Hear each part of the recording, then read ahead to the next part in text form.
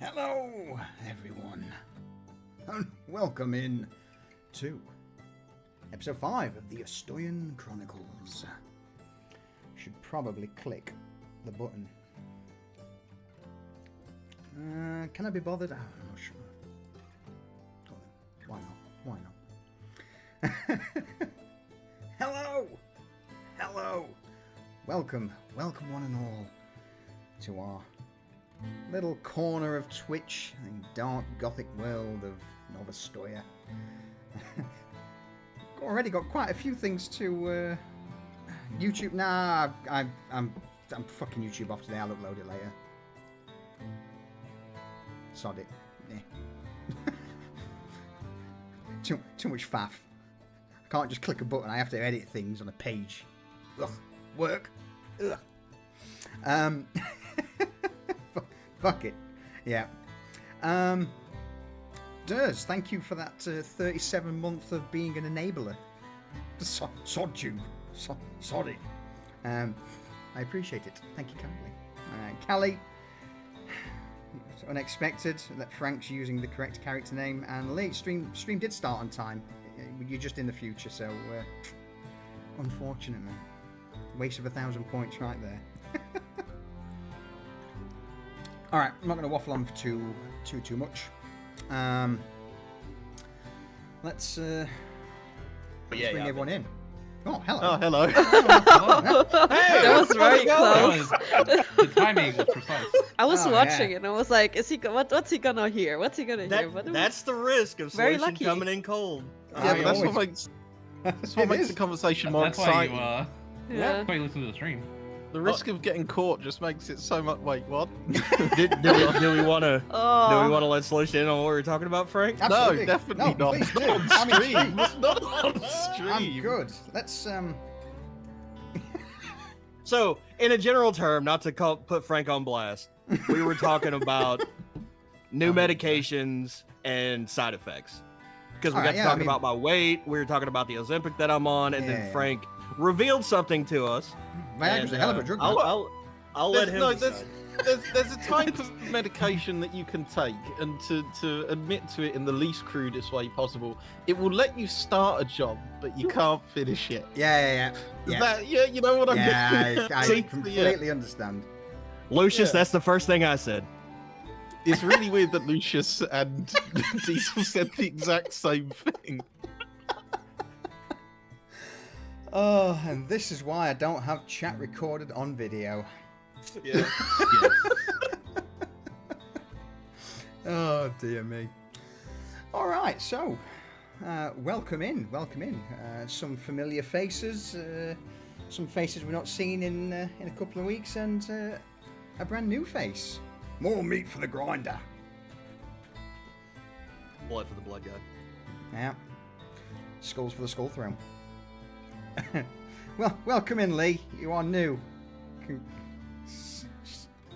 damn it. All right. Let me have a sip to... also, Pocket Yeti, hello. Let me have a sip of the old rum just to... Are you back on the grog? Well, one bottle down, one to go. That is a fucking strong pour, sir. Cheers. This is my one for tonight. This is Yeah, okay. All right.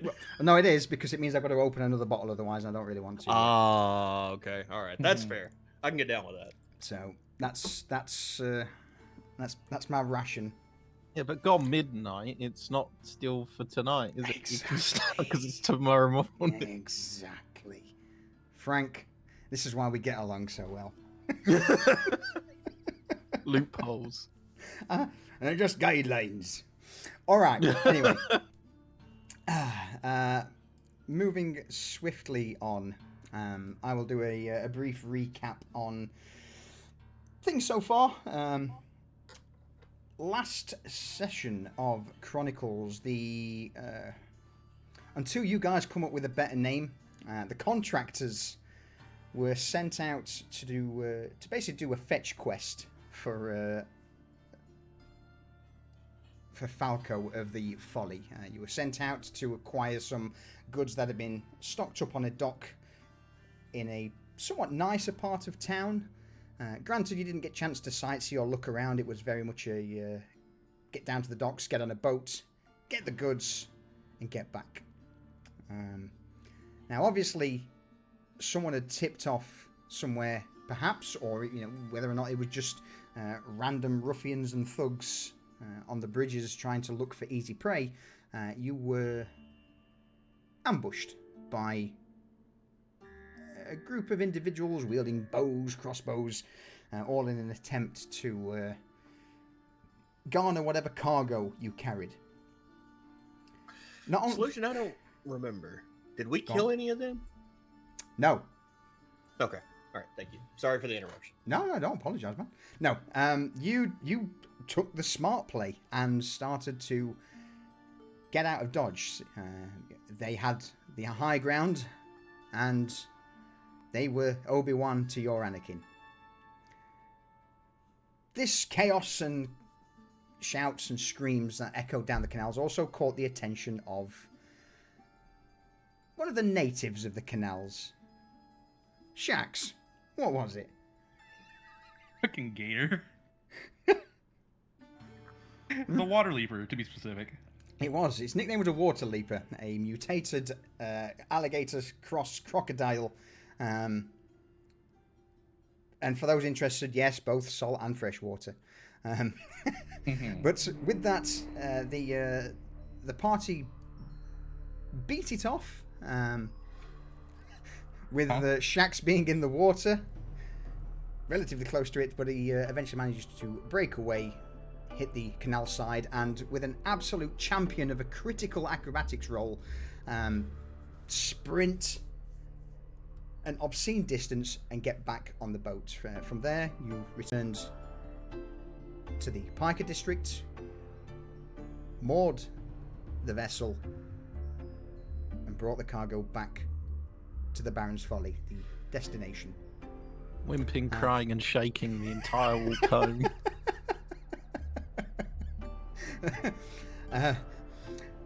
So, with that, there was... I do have a couple of questions before we delve into it. Doesn't have to be anything overly expansive or in-depth, but... Bart and Isaiah, you had a somewhat interesting relationship starting to bud between you both. When you both returned to the Folly, handed in the cargo and were basically shown to your rooms, was there anything further from there? Did you talk at all, or? They did actually. I don't know. We never really discussed on who approached who or what happened. Mm-hmm. We just sort of mentioned. I'll tell you now. Isaiah would have had to approach Bard. Yeah, more than Sounds likely. right. Yeah. Seeing as the way it's gone. But they would have, like, as much as in the last one, Isaiah definitely pushed for not taking responsibility for Bart, and Bart was just a contracted job on top of a job, in the sense of, yeah, well, I've done what you wanted. I've got you a body. What happens to him's not my problem, or what he does isn't for my fault. He still does what Isaiah sort of does and tried to find more out about Bart. They had a conversation, and the conversation basically went, how'd you get here? What happened?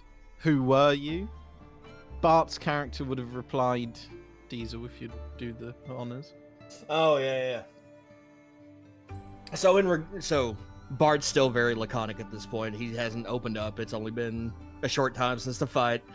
So he answers in very short, one-word answers. So to Frank's question, how did you get here?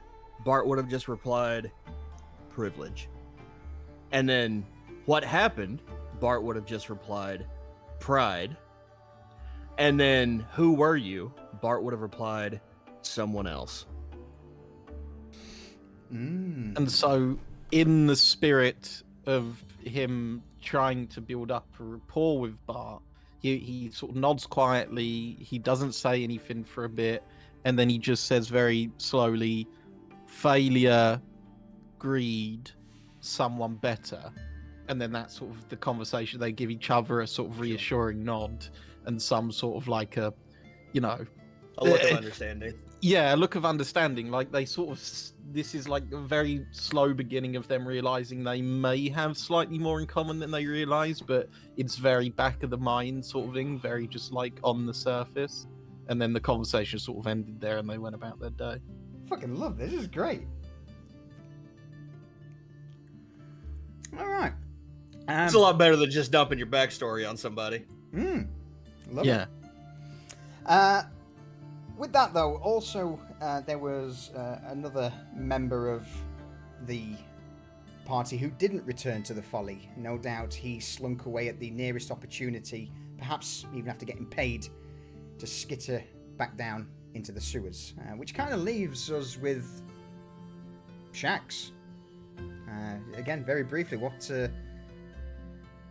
did you do after returning from the outing before going to bed for the eve? After setting a new land speed record. And then hauling the cart all the way back to the folly afterwards.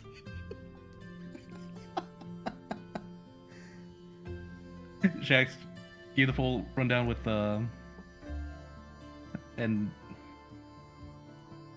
what happened with the water leaper and the ambush by the ruffians, and made sure that all the cargo was intact, which it was.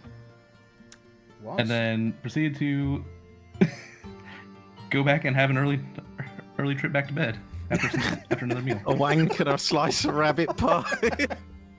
snail soup. Legs absolutely screaming. Maybe you've taken a few pieces of the snail meat from the kitchen just to use as slapped on to cool your burning muscles down. Gets acid burns, -1 HP. So, with that, we will pick things up the next morning. At this point, for those of you who haven't, I believe you've all had a long rest by now. If not, feel free to take it. And we will pick it up in the relatively early hours of the next day. Here, we find ourselves back in the dingy, lantern-lit confines of the Tavern of the Baron's Folly. Sat at the desk closest to the fire, the usual array of papers and tomes spread in front of him, is Falco. At this, I would also imagine that you have all started to rise, awaken from your slumber. Perhaps you're already even here. Kestis, let's start with you. You've had a little bit of a interesting night, have you not? Or at least when you wake up. Yeah. Yeah, woke up to my jaw feeling like it was not in the right place. Woke up to the stitching from the doctor, from him doing his thing, and it says Lysander. Yeah. So he has been back. Interesting. Oh yeah, no, he stitched me up. Alright. So with that, what do? You awaken from your slumber with these stitches from where you were assaulted in your sleep somehow. Oh well. Guess this is a little pissed off, but he's also hungry. So he's gonna kind of make his way downstairs into the folly and out there, and he's gonna get some food. This man's hungry. Absalom, welcome in. One thing on his mind: he's food motivated. As you walk into the folly proper and have a quick scout around the area, is anybody currently in the folly this early? I Yeah, mean, if Bart is, then Isaiah probably will be as well. If you want to, Bart, if you want to be sat together. Bart is going to be hiding under his bed unless you came and got him. Isaiah would have dragged Bart by the fucking earlobes. All right, then I'm with Isaiah. And Isaiah's patiently waiting for Falco. Shax, are you also here in the folly? Probably just now starting to come out of the room. All right. So, as Kestis, you step into the folly, Falco looks up from the table, offers a brief nod. Hello, welcome. Morning. The fuck happened to you? Well, when we went to get that product for you, took a few axe swings to the side, and also woke up with my jaw being a little sore this morning. Oh, I forgot about that.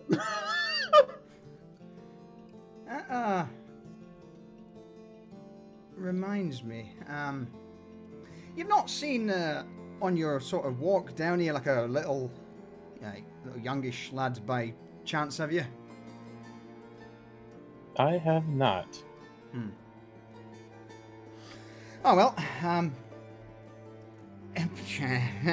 No, never mind. Right, breakfast. Francis is in the kitchen.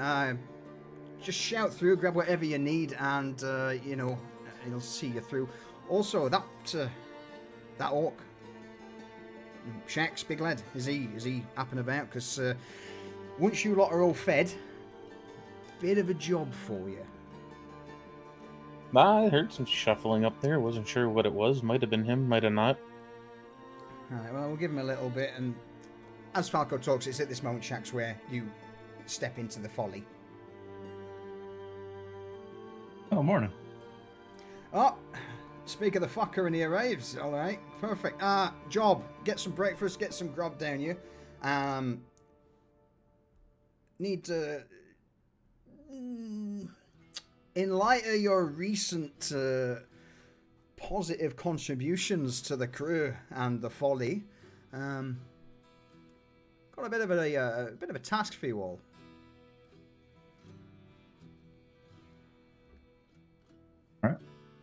All right. So with all of you, Also, what's it gone? Also, Falco, you haven't seen the doc, have you? I need to have a word with him, and I'm going to lift up my shirt and show a very poorly stitched Lysander's name on the side of one where the axe wound was. As I would almost spit his drink, trying to hide a laugh. No. To be honest with you, I've got a few questions for that fucker as well when you see him. So, obviously, he's not completely fucked off if he's managed to sneak in. But no. So it goes for you as well. If you see him, send him my way. He may not be alive. You roll me a perception check, quick. Kestis.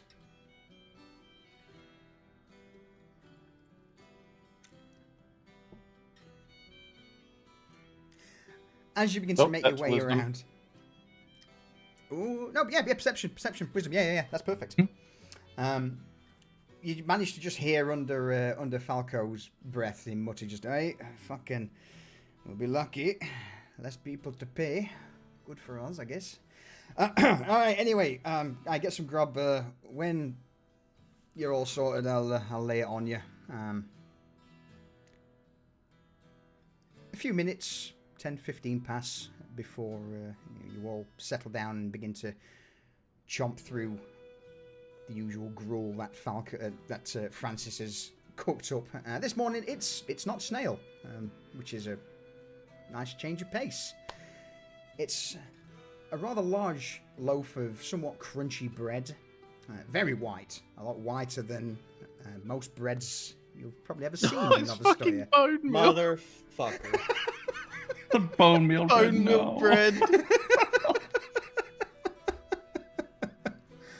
But it does have a bit of a herby taste to it. It's crunchy, yes, but quite nice, quite pleasant. On top. Isaiah would whisper to Bart, I reckon we'll be growing sprouts or asses after this morning's meal. Bart doesn't slow down. He is horking everything in front of him down. So yeah, along with a gruel / porridge mix to dip your bread in. It's nothing overly extravagant, but It's free. food. It's food. It would be at this moment where you hear a light knock on the front door. Falco perks his brow up from the desk, looks around to you lot, motions to the paperwork in front of him with an arched brow, the expression of, not my fucking problem, and then turns back to his paperwork. Giving you the notion, someone should probably answer the door. Castus is too focused on his food at the moment. He is just going ham. Bart As would I also seem- be oblivious. Okay. Fairly quick to sort of like put his food down that it doesn't look like he's eaten much of, if any. And he has obviously shoveled some in Bart's as Bart's keep going. Bart probably doesn't even realise No, I that didn't his notice. food. He's just going for it. Bart is just churning food and put. Isaiah slowly spoons like a bit of gruel in or a lump of bread every now and then, and Bart is still just never missing a fucking beat. So he would put down his plate and his gruel, and he'd start walking towards the door. But as he does, he would yell back to Falco like, "I need to ask you a few questions before we start this job that you've got for us. I am a little curious," and then grab the door handles and swing them open. As the door swings open, Ginny, what do they see? Yeah, so there's just this like pretty young looking wood elf standing in front of her, and she's somewhat tall actually, like 1.80 m, 1.90 m almost, and with this big quarter staff, and she has just brown hair that's tucked behind her elf ears. And you're just kind of like, oh, good morning. I wasn't sure if anyone was awake. Oh, glad to catch someone awake. Hello, sweetheart. Yeah, you've come to a folly, not like your folly. It's the name of the gaff, a folly. How can I help you?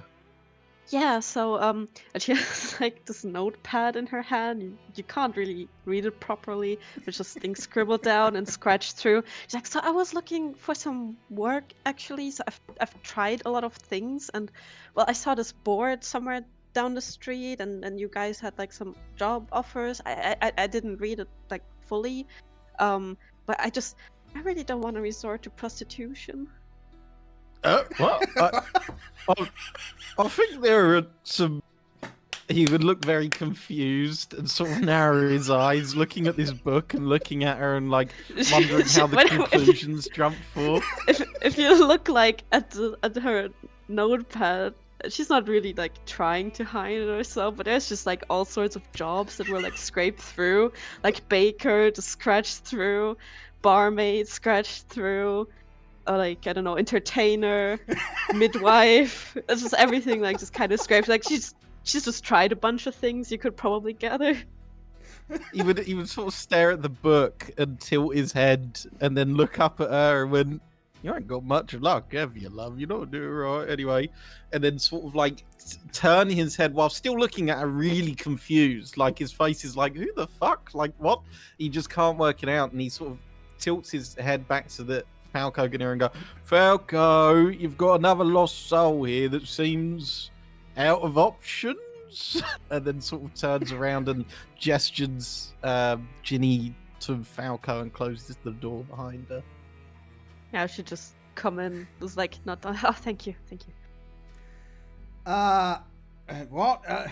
Falco looks up from the table in front of the fire and casts a quick glance up and down Ginny and then back towards you, Isaiah. Work? Hey?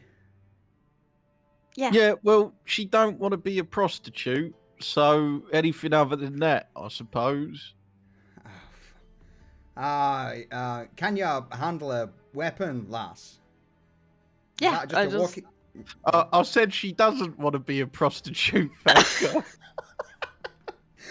As I say this, Ginny, what do you do? I would like to like giving a bunk with my quarters. I'm not to hurt him, but you Mhm. know, like, yeah, that's my An weapon, you an know? audible dog kind of top of his sort of right. I've deserved that. You'd mutter. All right. Sure. Fuck it. Why not? We've actually. Well, He she looks seems down. feisty to me. I Oh, can't you're not fight. wrong. I'm trained. Well, fucking hell. In that case, then. Well, to be honest with you, love, you've come at the right time. So if you just give me a sec. Quick question first, if you don't mind. Silver, it'll be paid 2 for the job on completion. 4 Oh, if you don't want free lodgings for a week and free meals 3 a day. oh, well, I'm happy to stay here. Actually, that would be amazing. I mean, I don't have anything.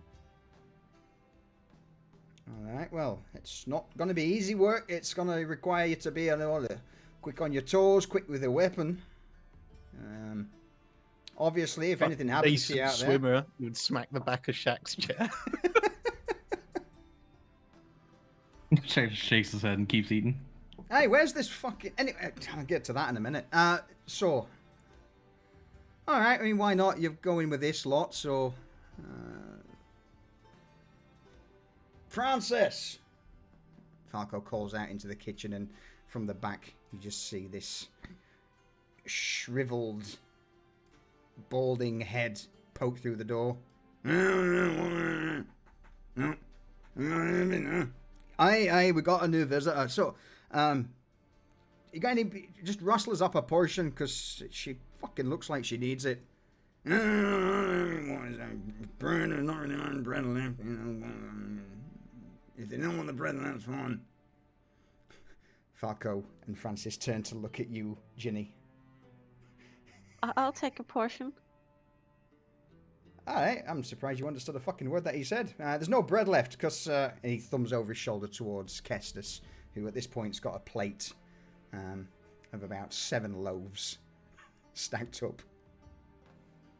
Oh, I'm not picky. I'm just happy about anything right now. Could Isaiah just like pull his chair back and then lift his, like his bowl of whatever, the weird sludge and the bread, and sort of like lift it and drop it very quickly, as if to say, like, sit here, have that sort of thing, as he stands behind. I should be kind of hesitant though, because it's it's his a food. bit dodgy. A bit like He doesn't give a not the food itself, but she thought like, oh, wasn't this someone else's plate? So she just kind of look at him, a bit confused, and then hesitantly sit down and just start eating, because you can see that she is quite skinny because she's just not been eating enough. So anything, whatever. I'll go down a treat. Perfect. So, with that, you all spend the next 15-20 minutes just going over breakfast, making any sort of preparations, which will give you the chance, Isaiah, to have a quick chat with Falco before he issues you your task for the day. He would just shuffle down the table to sit next to, or like in front of Falco more so, and be in his vicinity, and start like stroking his beard, but also with a cheeky smile, Falco's as beard. if no. Yeah, just reaches over and starts fondling his chin, going. What the fuck are you doing? Really? No, he would sit down in the chair and sort of like kick his feet up and lay back and be the fucking cockney he is, I suppose, and go, so, have you had a chance to read this letter from Mr. Mason yet? Aye, I have. That's... And he, taps a finger to an open scroll on his desk. And he would ask, and I don't suppose there's anything pertaining to the mission that we just went on, and or if it would have been helpful information for us on the way back. I mean, not particularly. There's nothing to... And he scans his eyes over it again. No, it's just... so, Mason, Asmund Mason, is the old proprietor of this place. Him and the current management have got a bit of a deal. It's just like an information update on what's happening over that side of the wall in the city, and what they've been up to. Nothing overly of interest in regards to you lot, I guess. Unless, of course, you want to know the price of ale. No, I was more curious if it mentioned anything to do with a Dragon Ball named Khan. Not off the top of my head, and it's. There's Skarn. Skarn, hey, in the Piker district. What, does it meta-reference him? No, it doesn't. But I know of him. Wait, do you know something about Skarn? Well, we were informed that Skarn operated in the Piker district, but we also got ambushed on the way back. And an ambush where there was archers on one bridge, crossbows on another, people running down the footsteps. They definitely wouldn't have happened to have been in such a formation per chance. And so I was curious of what fuckery has occurred, because somebody knew your business, mate. Alright, I'll get back to you on that. I've got a few questions to ask the management, see if they know. And I've got a Lasser contact that may have a bit more, but... And he slides a silver coin across the table towards you, Isaiah, and offers a single silent nod. He would push the coin back and then carry on and go and lean in and be a bit more quiet and sort of like a lot more serious, like looking away from the others, making sure they're too indulged in their food to sort of say it to him. And he went, and this car of yours that seemed to remember you as a much different man, Falco. And from the way that she described you and the way that she asked us a few questions about yourself, it seems that you are a recent up-and-comer from such a land as here, and that you are starting to make strides that you hadn't done before recently. So I thought you might like to know what people are starting to think out on the streets, so I know what reputation can mean for a man as yourself with the business deals that you are making. And he leans back with a small nod. Falco offers a smirk in reply. Aye. I'll be completely honest with you. Kara is part of a sisterhood of, let's just say, brokers of information. That's probably the best way of putting it. She knows a lot about everything.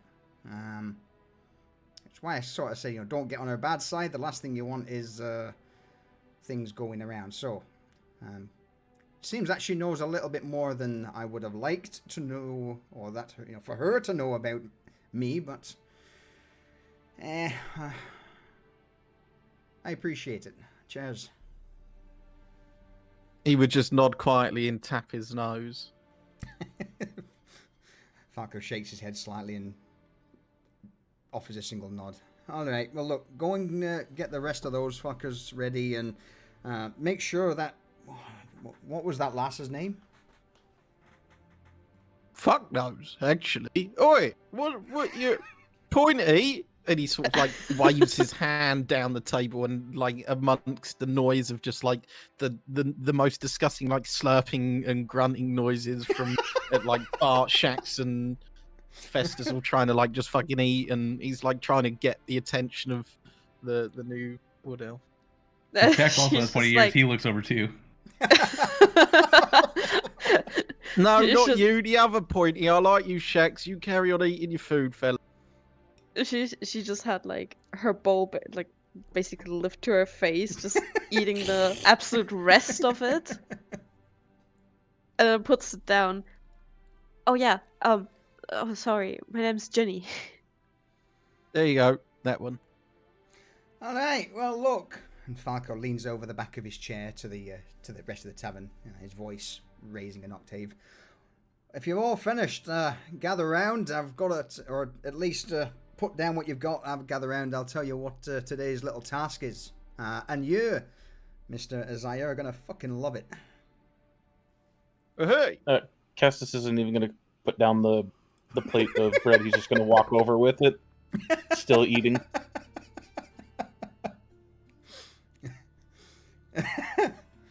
So, as you all either bring your bowls to the table near the fire or leave your meals, you gather round Falco, and with that he leans back in his chair, kicks his feet up on the desk, and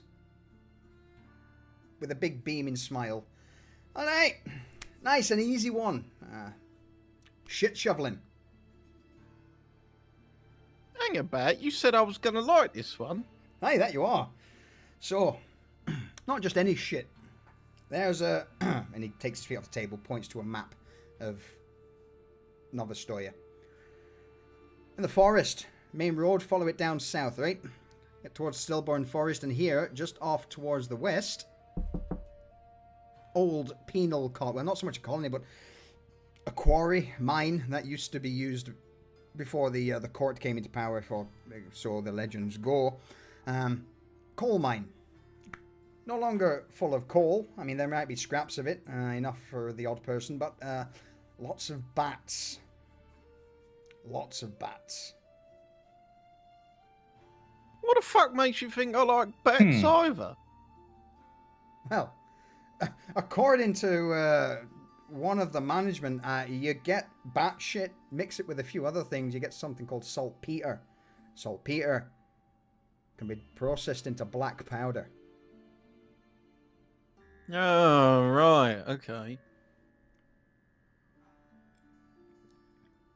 Hang on, so we're collecting bat shit?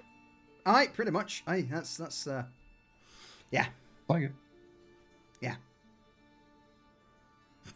Falco just sits there with this massive smug grin on his face.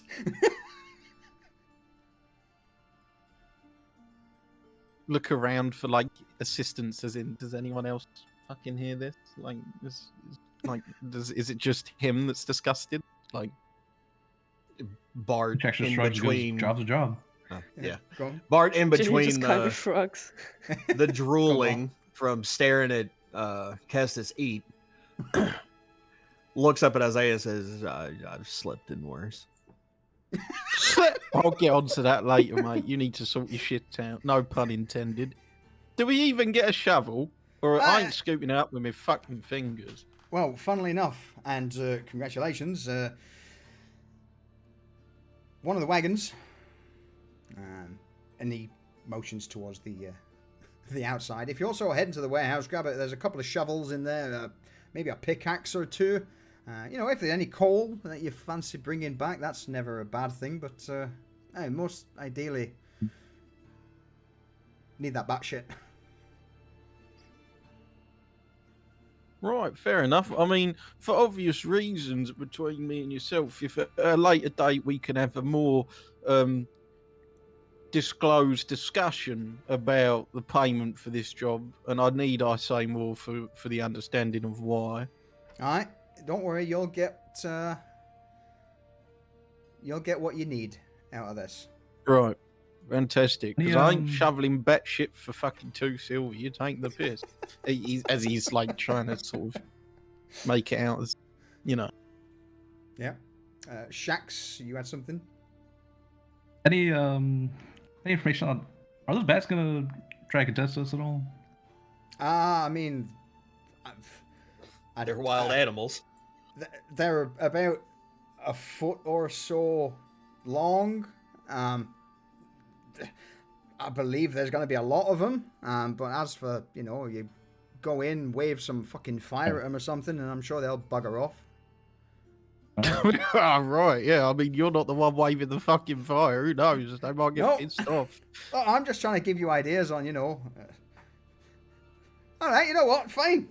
But Go on, checks. just in case something unexpected happens, there would have to be like some spare like padding or maybe some old worn leather or something that we could. I might. In case there's a few specimens among the bats. Yeah. If I mean, I can.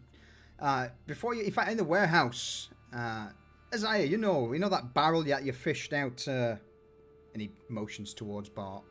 Rags. Yeah, I know the one you're on about. Well, Just, you want me to go digging? yeah, you just grab some leathers out for Shaxi or something that'll fit him. You know. Right, can do. Yeah, and he'd just get out. He'll just slap. He'll do. Yeah, oh, I've been waiting to do this as Isaiah. Slap his knee, and go right, and up he gets, and then goes over to the warehouse to grab the leather. I'll come back whenever you decide I do. So what I'm going to say now is follow. Yeah, Bart will follow. Yeah. Okay. So what I'm going to say now is you've all got a little bit of time to gather basics or tools, anything that you think you may need for this rather glorious excursion to shovel batshit. Kestis is going to go into the warehouse and he's going to find as many nets as possible. Roll me a d4, please, Kestis. /R space 1d4. In the meantime, I'm going to very quickly grab. Yep, one checks. Yep, a few torches, tinderbox, and hand crossbow and bolts. Hand crossbow. That's a little more. Or just like any available ranged implement that might be. I can give you a short bow. Short bow will work. Yeah. All right. Roll me. So the problem we've currently got at the minute is a lot of people have been taking arrows out of the barrel. Right. Roll me a 1d10. That is /R 1d10. Yes, please. Helps if I put the R in it. All right, fair enough. 10 arrows. All right, there we go. So I put the short bow, the arrows, and the cast-off leather armor in your inventory for you. But before we get to that, go on. About to come to you, Isaiah. What Isaiah would, whilst they're in the warehouse, gesture to Bart like, do you need anything? Because I've got something for you, but do you need anything? So Jenny's not the prostitute, Bart is now. What? Yeah, Jenny said she didn't want to be a prostitute. Yeah, there was no prostituting in the first place. You said you had something for me. You were unspecific. It could be your your penis. It was because it was gonna be funny. You fuck! I'm not gonna try and shag you. So Bart will look up at Isaiah and kind of look down and just indicate his body that he has nothing other than the dagger in the chair leg that Bart had given him previously. So he kind of looks at Isaiah and goes, I need pouches and a belt. Pouches and a belt. Well, have a look in this barrel. Can you find pouches or a belt? And Bart starts digging. Yep. So he grabs. That's all he thinks he really needs is a place to keep things, so he can quit keeping things in his prison wallet. So, okay. He grabs a strip of leather, ties it around himself pretty tight, double knot because he's used to people stealing shit off of him, and a couple of pouches, and puts. We got paid, right, for the other job? Absolutely. All right. So Bart has had the silver like clutched in his fist, basically one-handing it. So he puts the silver in there. He puts his little dagger in there with the handle sticking out, and that's about it. And then he looks at Isaiah and says, "What else? What else do you want me to get?" Isaiah would take out 2 daggers from his pocket, the last 2 that he had left, and put them in his belt with Bart, sort of like a dad dressing his son sort of style, like starts putting them in his belt. Making sure everything's tightened up and straightened. Tightened up, straight, seems presentable. He will take 100 ball bearings, because I've got 1,000 in my bag, so I'm putting it down to 900. He'd take 100 ball bearings and put them in one of the pouches with the silver as well, so that he's got like something to throw. And it's sort of like he doesn't really need to explain what's going on. He is very like he can see him doing it. And then if you're ready, Bart, are we going back to everyone else? Because the way we enter, I was hoping that Isaiah and Bart could enter with pegs on their noses and be like, right, we are ready to take on this fucking task.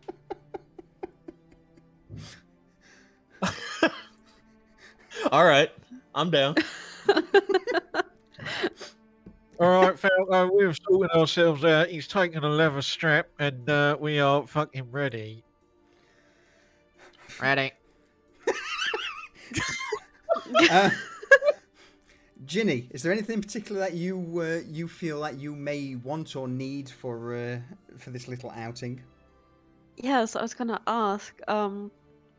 I guess I would just ask Falco because I don't understand the guy in the kitchen. Is there a chance I could maybe like buy a bottle or two of cheap alcohol? How much does that cost here? All right. So the question: do you want like cheap alcohol or do you want cheap alcohol? Let's go with cheap, not cheap. All right. Falco looks over towards the shelf just behind the counter. All right, go and help yourself from a bottle from the bottom shelf. Or two. All right. Take two. But he looks around. Because I would imagine at this moment, everyone's out doing, trying to grab their gear. So it would just be Falco and Ginny in the folly. Yeah. In fact, maybe Kestis. We'll find that out in a minute. Whether or not he takes notice, we'll see. But Falco just thumbs over his shoulder towards the bar. Bottom shelf. Grab yourself 2 bottles from there. Oh, okay. Thank you. I'll just go grab them. Are you being honest? Are you going to grab the 2 bottles from the bottom shelf, or do you fancy trying your luck for something better? No, I will just grab what you told me to grab. All right. In that case, not risking it first day. Just try to keep a job. All right. Ginny character arc. Hounds a job for longer than a week. Yeah.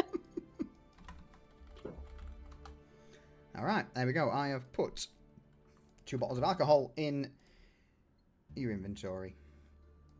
Thank you. You're welcome. Is there anything else that you think you may want or need, Ginny? No, I'm good. Otherwise, I'll just wait around. All right. God damn, you're fast, Solution. Already got all that shit in my pack too. I am on it. Last but not least, On Kestis. it like a car bomb. Kestis. Yeah, no, I was getting those nets, and I rolled that 1d4 for you. That's why I'm coming back to you. So, that's a lot of nets. You've got 4 nets. Whether you can carry all 4 nets out with you, we shall see. But you have 4 nets. I can already see Go on. fucking Bart or Isaiah netting each other, and I just don't want anything to do with this. Kestis, as you begin to peruse through the storehouse, you get to one of the shelves and just see a bundle of nets just tossed into a corner, and you just grab them all. Yeah, you completely clear the Folly's stock of nets.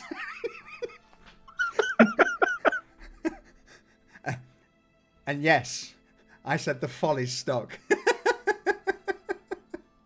He's gonna put 1 back. All right. 1.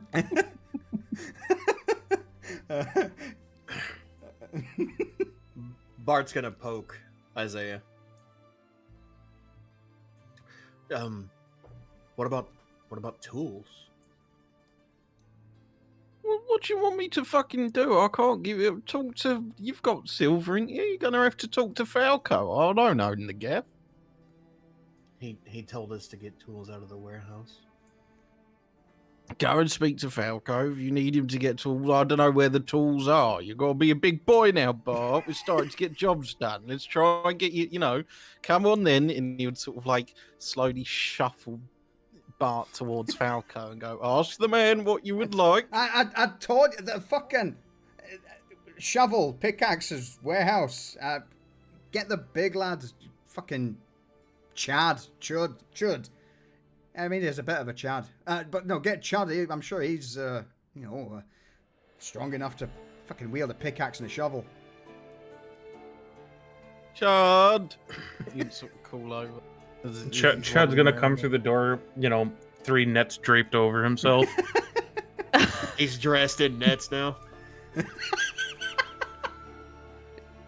Chud, what? There's a mental image I didn't need.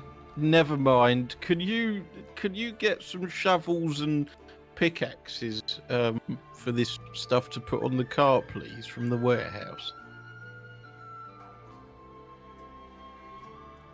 He's gonna let out a sigh. All right, Twinkle Toes, and he's just gonna saunter back out and get the shovels and pickaxes.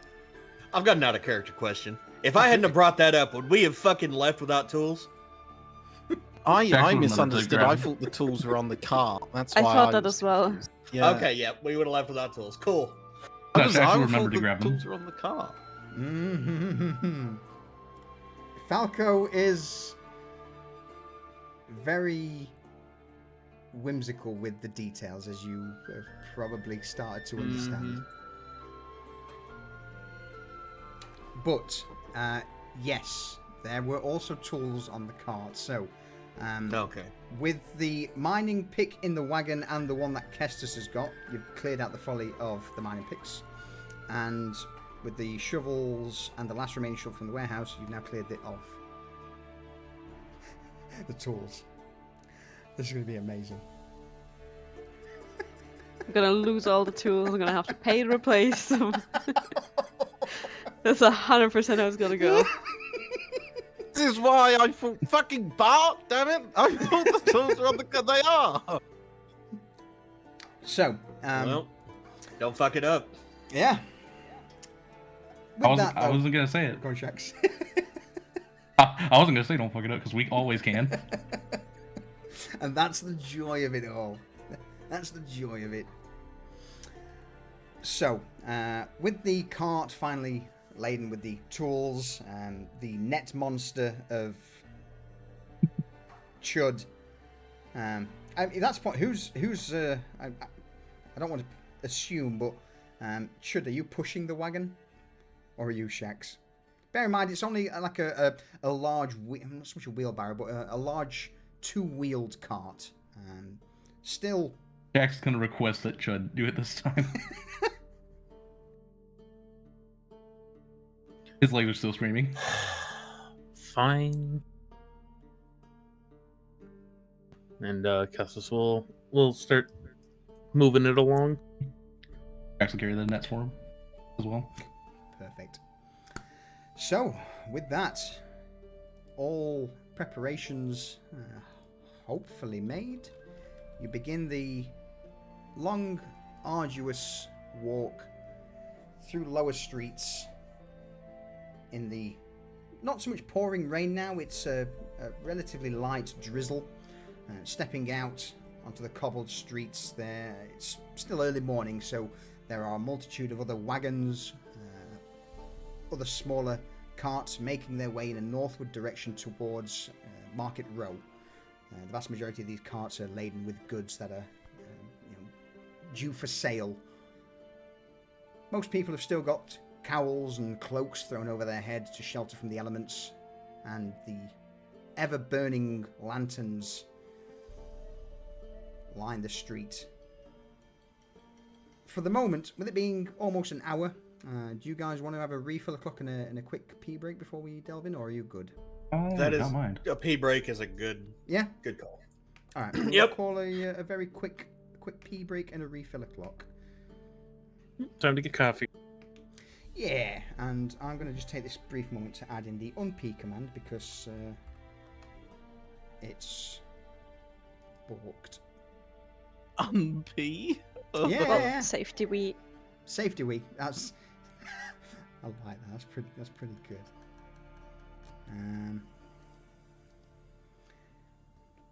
Go for it, Harry. In fact, I can also now try and have a brief check of chat.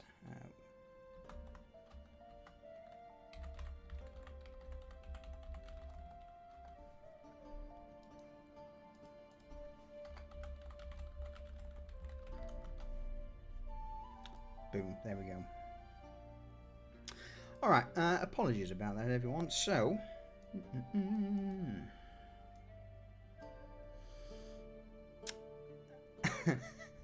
so Sneeze, about the snail slime lubrication.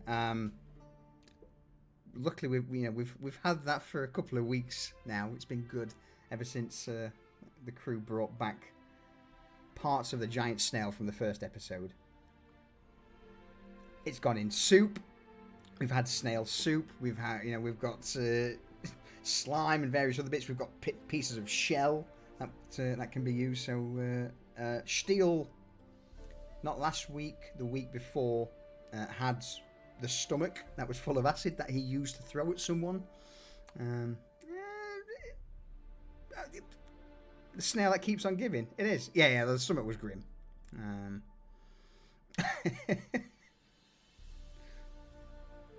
So yeah, we shall see what comes of this easy job of shit shoveling, I guess. Because surely nothing bad can happen.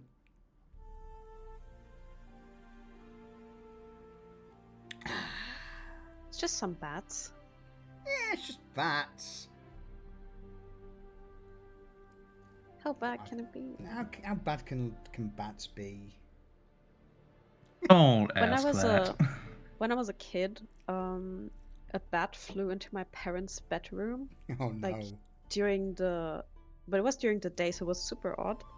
And they caught it in a little shoebox, so it was the first time I actually saw an actual bat, and it was really small, and it was surprisingly cute. It was a little fluffy on the belly, and then it was so small, and I don't know, adorable. No, I agree. I like bats. I find them absolutely fascinating, and especially the I forgot the name of it. It's got quite canine-like features to it with the elongated nose. Fruit bats. Those things. I love a fruit bat. And they're also in German we call them flying dogs, but they're these really big. They're literally these really big bats that look like dogs. They're cool. They are amazing creatures. Welcome back. Jumps. Just spent 5 hours cleaning up someone else's mess for work, and now you're gonna get drunk and bake a cake. Do you know what? Funny, we are also about to clean up some other messes for work. Hey, Jump, hit me up if you're free on the 30th. That's an offer. There is one of the beer breweries here is doing a pickle fest. Oh my goodness. You and your fucking pickles, man. I fucking love pickles. Shut up, man. Come on, they're delicious. Where's the diesel pickle emote? Oh, hold on, I got it. I'm too poor to afford that. That's too rich for my blood. Even though I made it. There it is. It's just bullshit.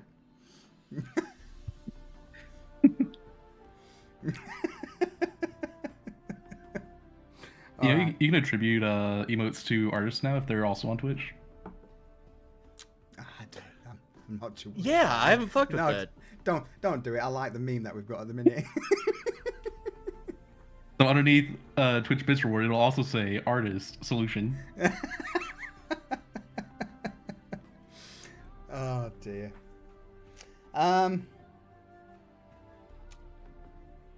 Jump, thank you for that 37-month tier 2 resub. I appreciate it.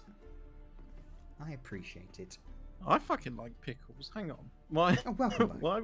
Where's the pickle slander coming from? I can't abide by him. From Solution. Yeah. Is it one of those texture things like tomatoes? Yeah. Okay. I can see that. Very fair. I think we're just waiting for Steele with his coffee. Has he gone to grind the beans and grow them Man doesn't himself? have a coffee machine next to his desk. I used to keep a kettle on my desk a few years ago. I have a Keurig within arm's reach. How I'm back. Welcome back. How very British of you, Frank, to have a kettle next to your PC. I approve. I had a mini fridge under my desk with milk in it as well, so I could make a fucking tea mid role play. I love it. All right. Well, with that, it sounds like we are all good to go.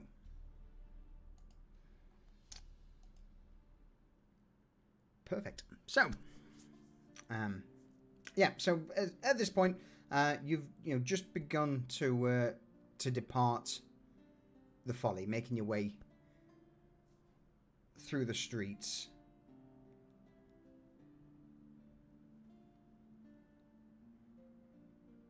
I'm not sure whether or not. No, never mind. It may have to wait till later.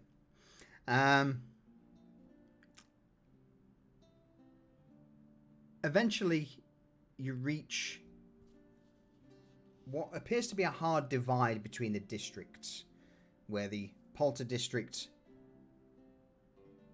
it's not the Polter, the Piker district and the Lower Streets district meet. As you begin to make your way down the cobbled road, there are various small groups of ruffians who give you a bit of a side eye as you move by, but none of them appear to try and stop you or question your intentions. As you continue your journey into the Piker district, this place is, for want of a better word, an absolute shithole. So, business as usual then. Business as usual. You would have... Has anyone been here before? Piker district, you said? Chad. To the Piker, yes. Yep. Chud and Shax have. Yes, both. So Yep. one thing that you both would notice in your return is that the usual groups of green-banded ruffians, or a few of the other who would be pushers of the Obsidian Veil, aren't at their regular posts. You do see the odd fight breaking out, and from where your position down the street, you would overhear the odd conversation of, where's the dealers? Where's the Veil? Both of you would be under the impression that supply is starting to rapidly dry up. And as you all round a corner... Oh, Rayvon, okay. As you all round a corner on your way out of the Piker district, you see a group of 3 ladies, all of them dressed in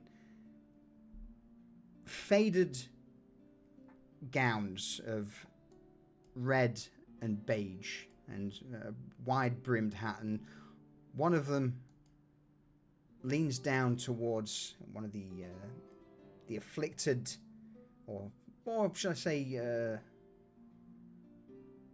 addicted townsfolk of this district, and offers him a cup of water.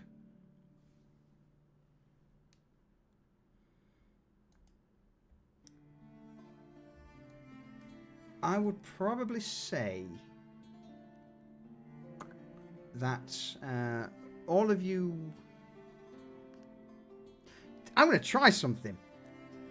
Because I've not done this yet. This is new.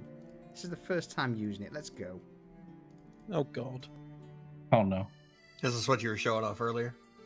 Yeah! Let's have a group history check, shall we? Oh God.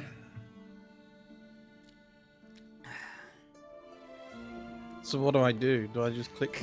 Click the dice. So is this just for like knowing that's why fun. Yep. this is all going down? Yep. This is just a just to know exactly why this is going down. I am a charity. If we participated, I have no idea what's going on. Nope. I rolled a 24, but out of character, I have no idea what's going on. So, these people, at least for Ginny, Isaiah, Shax, Bart, Chud, you don't really care about the wider world. You're not interested. You know, you've you've had more important things to deal with, perhaps. But for the rest of you, there seems to be a small but growing cult of individuals who call themselves the Crimson Cross. They are quite fervent in their belief of spreading good health and happiness across the district, but at the same time, they typically say these things while wheeling around carts full of dead bodies that have been set on fire. They do provide surgical and medical services to people on the streets, but at the same time, it's a little creepy. It's a little dark. But yeah, that's really all you would know. But again, Kestis, you don't care. Do they also have like candles on the carts that they wheel around and make noise like wee? They do. Like a bell yelling, "Bring out your dead." Yeah, absolutely. It's definitely that sort of. If there's one wiggling, I yell, "He's not dead yet." Hang on, I'm not dead yet. Funnily enough, I'm kidding. It's no. Oh, no. Funnily enough, last Sunday, that actually happened. But they torched the whole cart. Oh God, Jesus. Mm-hmm. So, do we know why they're burning bodies? Like, do they have a? Is it they're to professing that they're getting rid of disease, cleanse or disease and send the souls of the dead to somewhere that is away from this hellhole. Okay. Isaiah would think about elbowing Bart and pointing at the cart and saying, "If you misbehave, that's where you'll end up." But you get scared that he'll take it the wrong way, so he just elbows Bart and looks at him and goes, "Oh, never mind."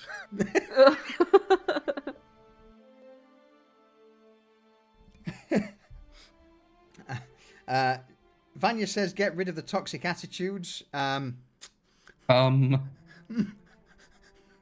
I don't think you quite understand what you've created, Jumplax. I'm certain she does not. No. Out of character, of course. This is your fault. Anyway,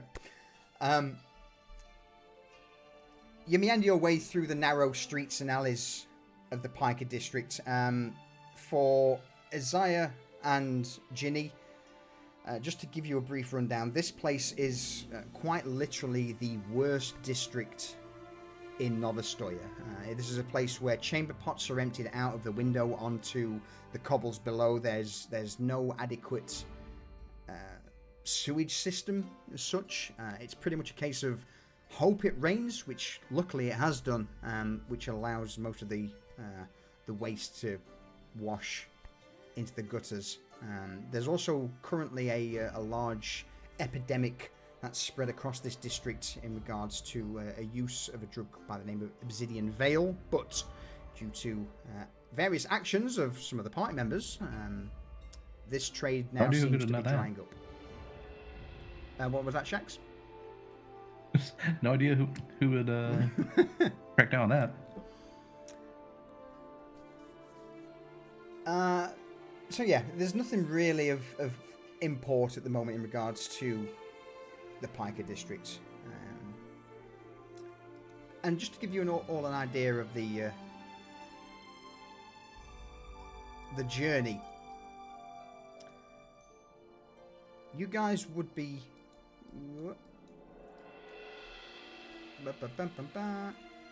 starting off here when it wants to ping it. Here at the Baron's Folly. As you can see, as you head on the main road down south, you hit this district here, which would be the Piker district. Now, this is the absolute shithole of Novostoya. From here, with the wagon being pushed by Kestus and you all guarding it, you continue southward, further still towards the rather unpleasantly named Stillborn Forest.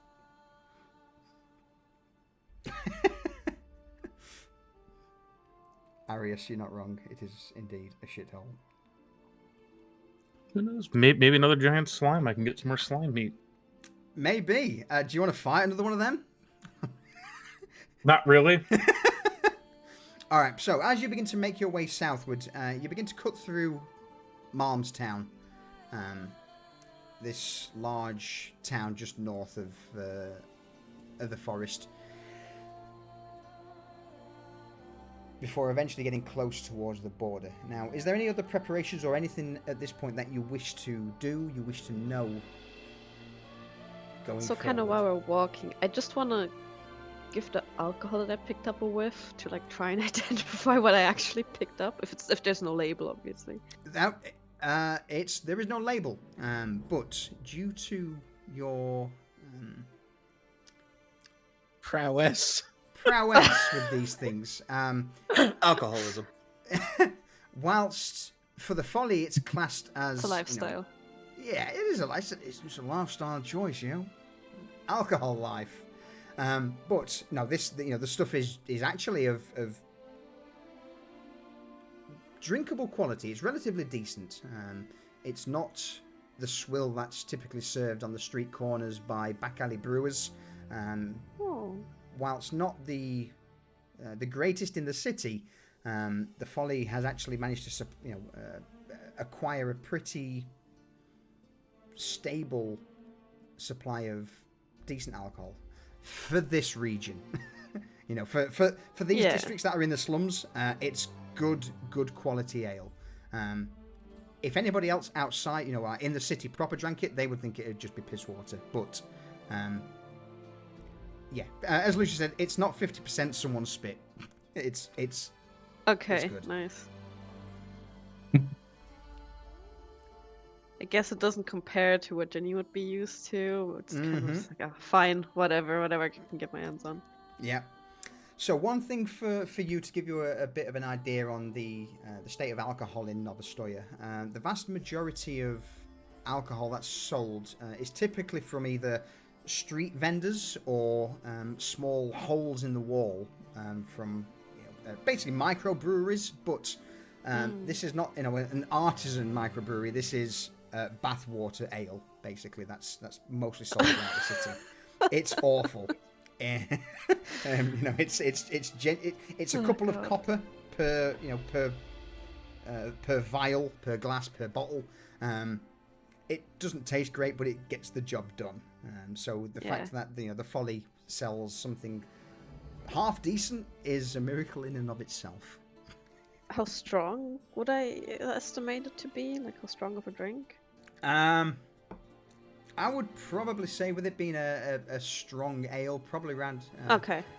Yeah, it would be a. I don't need a percentage. It's okay. No, if it's like an ale, that's okay. It is. Yeah, it would be a pretty dark ale, quite strong. Okay, nice. I guess like while we're walking, I would also just go like, oh, okay, sorry, but what are all your names? I kind of forgot to ask.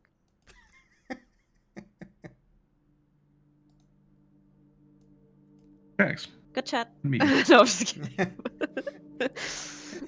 So sorry, you were. I'm Shax. Good to meet you. Okay. Just as a very I'm brief thing. Isaiah, and that one's Bart. So in fact, I'm gonna stay out of this. Carry on. Chud. Call me Chudmeister. Nobody Chudmeister? has called him Chudmeister. His name's Chud. Oh. And what brings you all here? How long have you been working this kind of stuff? Shoveling batshit, I guess? Well, I don't know about this lot, but I ain't shoveled batshit yet. But I've been here for a few weeks, I'd say. Bart is a, fucking day and a half now, ain't you, Bart? Bart won't say anything. He'll just look up and nod in acknowledgement. He's working on the old communication thing. He's not quite there yet. You gotta give him some time.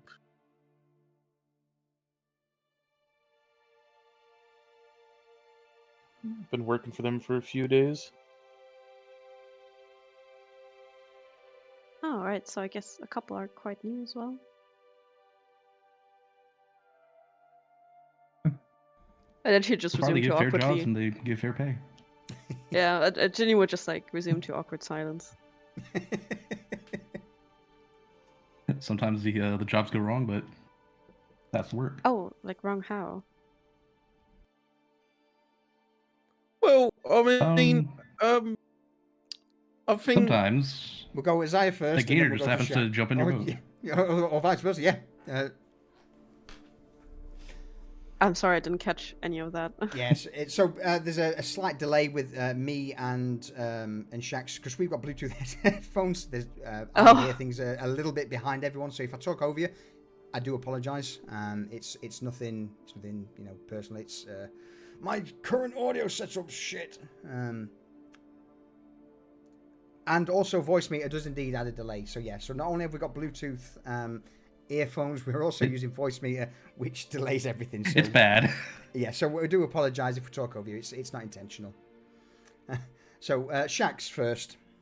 What was that again? If you could just repeat. Well, sometimes when you're piloting a barge, sometimes it just a gator just hops in and you suddenly have to fight.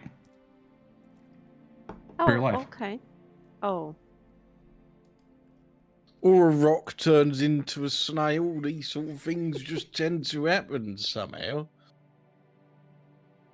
a rock turned into a snail, but aren't snails like soft and squidgy? They say the gods are dead, but I swear one of them's alive and is really like pulling jokes on us. Chud's gonna chime in as well. Yeah, at least when you try to throw a knife and you cut yourself. Look, now that wasn't necessary, right? I could have said about the man that stuck his hand in an acidic gut bag twice. Like shit happens. Jax just laughs and shakes his head. Yeah, Isaiah would be laughing with him.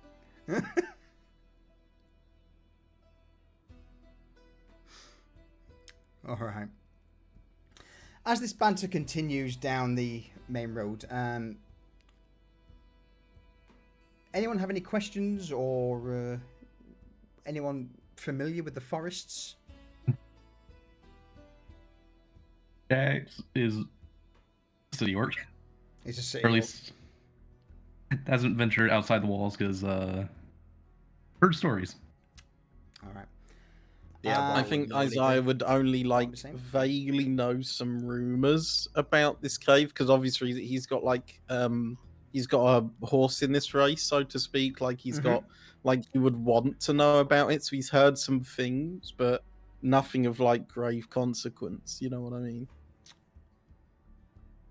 In that case, Ginny, anything perhaps that you might know of? Are you familiar with the forest? Have you lived in the forest at all, or have you been mostly a city dweller? Well, she's probably traveled through it, at some point. Probably gotten lost somewhere on the way to the city, but not that she'd have a lot of information on it. Okay.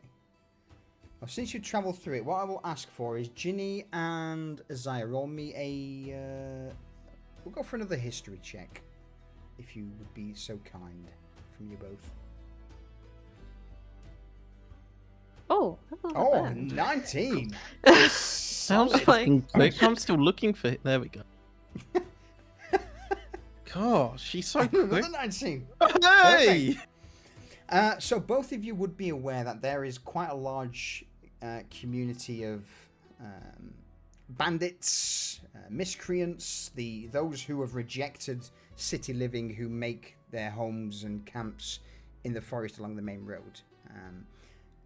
Either through research or just, again, through stumbling blindly through the forest, you are both aware that there are a few paths less travelled in the direction that you want to go. And by taking these, you tend to avoid the vast majority of any issues that could hold you up. Granted, the forests themselves are deadly. The whatever fauna and flora reside here have been twisted and corrupted over the many years that the city's been cursed, but you've got a few tricks and ideas up your sleeve that allows you to duck and dive away from them. So, Isaiah, how would you avoid a mutated timber wolf?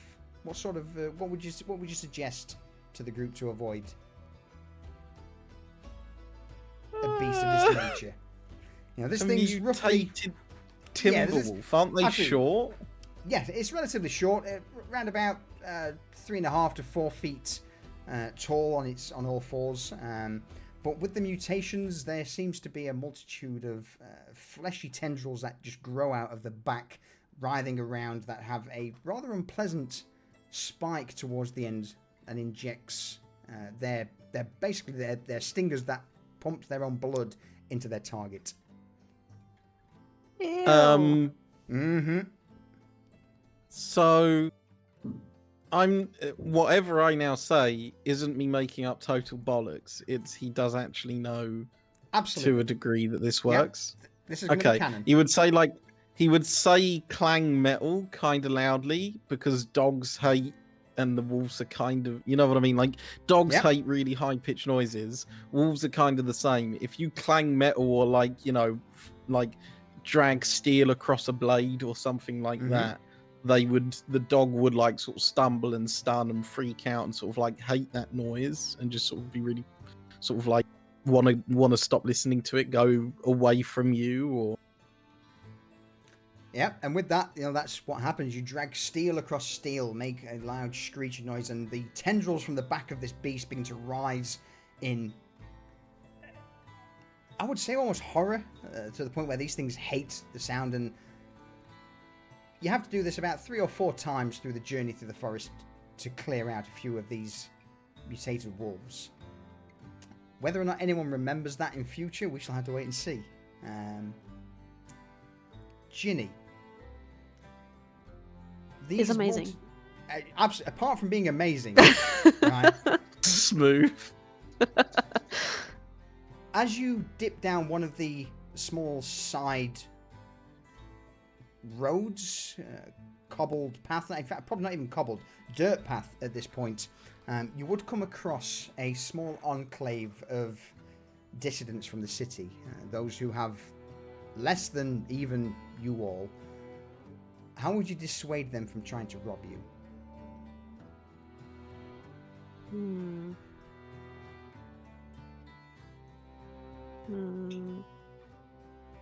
Correction. How would you dissuade them from trying to rob you? Completely down to you. Would they like actually notice us? We would just like basically walk into them, or? Yep. So the vast majority of the people who live in the forest, typically with these small enclaves, are hidden in bushes amongst the trees, and they watch the roads like hawks. You were approached by 3 to 4 individuals, all of them with very little clothing, maybe a dagger or two, and the speaker for this group is, yeah, you, I don't know what you've got, but if you've got food or water, we'll take it. Or forfeit your lives. Oh, you don't want to be messing with our lives. I'll see what I can maybe spare, and I'll look in my bag. And pulls her hand out with a middle finger.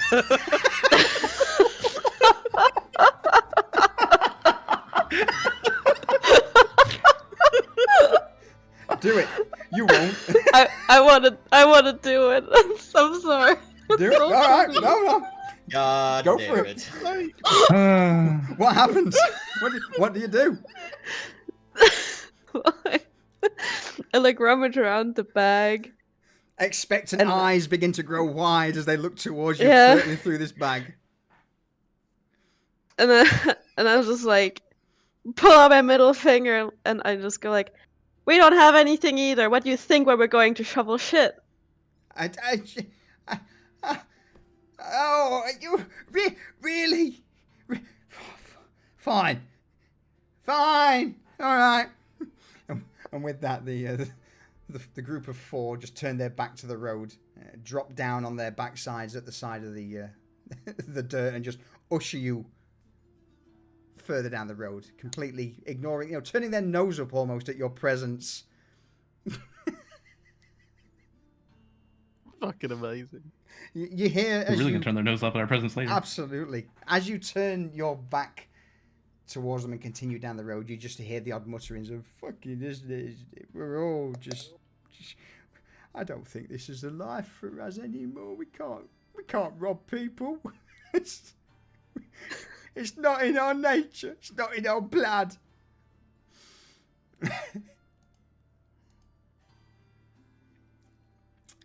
But It's quite sad. it is. It's the forests are, or at least the forest outskirts are, a pretty sad place. If that's like having, would I have heard them saying that, like being really sad and shit? It's up to you. It's your choice. If I did hear them like yelling out, really kind of sort of sad, I would slowly, as we're walking, like step to the back of the group so the group don't notice it as much, and launch a lump of bread that I had over the back of my shoulder, sort of in their direction, hopefully knocking one of them on the head or something, or like landing at their feet. All right. Frank. Bart would have seen it. Isaiah, make a note of that in case it comes up in future. Okay.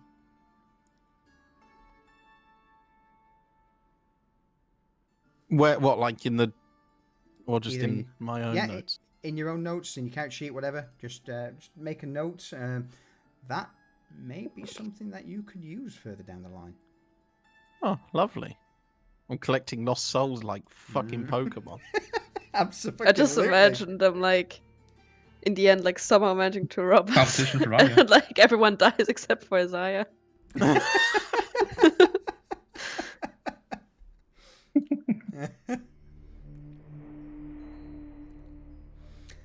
way he's going to be competing with Vanya for Lost Souls.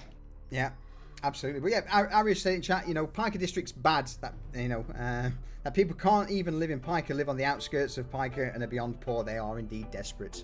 Yeah, if you can't even live in the city, it's desperation. Yeah, it's a dark world. It's a dark world.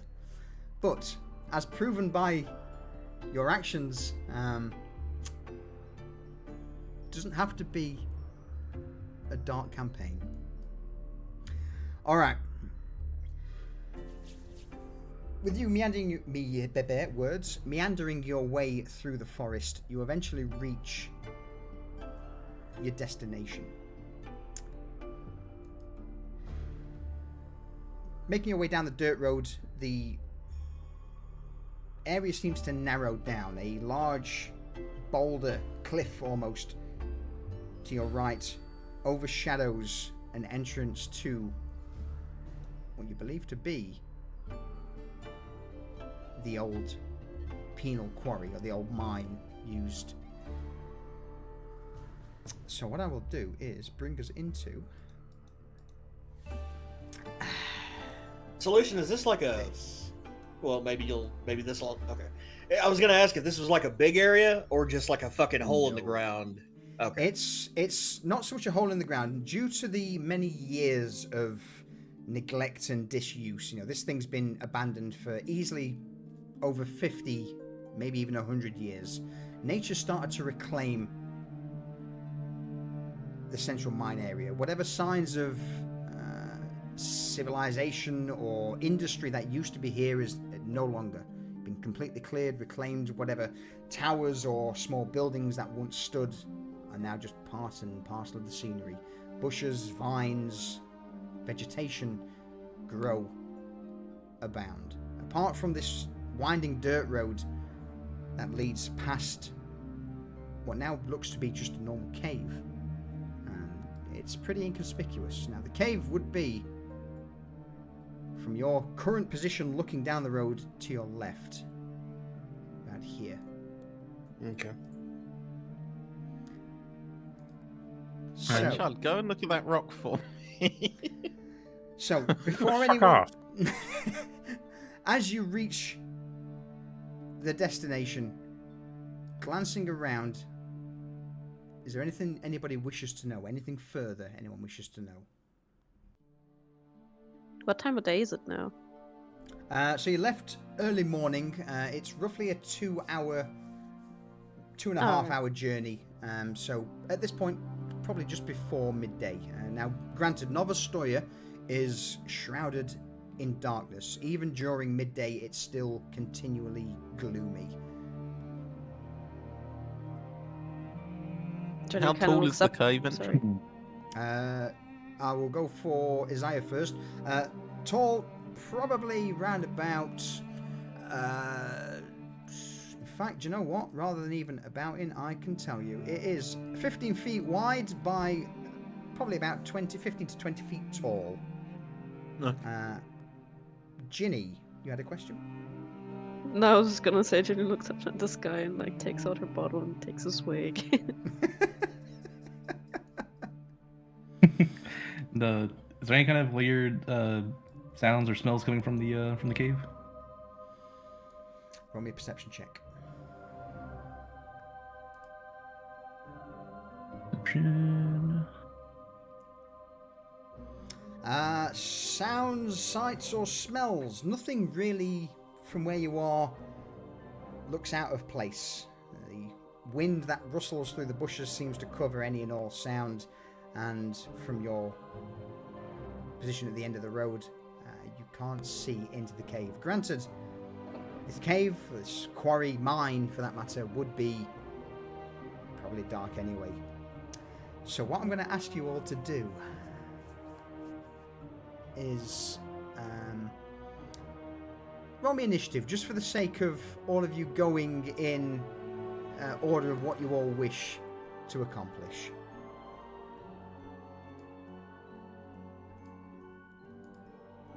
So, first up, Bart. Well, I'm trying to decide if Bart would take a real action here or if he would just stay up Isaiah's ass. He's just gonna stay up Isaiah's ass. He's just gonna inch as close as he can to Isaiah, because he's not used to the forest. This cave thing is a new fucking thing. He's out of his element, and he was already out of his element. So he's just gonna get right up on Isaiah's ass. All right. With that, Ginny, what do you do? Should just, I guess, kind of like start. Can I move through the characters or? Yeah, if as long as they, unless they say otherwise, you're welcome to move past each other. They'll just step to the side. So yes, that's fine. Yeah, I'll just kind of move past everyone a little bit and move a couple feet forward just to take more of a look around. Okay. But Is I'll anything like. So go on. Yeah, I'll basically just wait for the others to catch up. I'm not looking for something in particular, just kind of taking everything in. All right. So from where you are now, you can see the entrance to the cave directly ahead. Yeah. In front of you, nothing seems to move. There's no sound of wildlife or any of the despondent, desperate hanging around here. It's all quiet, bar from the howling of the wind. Isaiah. I These sort of bushes sigh are there. watching. So go on. And remember, you've got a Bart pressing up against you now. If you move, he moves. Yep. Right. He would sort of start looking around the side of like the walls and the vegetation and sort of doing his typical rogue bullshit of like assessing where is going to be better to be like less seen, etc., and start taking side steps off the path like over to here. Oh, Okay. how did like that to sort of Don't worry too much about your actual movement. If you want to move further, you are welcome to. He would have sidestepped there-ish then. Okay. Like starting to try and get an entrance to the cave, like trying to look through it, but like not dead on, just sort of, side-eyeing the cave. Roll me a perception check. With you stepping closer to the entrance to the mine, Bart pressed up at your back. Oh god. You begin to Piggybacking. glance around and you see... In fact, why don't you see anything, Isaiah? Well, I'm looking forward, trying to have a look, and I'm like, whatever it is that I could see, I'm probably just about to see, and then all of a Bart sudden I bumps into feel, you. Bart on my ass, and I turn around, and he's like, "What are you fucking doing, mate? Like, I'm trying to look over there, son. What you?" And then there's sort of like petty squabbling. When Isaiah turns around to Bart to question him, Bart gets closer if possible and pulls out his dagger and grips it real tight in front of him. What? Why? Put the fucking dagger away. I presume that when he turned around, Bart was going to turn around with him, like, "What's over there?" No, that would require Bart taking his eyes off of you. Oh god. This is going to be amazing. Yeah, Isaiah's like looking at him, go, "Well, put a fucking dagger there. Take a step back, right? Personal space is a thing. Bart, I'm a grown man, so are you. I'm not here to fucking breastfeed you. Can you give me some fucking space to breathe, Bart, alright?" Bart takes a half a step back and does not sheathe the dagger. Right, don't Alright, point the well- fucking thing at me. Like, While that's happening, Shax, what are you doing? Accidentally kind of come down the side of the rock, look around, and see if there's any wildlife keeping eyes on them. Roll me investigation. Oop, all right. In fact, sorry, no, let's go for perception. This would be perception check. Perception again? This would be a perception. Yeah. All right. He's got two things on his mind: wildlife and the stories of foul air that, for some reason, blows up. Oh my god! Nice. Oh! All right, what I'm gonna do, since that's a crit, I'm gonna move you back a little bit, Shax. As you get towards the edge of the rock, eyes peeled around, looking down the road, there is no sign of movement. But just as you begin to get upon the entrance to the cave, you see a slight glint that catches your attention. Immediately recognizing that glint, again, perhaps a wet piece of rock on the side of the cavern wall, maybe even a puddle on the ground, a campfire beyond the entrance to the cave. I think we might not be the only people here.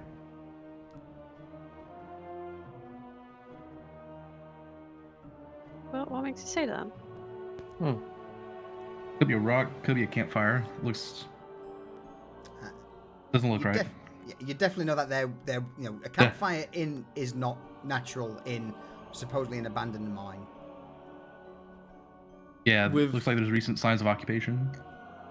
would I have heard that? If he's telling everyone, absolutely. Yep, telling everyone. He would have gestured to Bart to like, he would have put his finger over his lips as if to say, "Look, right, shut up." And then he's sort of like gesturing to everyone to try and stay quiet and, like waving his hands about to move people behind stuff, you know, like to be a bit more, come on, let's sort it out. Like there's rocks and bushes. He's sort of like gesturing at Ginny and Shax to sort of like move aside, and then relaying back to Kestis what's going on. We need a Don't Jenny even command. start. Oh my god. We're gonna have a command for every single misname that Frank does. Oh, All right. no. Mr. Andy B, bear with us a second. In fact, actually, I can sort that in a moment. So, Shax, with that being a crit, you relate to everyone that, you know, this is perhaps a potentially dangerous situation. Giving you all the ability now to know that you may want to be stealthy. Chud, having heard this conversation... When we think of stealth, The we think entity of Chud. stealth. You know, stealth and chud is like asking water to be dry. It's just not gonna happen. What do you do? So bear in mind, at this point, you've been made aware that there is... you're currently holding on to this large wooden hand barrow, this large cart. I would imagine you put it down to the ground relatively softly. Or do you just wish to carry on with it? I'm just gonna put it down. He's just gonna put it down as normal. And then Softly implies stealth. You're outside, you know, that with the howling wind. I wouldn't worry too much about making a great, you know, unless you're stood there shouting or banging things. You're pretty safe from being heard at the moment. And then Kestis is gonna kind of move up by some of the bushes and kind of try and see if he can see what's going on in there. All right, do the same again.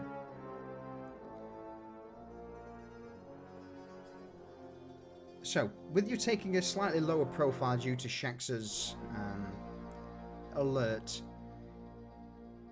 you, as sneakily as you can, make your way into the bushes. Roll me a perception check, if you would be so kind. Glancing further down, with you having a better view into the mine itself, the only things that you can see from your position is the glow and perhaps maybe a silhouette of someone.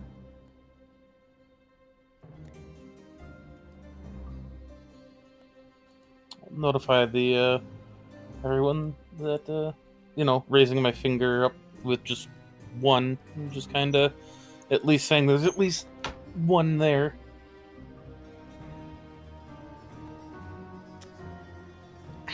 So, everybody, I'm going to ask for a DC 13 saving throw. But this is going to use the average across the board. How does... Oh. Let's go. Oh, new toy.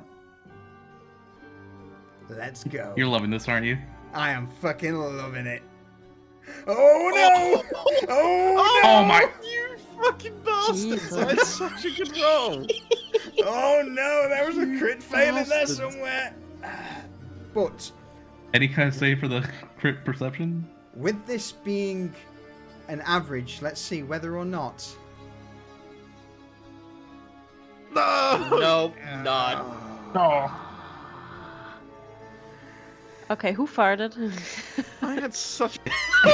It I'm was just me. puts out an absolute ripper. The guy Well, It fits Looking at- that the two biggest guys were the least stealthy. looking at that, Shax, Kestis, I will allow you all to move into a position outside the cave, into a better position for you all to be in. While that's happening, Kestis and Shax, what do you both do that would potentially alert the presence for those inside? Kestis, as he's crouched down, trying to hide behind the bush, just lets out a just bellowing belch that just kind of seems to reverberate and echo off of the rocks and into the cave. Shax is so hyper fixated on the cave entrance, he doesn't notice that he's like just trampling through grass and branches and making all sorts of noise by just walking over towards the cave wall. So yeah, I will allow you all to position yourselves wherever you wish. That is on the outside of the Wherever we the want mine. at all. Wherever you want at all, as long as it's not in the entrance of. I'm in a bush over here. Okay. Fuck this. Bart's I am right up also your backside. in a bush over here. Ginny, where do Wait, you want why to be? can't I? Top Oh, left. now I think. Yeah. You got it. I'll just go around here somewhere in the bush. All right. So, if we're all in a position, you all begin to meander and make your way around the entrance to the mine, and it's here where, with a loud belch echoing out, you just hear this weedy voice. Hey! There's something out there!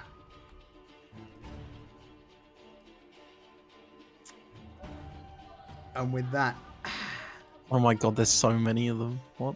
4. One? Oh, okay. And the man complaining about 4. Fuck I off. panicked because I looked. I didn't realize we were still amongst that, so I was like, "Oh shit!" The one who called out, again, you can't see. Some of you might be able to now that you're closer. Who has dark vision? I do. Nope. I do. Shax, Ginny. Ginny, you're in a position where you can see straight into the cave. Roll me a perception check, DC 12. 12 or more, and I'll tell you what you see.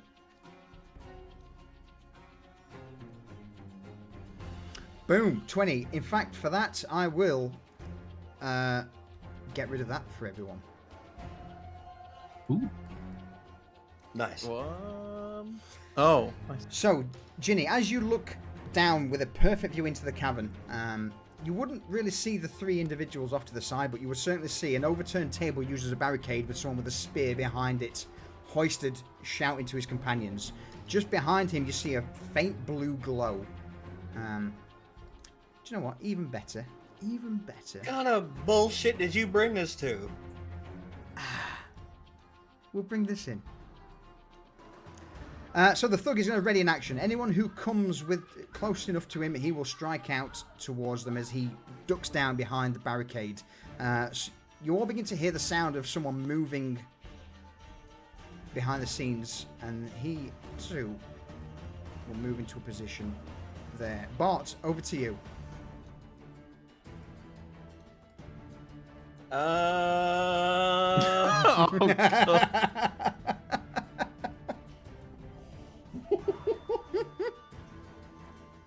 Listen, I gotta be honest, this is pretty much gonna be a dead turn for me. That's 'cause fine. I have to. Yeah. Alright, I'm gonna intern because I take cues off of what Isaiah does. In that case, rather than that, do you willingly want to go to the end of initiative? Yes, please. Yeah? Alright, Yep. in that case then, Put me at the end. I will drop you to initiative 0. Perfect. As you stand there hesitating. So, Ginny, over to you. Great. Well, Jenny would kind of look around like Shax and the others and just be very like, okay. Not say anything, but just very like, okay, what the fuck am I supposed to do here? I've never done this before. So she just kind of start walking into the cave. Like, Okay, hello! That's about it. Who are you? Fuck off, this is not your business, this is ours, go on, bugger off. Well, we kind of gotta be here. Do you have some bad shit? You're fucking batshit crazy for wanting to come in here, go on, bugger off. Oh, I have a plan. I would just stay there. Okay, do you want to That hold would an be my action? turn. Yeah, if someone comes running at me with hostile intent, I will swing at them All right. with my quarterstaff. Perfect. So, with that then, with you stood there at the entrance to the mine with your quarterstaff at the ready, you also would now hear the movement of more feet on stone as a few of the other individuals start to take a position. Isaiah, over to you. They're also going to hold an action. Isaiah would stand out of the bush and walk over past to Ginny. Yep. Like there. It's saying it's red. I can't. Yeah, do it. don't worry about it. And does he? So he would call out into the cave. I presume that hungry thug I can't see. Like he's behind. At this point, you wouldn't be able to make them out exactly, but due to the glow of the fire in the cavern and with you being, right up now, your eyes would adjust and you would see the silhouette. So you could easily see that there are two people in front of you. He would have his hand on his hand crossbow, but it's not like pulled out fully. It's just sort of at the ready, and quite confidently his shoulders relax and he nudges Ginny and sort of shoves his head towards them with a wry smile and calls out, "We have actually been sent here to find the batshit and deliver a letter to a very handsome man I've been told that is in this cave currently for work. I don't suppose any of you want to come out and get it?" Hoping to draw one of them closer to him. Roll me a persuasion check. This fucking works. I'm gonna piss myself.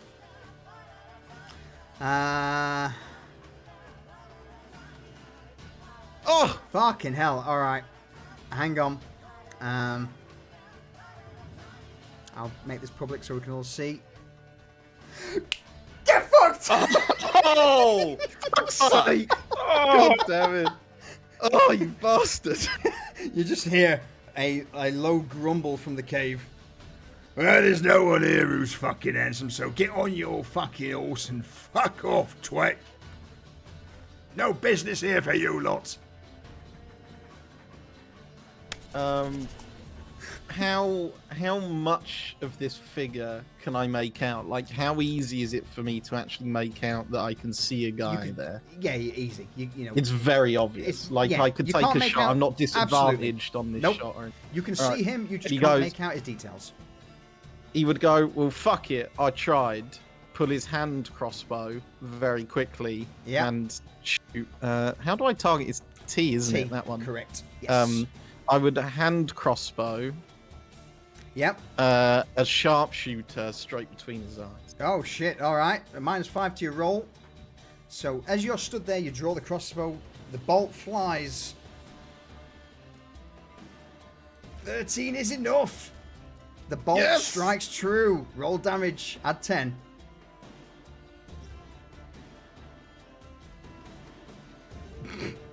Yes! Holy fuck! What happens to him?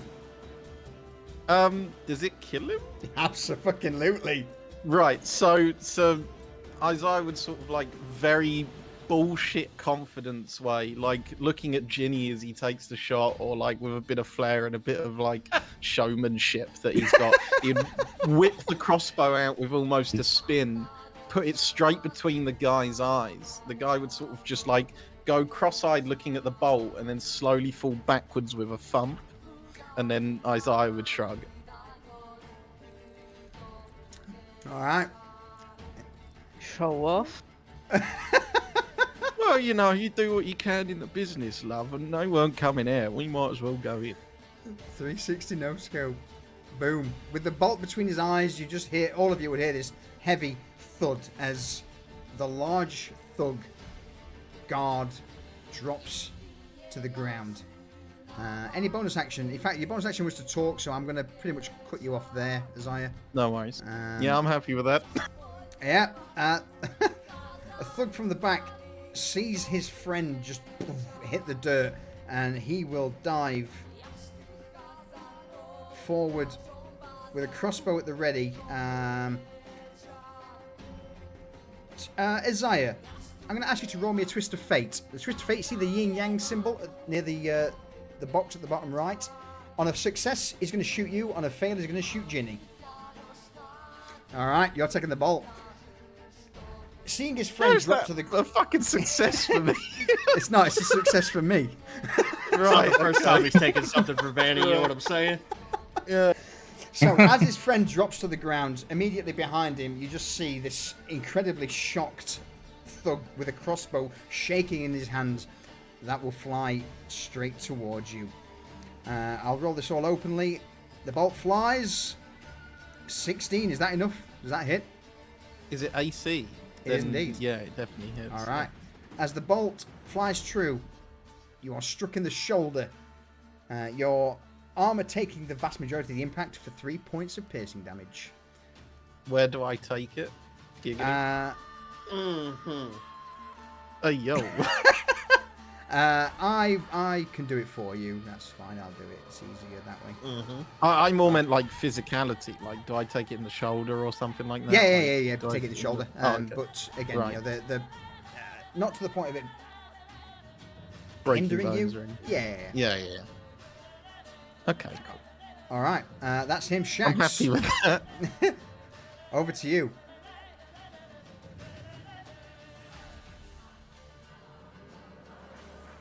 Unmute, Shax. Thank you. So, range fight that Shax does not like because he can't punch from a distance. So he's gonna come up here and pull out the short bow that he grabbed from. Son of a bitch! All right, with the short bow at the ready. You knock an arrow. Draw. Ship it. I cannot see the attack. Did it use iron? So, with this, have you got it on your action bar? If not, the quickest way of doing it, double click your character, go to inventory, and then if you hover over the icon, it should come up with a little D20.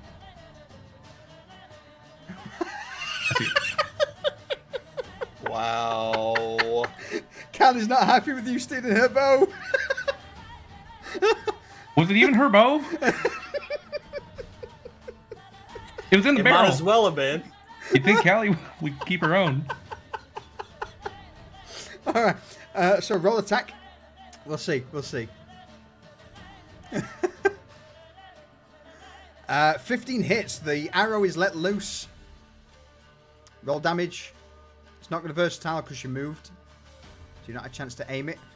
4 points of damage. As the arrow strikes into the upper chest, the armor, the leather scraps that protect him seem to take the vast majority of the blow. But roll me a twist of fate, Shax.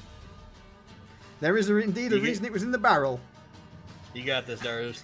Oh no, You yeah. got this, Nurse. No. As the arrows let loose and go soaring, as the string flings back towards you, the bow cracks at the top, causing the string to fly off at an angle. I'm not going to say that the bow's completely broken and shattered, but I am going to say that it has been de-stringed and will require you to... Is functionally useless. It's unless you grab the string and as an archer myself, I will say that you could take an action to restring your bow and sort of try and hook on your back, tie either string to your ankles and then fire. And then, yeah. But for the moment, that bow is functionally inoperable. A staff. It's just you've got a quarterstaff, but he does take 4 points of piercing damage as the arrow punches into his armor and slightly into his chest. All right. Any bonus actions, Shax? Jack's disappointed at the at the bow now, just cracked and functionally useless as far as he's concerned. He doesn't know how to restring a bow in the middle of a fight.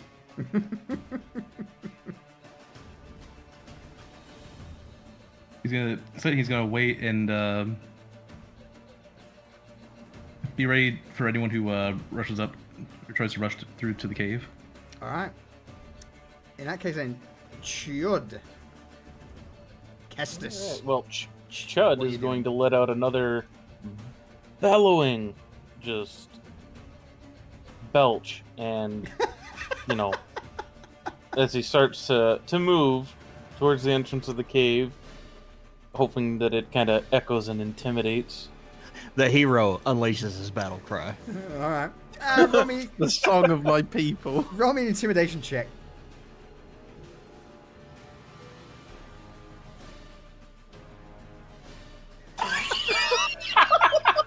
We are fucking on it tonight. Oh, that is so good. You dirty bastard! You dirty fucking bastard! Go on, Shud, what do you do? You didn't intimidate tries them in to- the slightest. No, he's trying to belch, ends up kind of like bone meal bread comes back up. Oh god, vomit. Kind of stains the front of his jerkin and everything. What I'm going to say for that crit fail is that anyone who attacks you at the moment from this band Chud are so disgusted with you, they will get advantage on the first attack against you.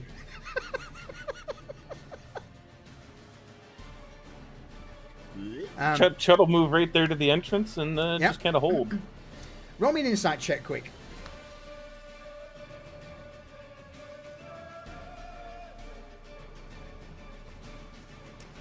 As It's you pretty obvious they're not leaving this. absolutely, as you round the corner and look, your eyes adjust briefly into the darkness of the mine. They have got a pretty defensible position. You get the impression that they've got someone with a crossbow, they've got someone with a spear, with cover. Why would they move? Do you wish to continue any movement or any other actions, or are you staying put?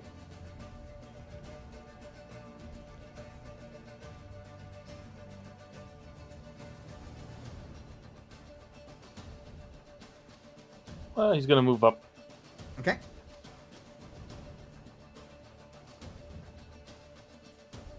All right. That you done? Any further things you want to bring Nope, up? that's me done. All Nope, right. that's all. Bart. Oh, for fuck's sake. It's gonna be a running theme for a bit, yo. I'm on board with it. What do you do, Bart? So, for now, I think I'm gonna move behind Isaiah and take the hide action. Yes! Amazing. All right. You need make a stealth check. Yes, please. Roll me a stealth check.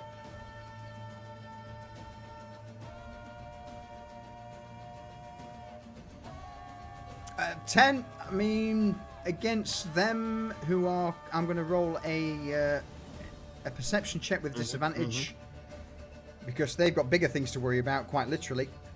Yep. Yeah, you are unnoticed. Perfect. They just see Chud barreling down the cave entrance towards them. Hold on. Do I have any bonus actions I want to do? I don't think I do. You got a bot unless you wish to dash. No, I think I'm all right here. I'm good. All right. I'm good. The suspicious thug with the spear, who is he is gonna duck down, go prone behind the wooden overturned table so that he can't be shot. He's been shot once. He doesn't want to get hit again. So he's going to hit the deck, hit the dirt with a spear at the ready, so that if anyone gets close to him, he's going to just lash out with a spear and stab him.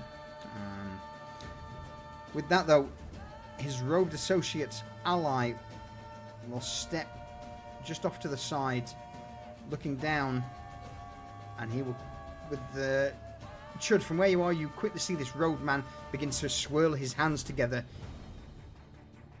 as he begins to cast a spell. Well, fuck. Row. I was going to say, that's one magey looking motherfucker if I've ever seen one. Mm-hmm. Immediately, the ground beneath you, Chud, begins to bubble and boil as... roll me an Arcana check.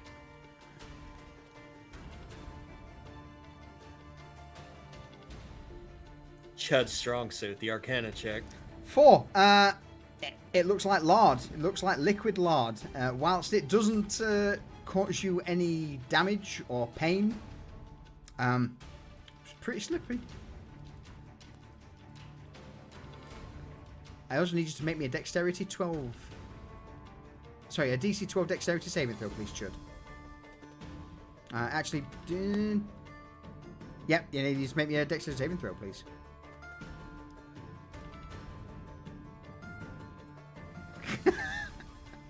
Oh, Chud, what happens? I mean, it's Lard. He's gonna slip on his ass. Yeah. You hit the deck and are knocked prone. I'm just trying to quickly find... Plenty of padding back there, though. He'll be all right. Absolutely, yeah, it doesn't hurt you, but you are on your backside. With that, Ginny, over to you. I just give it a go, I guess. Try and run through the lard. All right, dexterity saving throw. Should I already move my character? Yeah. Wait, hang on. Move into it. Oh, into it. Okay, let's go here first. Dex.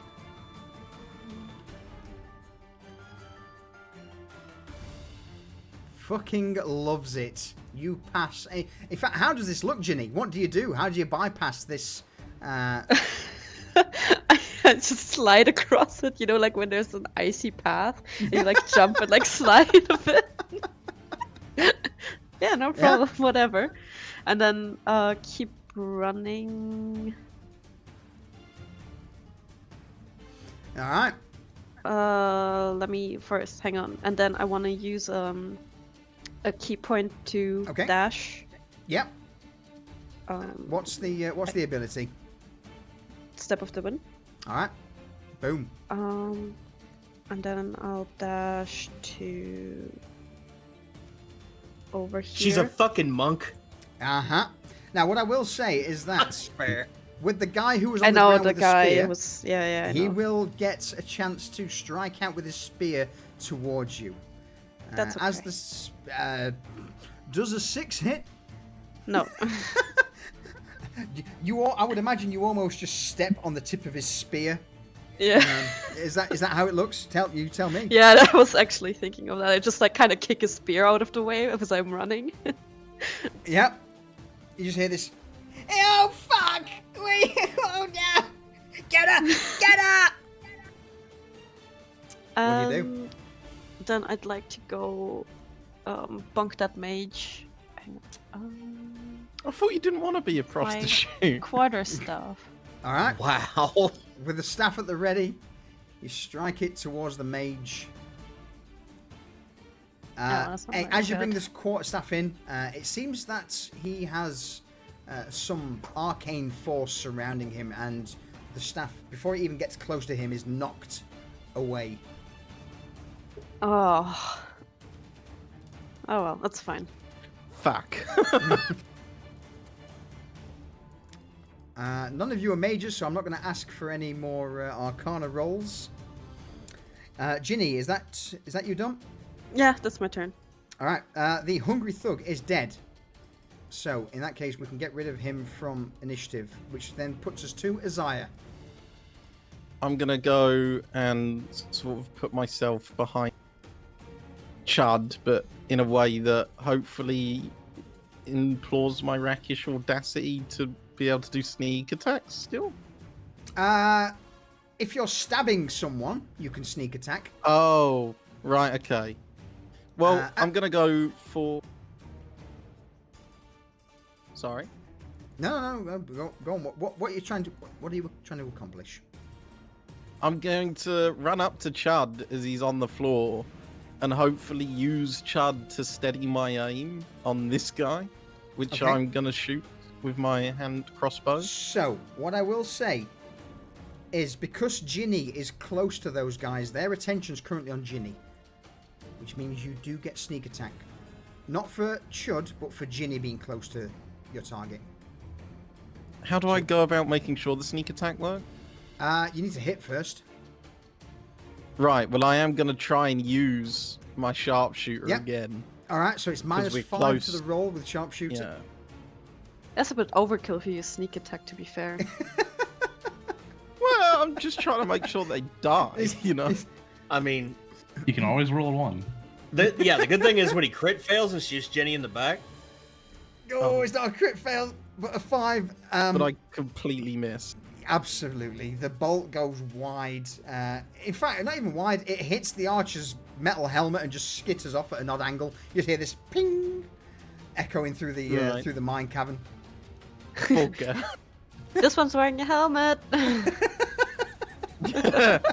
Sorry. Any I'm bonus going to try actions? and use my cunning action to hide. Okay, how are you hiding? I drop down like behind Chud, but Okay. like onto my stomach, and So so, you- that yeah, going like prone. I'm on my stomach, my legs behind, yeah, like properly All right. prone. Okay. Should roll me a stealth check, please, Isaiah. You drop to the ground, hiding behind Chud. It's not going to be difficult. Chud's much bigger than you. Don't roll a crit fail. Hey! Perfect. You drop to the ground, and yeah, Chud is now your human meat shield. The shocked thug. Sorry, mate. I'm just trying to make it work. Please get up soon. The shocked thug next to Ginny. He will.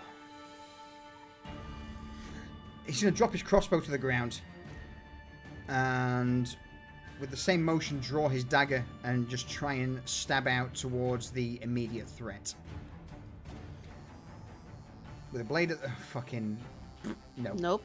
Not a chance. He's still fumbling around in his belt to try and draw his dagger out. And by the time he draws his dagger and lunges forward, Ginny, you're well out of it. Shax. Oh. Bow's useless, so time to get stuck in. Yes, go through the grease. Not through, over. Shax is gonna run up here, and then right before the grease is gonna try to jump over the puddle of grease. He saw Alright. he saw Chud slip over, so he knows it's there. Roll me a dexterity saving throw, DC 12. Dexterity saving throw. Do you know what? Oh! I will give you an additional 10 feet of movement as you use that to leapfrog Fucking forward. Shax What do you in his do? movement. What does this look like, Shax? So another 10 feet, you said? Another free 10 feet as you use the grease to your benefit. What happens?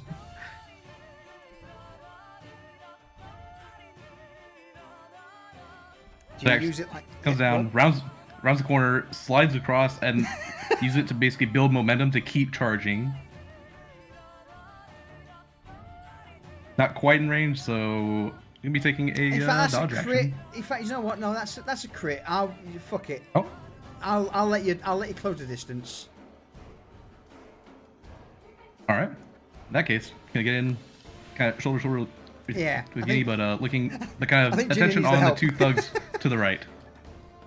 Do I though? With their And rolls? there's a thug Don't- here, still prone, that could use some attention.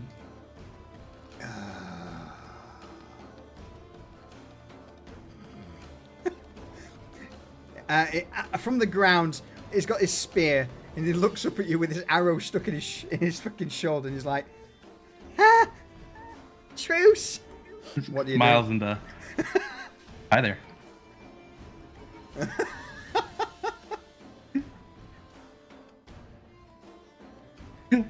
We're gonna just make sure he doesn't get back up. Yeah, melee, you get advantage on attack. Because he is prone. A 22 will hit.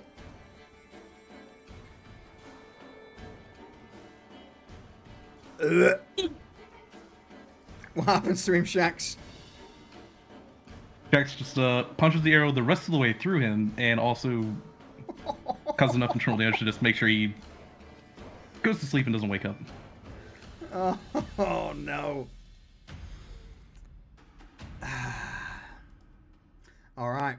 Any bonus actions? Bonus actions?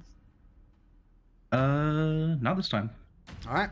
In that case, Chud, seeing Ginny and Shax out, what do you do? I'm gonna get up and try and get through this grease. Alright. You spend 15 feet of movement to stand up and carefully begin to just clod your way through the grease. So I will let you move 15 feet through it.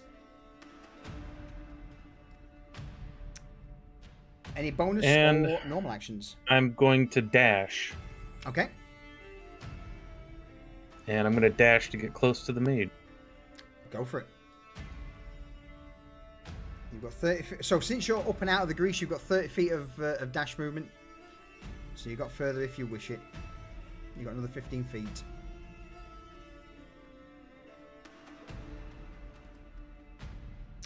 Any bonus actions?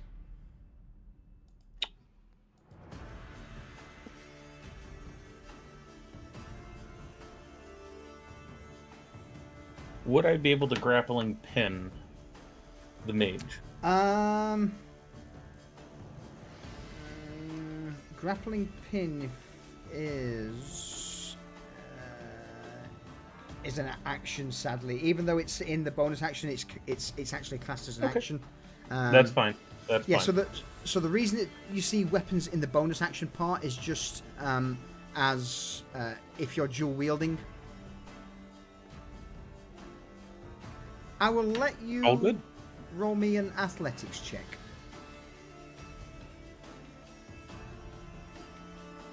Going to be difficult. Let's go for it. Let's go for a harder DC 18.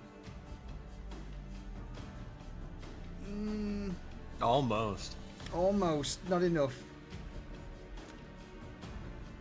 So no, sadly, I'm not going to allow that. Bart, at the back. Well, Bart is going to get right up Isaiah's ass to start with. All right. Yep. If I can click on the right thing. And you know, this situation's been going on for a couple seconds. He's kind of he's feeling his roots a little bit, feeling his oats, and decides to just hurl a dagger at the giant group of bodies beyond Isaiah. All right. Nominally, he's gonna try to target this dude back here. Yep. So I use thrown weapon? You use the dagger. No, the dagger itself. Alright, use the dagger. Alright. Chud. Good fucking move there, my dude. With the dagger drawn out, launched, 20 hits. Nice. Yeah. Damage. Damage. 4. Could be better. It could be worse. It could be better, yeah. But He just launched the dagger. I'm proud of him. That's my boy. Well done, Bart. as you throw this dagger, it twirls through the air, punctures through the mage shield directly into the center mass of this rogue mage. He immediately... I'm going to make a Constitution saving throw because he's a weaker mage. He's a mage. He's not one for fighting. He doesn't like pain. Fails, and in that case, he will drop to the ground as this knife just punctures into him. You just hear this call out, "Ah, ah, he's not ready! Ah, Protect me, you fucking oafs! Protect me! Any bonus actions? Did you lose concentration on that grease as well? Then? It's not a concentration spell, sadly. Oh, I don't know. Wait, Oh, grease. Grease. Yeah, no, grease is not concentration. Wow, Nor okay. is mage armor. Yeah, grease mage armor is It's is just but- there. It's there for a minute. Well, listen. That was just a brief adrenaline rush. So Bart's gonna take action surge and hide behind Isaiah. All right. That was 1% of Bart's power.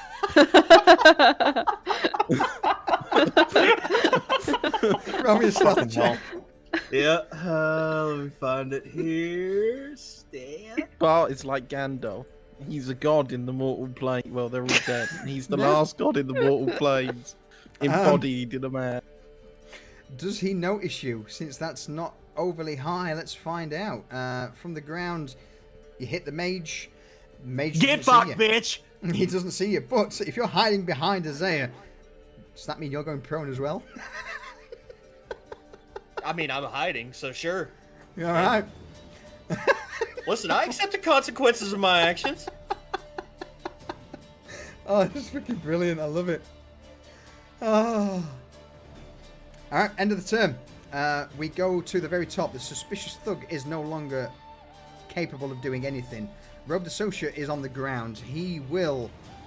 he doesn't like this at all. Doesn't notice Bart, who threw the dagger at him.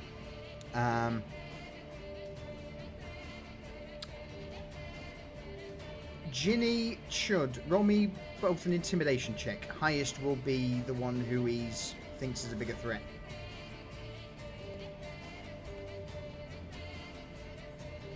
Oh, Well. Kestus. that's amazing. Since that was Works a out, crit, Tony. right? I'm gonna say that you see this coming. So I'm gonna allow you to take half damage against what's to come.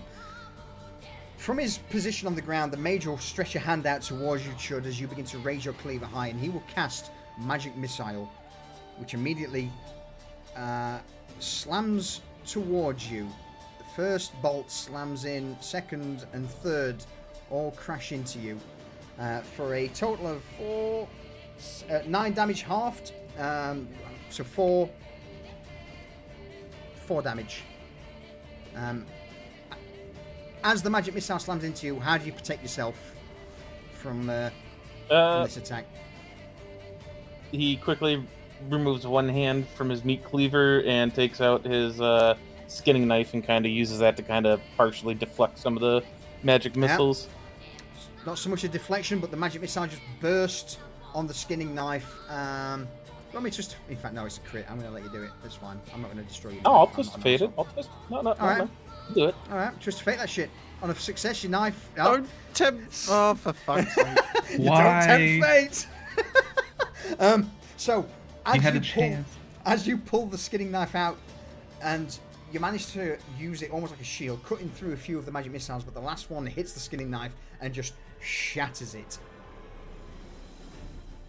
Oh, that was my lucky one. You're gonna pay for that. Ginny, over to you. Alright, she's gonna move over here and then Yep. attack the guy with the mage with advantage. Absolutely. He's currently now focused fully on Chud on the ground. Mm, Oh, no. 21's certainly enough to hit. and the damage. Oh, that You s- sucks. But You say, oh, he's a weak little mage. is it enough? What happens to him? Donks him on So- the head. So Jenny kind of like she moves forward and it looks like she's genuinely like about to stumble and just fall flat on her face, but then she swings like with her quarterstaff a bit like a baseball bat Right. and just catches the back of his head and apparently that's enough, you know? Yeah. Is this a knockout or is this a death blow? Knockout. Wouldn't go for Knockout. it. All right. Knocking Yeah, I him don't out. think she would try and I- like, kill. Yeah. Fair. All right. So in that case, then he is unresponsive, KO'd. Any bonus actions, Ginny? No, that's it. That's my turn. Isaiah, over to you. If I'm crawling, do I suffer like more distance or something, or can I crawl through the grease? Or it's so you can sort of crawl through it. Basically, it's half your move. You get half movement through. Oh no, through the grease. It's no, you're not. You didn't start it. You're entering through it, so it's a dexterity saving throw. 12 or more, you can just pass through it as normal. But you do get half movement for if you're trying to hide and move, right? I mean, if you're crawling through it, then you can just move 15 feet because you're already prone. Right, so I don't have to do a saving throw because I just Correct. crawl through it. Yeah. And then does it take movement to get up? 15 feet. Well, because you're prone, so basically you can get to the other side. Yeah, can I crawl through it and then stand up on the other side? You can. No, you can't. Right. No. Oh. You can stand up and then try and get through to the other side for 15 feet. But if you crawl, so when you're prone, your movement's half, so you only get the 15 Right, feet of movement. okay. Right, and then obviously I get another... All right, in fact, you know what? the Roll me grease an acrobatics check. If you get 18 or more, I'll give it to you. I'll let you crawl through and stand up. All right, fuck it. Let's go. All right, fuck you. Oh my god! All that fucking lead up, and Frank's just like, I do what I want. Oh, right. No, I'm just trying to work it No. out, okay? So, rules as written, you would, if you crawl through it, you'd just get the 15 feet. Because you're prone, you get Right. half movement, you can only just move 15 feet. Yeah. Because, if you stood up, standing up takes half your movement, you would then get 15 feet, we'd have to make the... Right, Anyway, okay. in a nutshell, what does this look like? Oh, he just sort of like crawls through it and stands up on the other side and he's really fucked off and he's like, oh fucking god, what are these fucking mages? And he's like flinging grease off his coat and he's like shaking his coat down. The bolt is still in his shoulder and it's completely negligible to him. Like he's not acknowledged it so much or sort of even realized. He's more worried about this grease in his coat and he's sort of like flicking it off, going, fuck me. And then looking up to have a look at what's actually going on in there. But I don't think I can get an attack on anyone in there. So. I mean, if you wanted to shoot the thug that Shax is engaging, I would allow it. But if it was a crit fail, or Shax would get shot. If it was a crit fail, it's an auto hit on Shax. Or if you Right. fail to hit him, it's a twist of fate to hit Shax. Okay, Shax, I love you, buddy. I'm gonna I ping swear. one over his shoulder. Sometimes Alright. risks has to be taken. Absolutely. Yeah. Jax So will the remember crossbow this. drawn. Oh no! Twist Oh, of fate on a you fail, won. you hit Fucking- Shax. On a success, you hit you miss. All right, so sadly, it's just a straight miss. As the bolt goes through the air, it skims Shax's ear by millimeters. You see Shax's ear Perfect wiggle try. slightly before the bolt impacts into the wooden crates behind. Would it even That- sort of yell out, sorry mate, all this fucking grease, you know what I mean? That thug is going to disengage as his action. He's going to move 5 feet to there. 20 feet to And there. take an attack of opportunity. Oh, bollocks. Do you have something that gets past disengage? Oh, disengage. I missed that part. My bad. And he's going to step into the grease and hopefully, What? hopefully, not fall over because he doesn't want. He's just seen. Fuck's sake. He, with a look of panic across his face, you just see him begin to bolt. He sets off at a sprint, dodging under Shax's arm, around him, past you, Isaiah, in the direction of the exit to the cave. He wants none of what's going on now. He's just seen 2 of his friends murdered and the mage KO'd. It's not until he reaches the grease that his foot steps on it and he goes head over heels into the ground. Shax, he's got no bonus actions, so over to you. So, Shax doesn't like loose ends or variables that could still a problem. So he's gonna come back. Not no. too much in a rush. And be sure to target it. We'll see if we can. I'm gonna try to knock him out. All right. He's prone, so advantage, right? Yeah, you get advantage, absolutely. A 16 hits. Thank God, because the other one was a 1. 5. For the sake of this combat, he would just be running. I would say that's enough. What do you do, Shax? Jack's basically gonna grab him, kind of like one hand on the shoulder, one hand on his head, and just smack his head into the cave wall to knock him out. The helmet rattles against the side of the mine entrance before the body goes limp and drops to the ground. And with that, that's combat over. I'm going to call a quick pee break before we continue. Yes. Because I am bouncing in my chair because I didn't go for a pee earlier. I get a feeling that's why he's now knocked out. Not only that, I mean, it's one person. You know, it seemed. I know, but it's interesting. Yeah. If we decided he wasn't gonna survive, he wasn't gonna survive. Yeah, pretty much. All right, pee break. All right, we will be BRB. just a moment. BRB.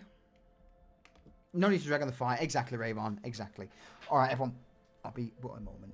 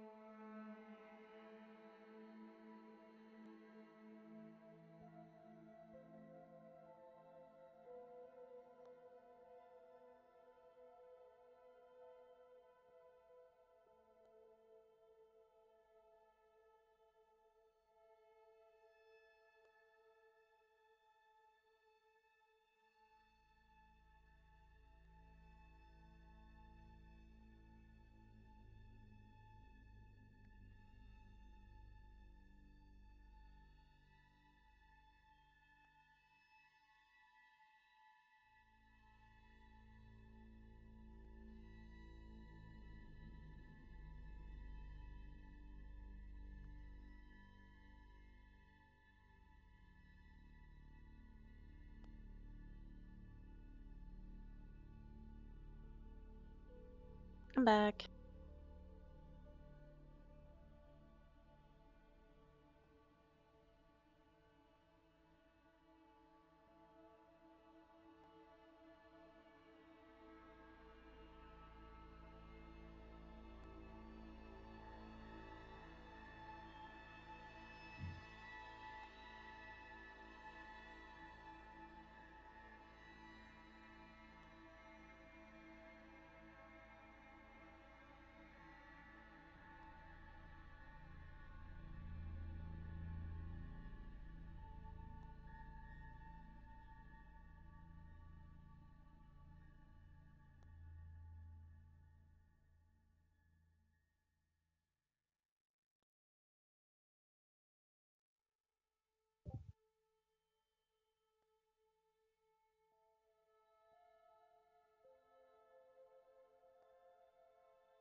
I'm back.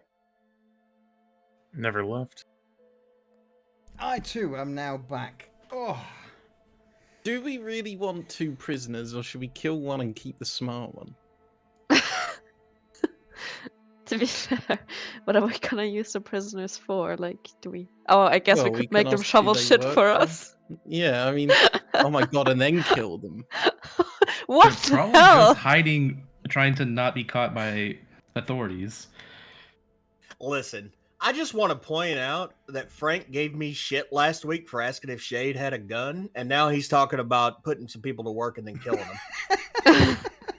I mean, we That's not what like we haven't happened done that 2 weeks before. ago. Yeah, literally 2 weeks ago. You guys. Monsters. Absolute monsters. Jax is going to take issue with having a fight that didn't have to happen and then getting shot at. What do you mean having a fight that didn't have to happen? You shot first! Yeah, but what kind of fairyland Well, do you think we fucking live in? Grow up, Shax! And shit to shovel. So, with that said and done, are we all back? Are we all good? I think we are. Think so? I Yeah. think so. Yeah. Yep. What? As you begin to glance around and survey the carnage, this appears to be a small fortified enclave entrance to the mines itself. Just off at the far end, Oh my god. you would see that there is a shimmering wall of arcane energy that blocks the rest of the mine off with a singular rune that's been carved into the dirt. Oh, maybe that's something to ask the mage about. Yeah, that's probably gonna be it. Is What? this a point where we can start doing stuff? Absolutely. This is out of combat, so you are all now free to move and do as you please. Chud, tie him up. Chud is going to start rummaging around, seeing if there's like any swords or anything of that sort that he can just temporarily use to replace his broken skinning knife. And he's just going to kind of walk by the mage and just kind of give him a not so light kick in the side of the chest for breaking his skinning knife. Jack's in the middle of tying up the mage and make sure the mage is face down. He's gonna tie him up, tie up the hands, make sure can't do any of that magic BS. Yeah. Isaiah's gonna hog tie And then the he's other gonna- one over here. Full blown hog tie, like legs and hands together behind his back. He's gonna Right. wake him up, like not gonna rush it because he doesn't want to kill him. He's gonna wake him up and ask him about the rune. All right. So to dead, the other thug was killed, so let me dead him off. As the mage starts to come to, as you slap him in the face, maybe splash a bit of water. Chud, yes, you do find, each of them are equipped with daggers, so you would be able to replenish your blade. I'll take all their daggers.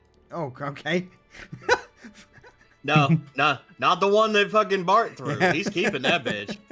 Isaiah would also gesture as Chud sort of rummaging around, saying, "Hang on, Bart is literally fuck all. Let's let Bart have a look at them and take what you need. Bart, get whatever you need off these gentlemen, because I ain't Well, gonna fuck be off. needing He it sat in the no more." back doing nothing.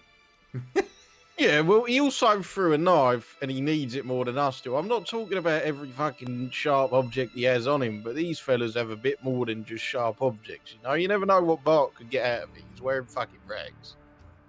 Chud's just gonna roll his eyes and just ignore that and keep doing what he's doing. Yep. So, Bart, you've got your knife returned, or your dagger returned. Chud, you've got Yep. your 4 daggers back. You say you wanted a short sword as well? Well, no one here really No, has a short just sword. I was just Okay. no, just anything I could use to temporarily skin until I can get a replacement. All right. Bart, anything in particular that you're looking for out of the those who dropped? Money. Roll me a d20.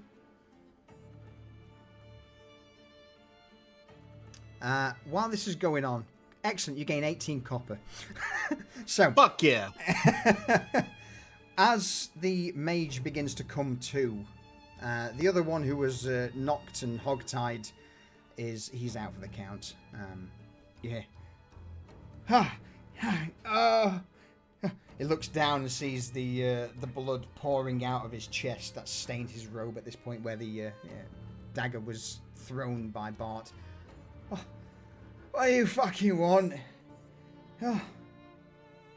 Look, can I ask you? There's a rune further in here. What's that about? Ain't it fucking obvious? It's to keep whatever's in there in there. You know what's in there? He shakes his head. No, I just know that every 3 days we're on rotation and it's my fucking turn to keep the ward. Oh, on rotation? For who? You can. He shakes his head and turns away from you, Shax. Shax applies pressure to the wound to wake him up, but also to stem the bleeding. Roll me an intimidation check.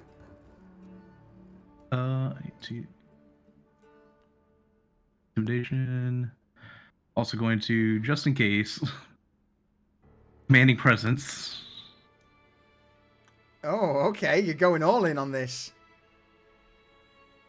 I mean, if you can do something, fucking do it Yeah, right. yeah. So superiority dice.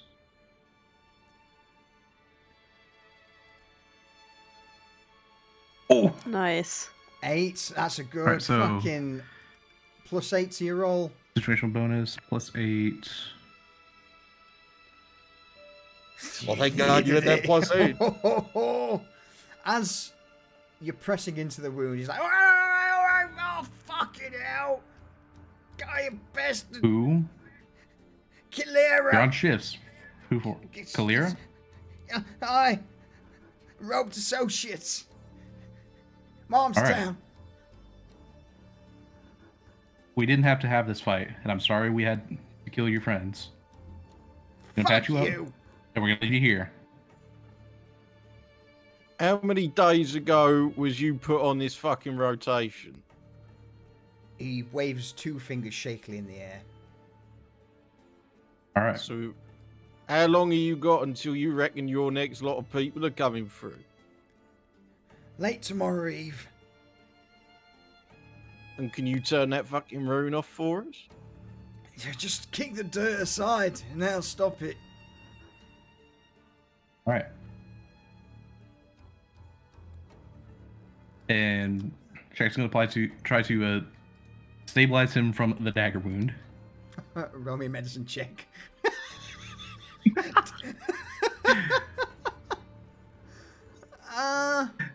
I can sterilize it with some alcohol. Oh god. Are you going to try and help? I can try. Yeah, sure. Why not? Alright, Shax, roll another medicine check. We'll class this as with advantage since Jin is trying to help. All right. Alright. That's better. That's much better. So, Ginny, Shax. Ginny, what do you do exactly to help Shax stabilize this guy? Yeah, I guess I would like find some cloth in my backpack and put some alcohol on it and like tell him like, yeah, use this to push on there. What do you do? Oh, that stings! Fuck you, bitch! Fuck you! He's just screaming on the ground. Actually, need some alcohol to kind of roughly disinfect the packing that he's gonna use, and then Stuff kind it of in wrap it there. up with some more clothes. Basically, just using clothes and more cloth and clothes to pack the wound, wrap it up. He can't do a Make sure great he'll deal make it with until his... the next. Sorry, go on. Yep. Make sure that he's stable enough that the next rotation will be able to get him better care. All right. Through this process, at some point, he ends up passing out from the pain of having alcohol poured on the wound and cloth stuffed in it. But I will say it's enough to stabilize him.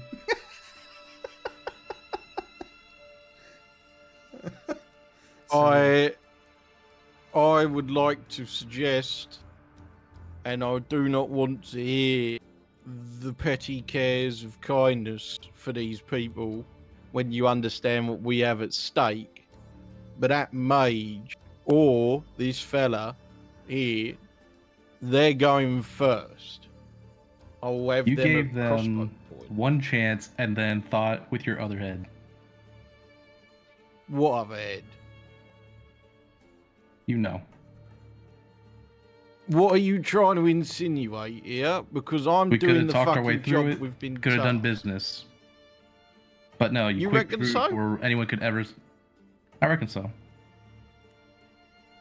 These armed guards guarding this cave, and every 3 days done by whatever her name's Clearer in Molestown, you reckon that if we asked them politely after they yelled fuck off, etc., that we would have just waltzed in? Sorry, do we live on 2 different fucking worlds, or are you just a nutter? We live in a world where nobody talks. And you didn't even give them that chance. So very quickly, while this conversation is going on, Chud, Ginny, Bart, what are you doing? Well, after hearing that the rune, all you have to do is kick the dirt, Chud's gonna kind of saunter back that way. I would do the exact same. I was gonna do the exact same thing. I was like, oh, whatever, let them talk. And you both skip Yeah. through the cavern as this heated debate's raging behind you. And you just go on. Yeah, I'm gonna kick the rune so that the just kick the dirt away and just ready for anything that might come charging through. As you drag your foot across the dirt, Ginny, you two also assist in using your staff, perhaps to just disrupt the rune. This arcane wall begins to shimmer, ripple, before just bursting out of existence. Bart, what are you doing? Well, as it turns out, Bart is still up Isaiah's ass. And he hears this conflict between Isaiah and Shax and begins to tighten his grip on his dagger. Oh, no. Isaiah would look Shax is keeping his hands open. I got Shax. I got Shax. No, I'm letting Shax go. No, that's all right, good. sure. Okay, Shax, over to you. Yep. So you're grabbing your. Shax keeping his hands open, facing him, but trying to look. I'm not gonna. He's giving that usher of, I'm not gonna fight you here because we have a job. Look, a lot of your problems you probably had to fight your way out. Half my problems I can impose, and they're not problems anymore. All I'm saying is give me a chance. I don't like the fact that you start insinuating you know what my problems are, or if I had to fight my way out of them. You can't start making assumptions on people, and assumptions are going to get you fucking killed, especially with these 2 cunts that I've got in front of me. So why don't you, instead of letting loose ends run about freely after you fucking patched them up, you go back and explain to Falco you've got a heart of gold like some naive fucking child. You want to let them go run around in the fucking poppy fields living their best life, or you can pick one of the cunts up and shove them through the cave and we know exactly what's in there. Because he did say that he's hiding something in there because they don't want it getting out. Whatever they've got in there, I ain't fucking going first. So you make the decision, Shax. You either let these 2 go, I'll let you fucking do it. You tell Falco what happened, you walk off happily, let these 2 cunts run off. Gives us how many hours, do you reckon, now get back? 2 gives us 4 hours to shovel shit and get out of here before the rest of them are. And then you go in the cave first, because I ain't fucking doing it. Or you send one of these chuckle fuckers in first. See what happens. If they survive, All let them he go. If they said die, it's their fault. Was that there was something dangerous in there. Didn't say what it is. Yeah, well, I ain't fucking finding out, do you? There's more than one way to do this. And Shax grabs a spare torch from his back and ignites it in the fire. Ignites in the fire. Says, sometimes a good deed comes back and helps you. What do you do, Shax? He's gonna hand it to Isaiah, and they're gonna walk towards the cave together. All right. Decision made. I'm gonna do something dodgy here. So he hands the torch to me. Yep. But I presume you would come up behind me. Oh yeah. No, by your side. I'm stuck to you like glue. Yeah. And so, is there a way that I can whisper to Bart without? Because Shax is what? Is Shax by my side or in front of me? Side by side with you, same uncomfortably move yourself, close. Yeah, move yourself to where yeah. you do. Yeah. So it would put me in the fire to be as close as I want to be, but Yeah. like I'm almost touching shoulders with him. Well, Bart's gonna move away from him because he's got conflict with Isaiah. So he's gonna get on the other side of Isaiah. Isaiah would turn to Bart and turn in a way that Shax can only see his back. What I'm going to suggest here is that it would require a probably a stealth check, but also a perception check from Shax. Yeah. Solution, do you want me to get in on any of this? Rolls wise? No, I mean you're pretty much nothing's really against anyone. You're just moving around. Yeah. It's just whether or not Shax hears what Frank's about to say. So Frank, Isaiah, roll. No, he will hear what I'm gonna say. It's just this is whether Shax hears. Right. Yeah, no, for sure. That's what I'm saying. Okay. Shax would definitely hear what I'm gonna say. In that case, then no need. Oh, for okay. a roll. I thought you were trying to be sneaky. No, I was. Yeah, I'm trying to be sneaky, but not with what I'm saying. Okay. I'm gonna give Bart a wink, basically. But that's why I'm turning my back. So basically, what would happen is if they're standing in line, Isaiah would turn to Bart, so he's sort of posed his back towards Shax, grab both hands of Bart, who's got his hands on his dagger, and say, "Stay here. And if either of them wake up and try and get out, or they come for you, or if they do anything to impose or threat on your life, you will slit their throat and don't think twice. Is that all right?" And then he winks. All right. Bart's like, I don't know what this means. Yeah, Bart's going to be completely clueless, but I'm trying my best. Yeah. I'm doing what I can. Bart nods slowly. Let's leave it at that. Bart nods slowly. Okay. So. Oh, this is so good. With the torch. Shax is gonna scowl because he has an idea, but nothing he can act on. Yep. With the torches in hand, for the moment, Bart, are you staying put with the dagger? Oh yeah.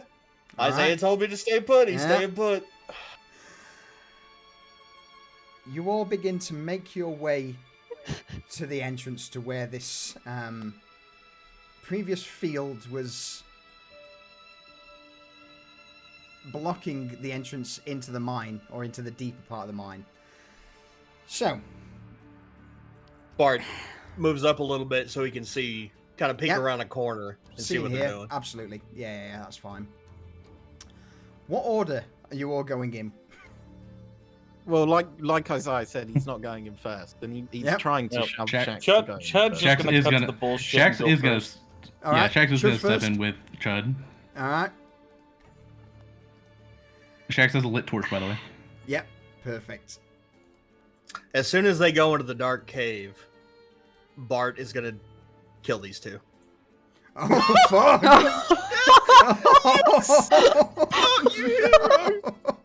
He saw the wink from Isaiah. shit. That's how he interpreted it.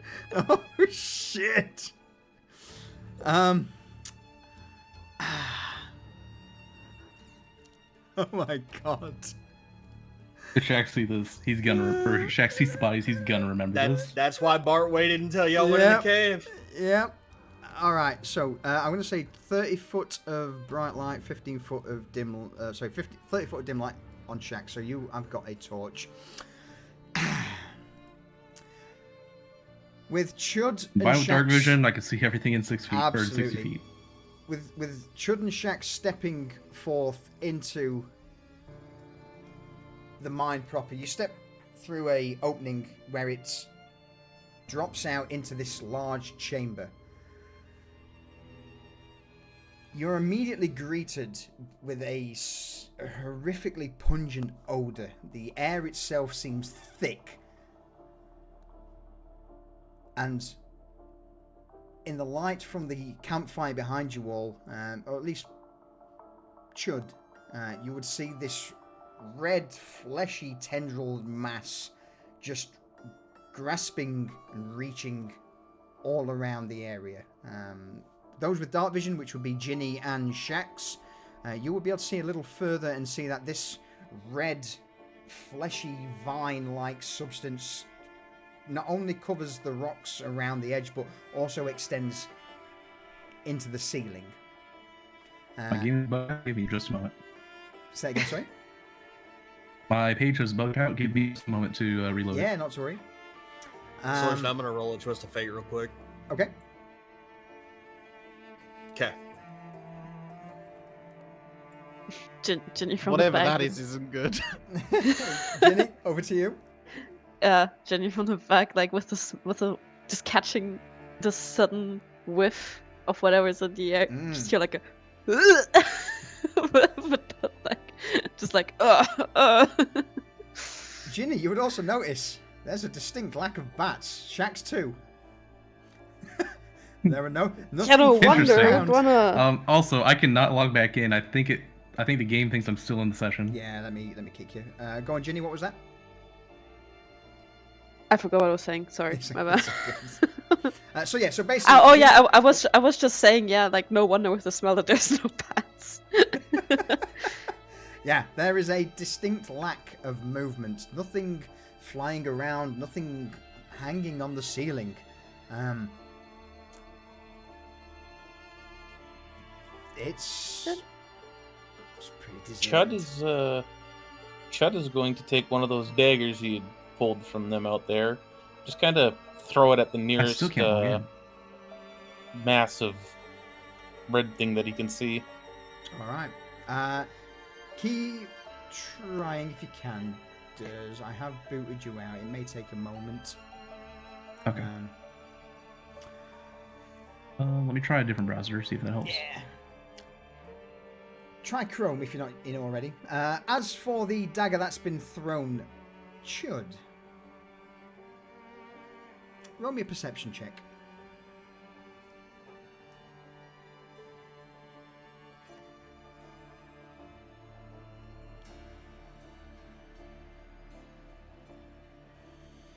$15. So, through the dark, dimly lit interior of the mine, you throw the dagger. It punctures easily into this fleshy red tendril, and there is no response. It doesn't move. It pulsates, jiggles. Does it ever make so a noise?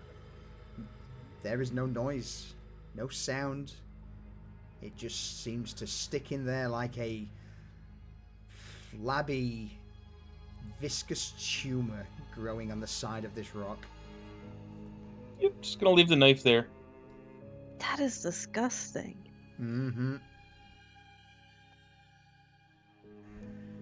I will allow you all any movement that you wish, any movement or actions. Well, I can't see fuck all, can I?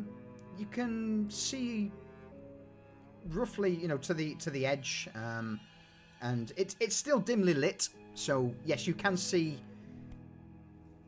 out and about. It's not completely pitch black in here.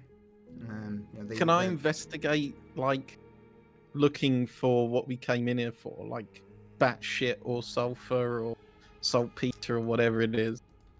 Roll me an investigation check. So it is. Bear with me a second, Durs.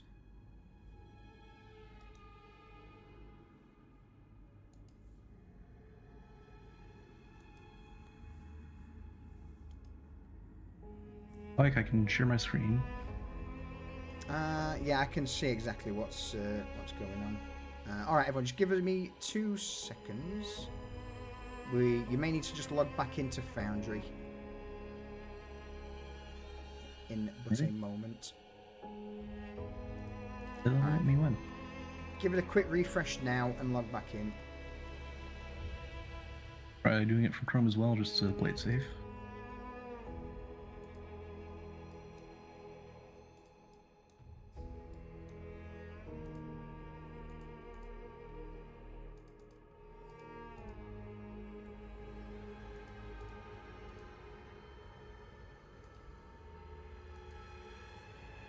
Not the correct password.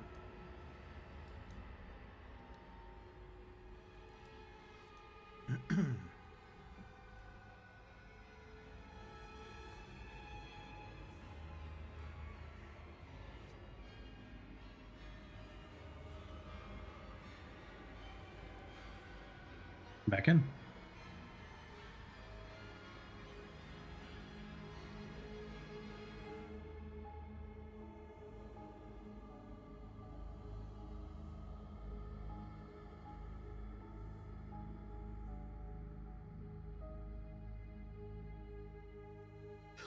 Ignore me, I'm muted.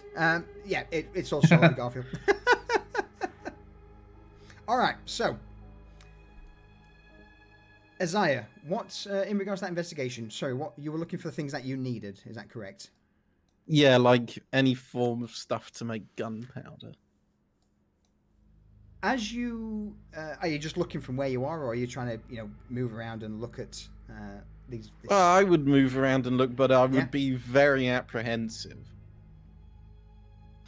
So, as you begin to look around, it seems that the vast majority of whatever precious minerals or ores, coal, things that were once here have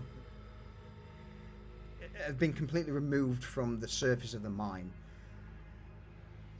Almost as if it was eaten or ripped, dissolved out of the side. And as you begin to look closer in the glistening light from behind you at these red pulsating vines, it seems that it has chunks of gemstone, of coal and various other minerals embedded into this pulsating fleshy mass.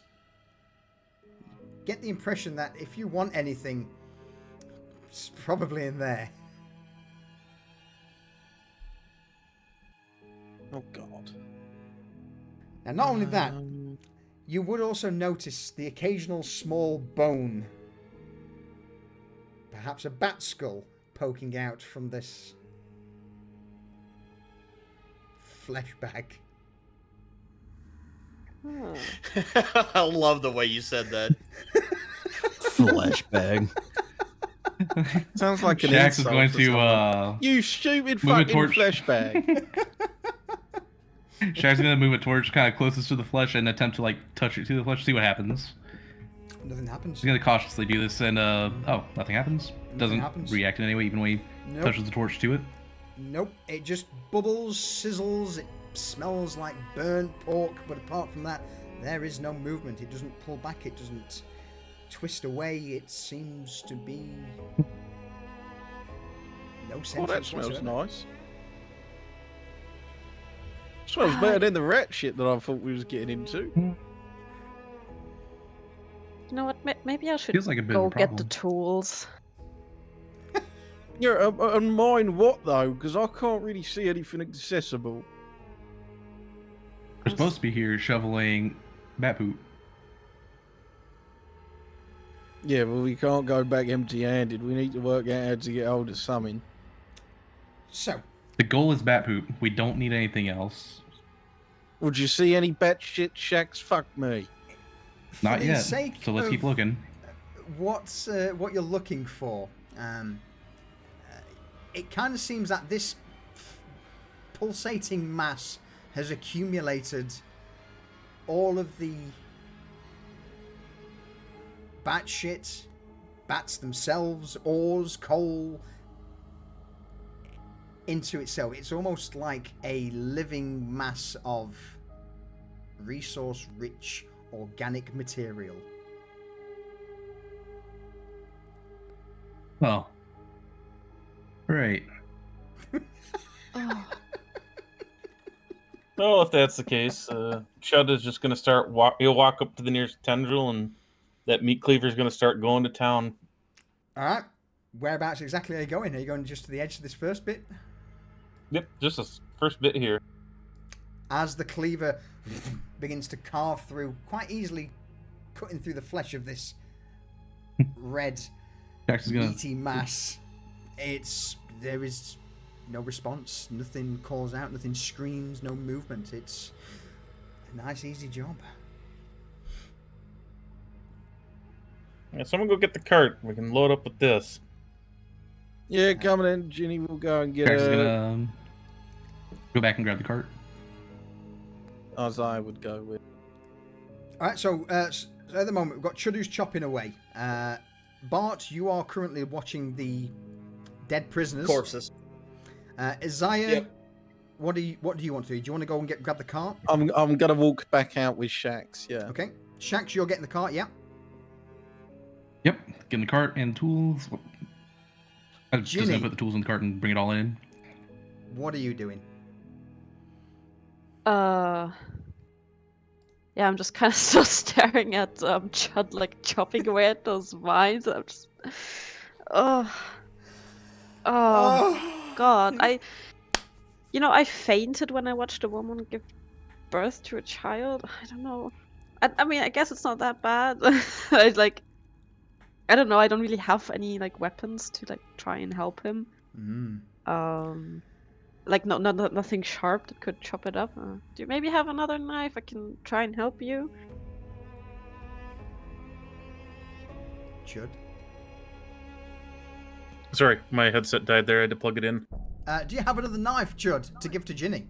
Oh, yes, Yeah, I I can give try her a and knife. help you. Yeah, I'll start chopping with him. As this is uttered, and the party is now split, I need both of you to make me a perception check, please. Ginny, you get to do it at advantage because you can see in the dark. Okay.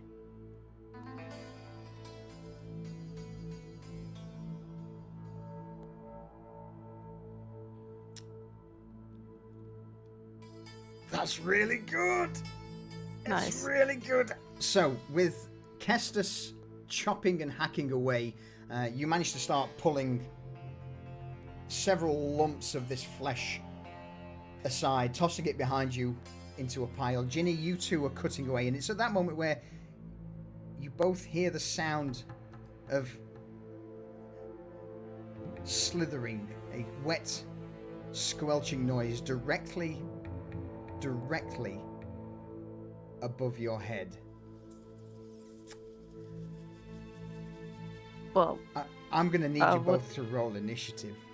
As you both look up and see directly above you, starting to extend from the ceiling, what can only be described as a red, bulbous polyp. Several tendrils begin to reach down towards you. Welcome to the horror's lair. Ew. And you are both all alone. We've got each other. We'll make this with the power of friendship. Chud, you're up first.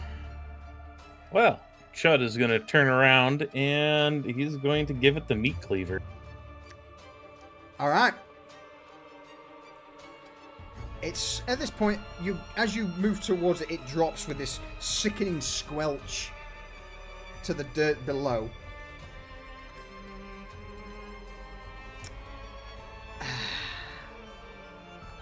Charge in. Meat cleaver at the ready. Oh, I saw it almost tip to a 19. This is painful. Oh dear. It just cuts into this awful sack of bulbous meat and carves through, but the creature doesn't seem to be affected. Oh. Gonna pull that out and give myself an action surge and give it another good old hit. All right.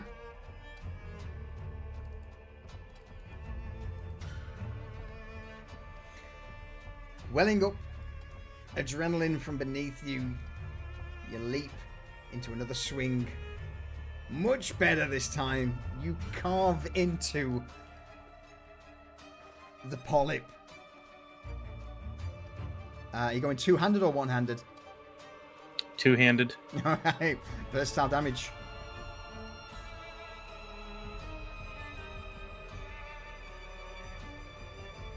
Oh, 7. All right. That's good, actually. Okay. You end up carving through several tendrils that begin to reach out towards you as they drop to the side. They twitch, contort. Any further actions? Anything you want to do? Nope. Okay. No, we're good. We're good. No? All right. Over to the horror. It's a shame he didn't shout for help. This is going to be bad. It is a huge shame that nobody shouted. It is for indeed. help. I suppose no one in the entry cave hears anything. Nope. Nope. This thing is quiet and silent. No sounds were uttered. No.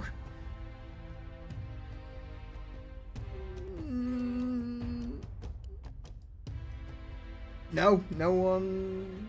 Ginny. Yeah. Initiative 7. It's less. I'm sorry. It's not enough. Yeah. So, with that, Chud, I'm ever so sorry, but you are about to get slapped by 2 tendrils as they both reach out Appendage slap. towards. That sounds Yep. a bit. Oh no! Hey yo! Oh my Jesus. God, Chud's dead. Oh no. Chud So died. The first one reaches out, and that's the one that you end up cutting through, Chud, as it drops to the ground, flailing and around. But you didn't see the other one just rip around your leg. I need you to make me a DC 12 strength saving throw. So you can click the button beneath appendage slap. There's no button below it. Is there not? I see it. you Appendage Yeah, so slap. I it's do not. DC 12. Oh yeah, I see it as well. I do not. It's actually on the part where it says the mine horror appendage slap. And If then not, just roll me a strength saving throw. 16. You would take.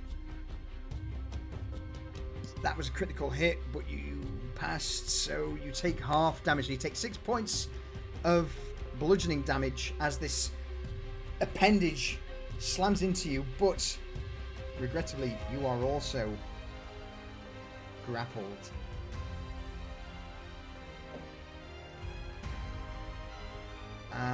For now, I'm going to let it do its thing as it begins to start dropping you to the ground and drawing you closer to it. Yeah, fuck it, we'll knock you prone as well. Get prone. Ginny, you just see this red mass descend from the ceiling, grab hold of Chud. What do you do? Well, fuck.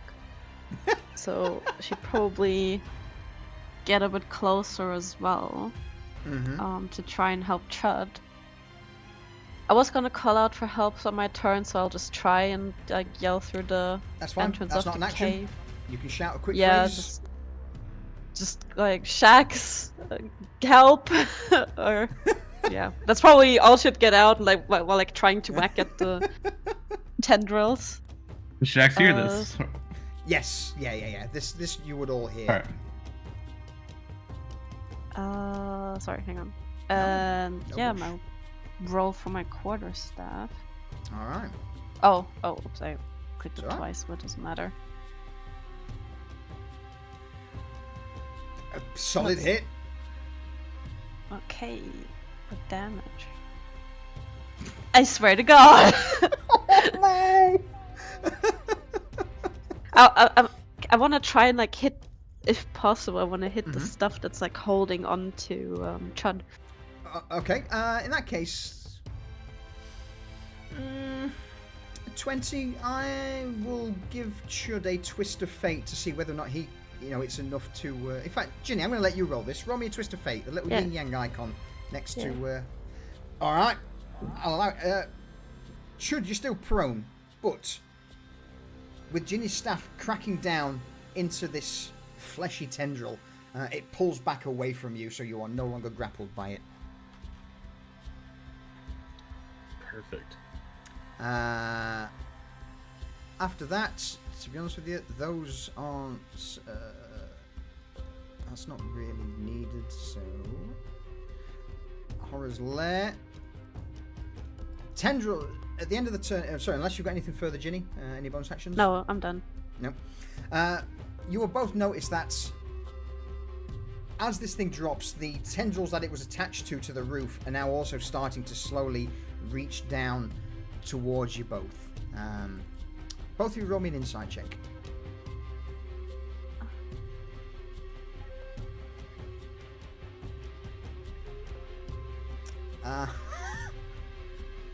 Kestis knows nothing.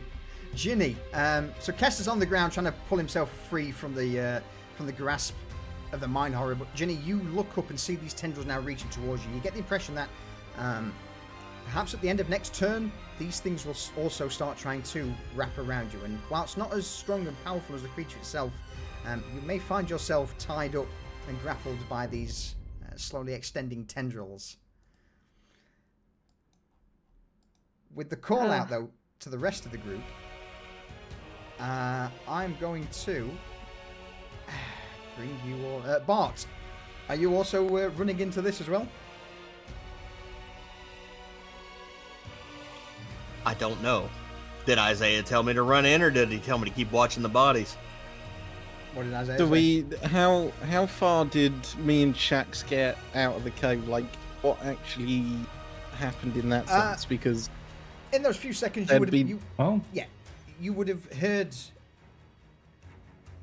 Ginny shout out. It would allow you to begin to make your way back quicker, so you would have enough time to to shout to Bart, follow me, or stay there. Right. Okay. Well, would I have noticed that they're both dead? Or Yes. You would, but whether or not you wish to discuss that in the few seconds, if you No, want of to stay out course. of I this just round, want to it's know, up you. like, because Yes. Isaiah wouldn't look and see unconscious people and be like, No. yeah, ignore them. If you'd see that they're dead, then he'd be Yes, like, okay, yeah, Bart, definitely. come with me, and then Bart would come along for sure. Yep. It's very Okay. obvious that they're dead. Yeah. Right. Okay. Oh no. But yeah. Oh, so I don't want to Bart's know the with- details. Yeah, I don't want to either. In that case, if you are all Shax will joining the run fray, this. roll initiative, join him.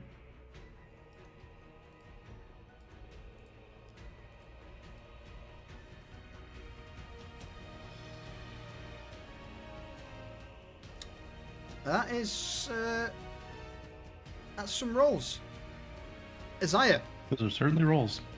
you step into this cavern and see this horrific fleshy mound currently trying to absorb Chud.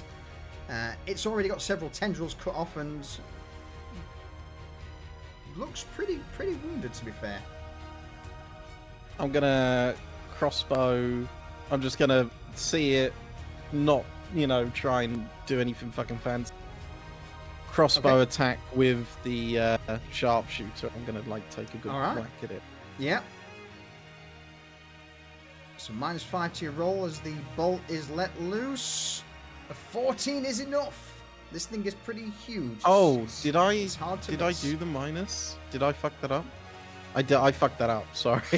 You did fuck that up. Yeah, just do -5. So, Yeah, don't do I 9. forgot to put the -5 in. in that case, I'm going to get rid of sharpshooter and say that you hit it normal. Right. Okay.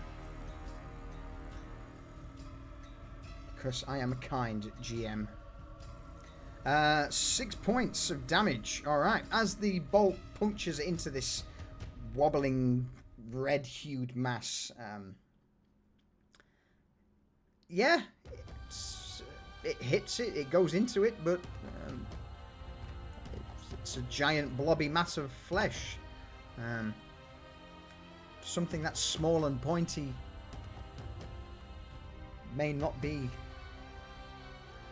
the best course of action. Doesn't seem to be overly Makes effective. sense.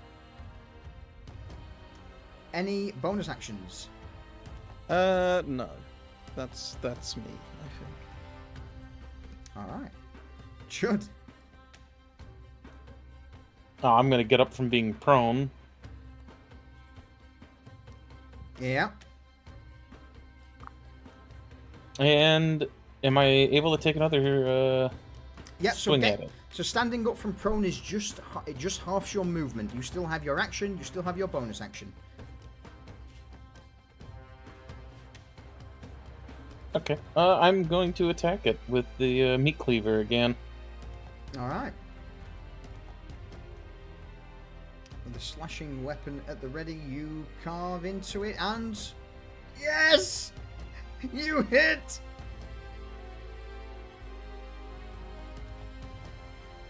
Cutting deep. Fucking hell. That's pretty good. roll. Now, with that being such a high roll, Kestis, You do indeed carve pretty deeply into this thing and sever off a hefty chunk of meat. As the meat slaps into the ground next to you, it seems to writhe.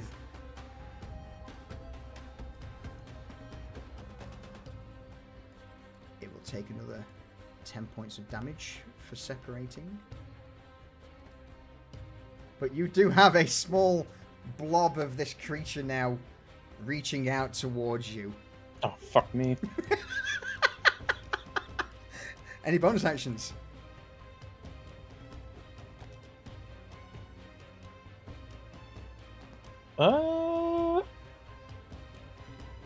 Can I move? You can. If you move out of melee range, it may have an attack. Oh no, I'm staying in melee range. Okay.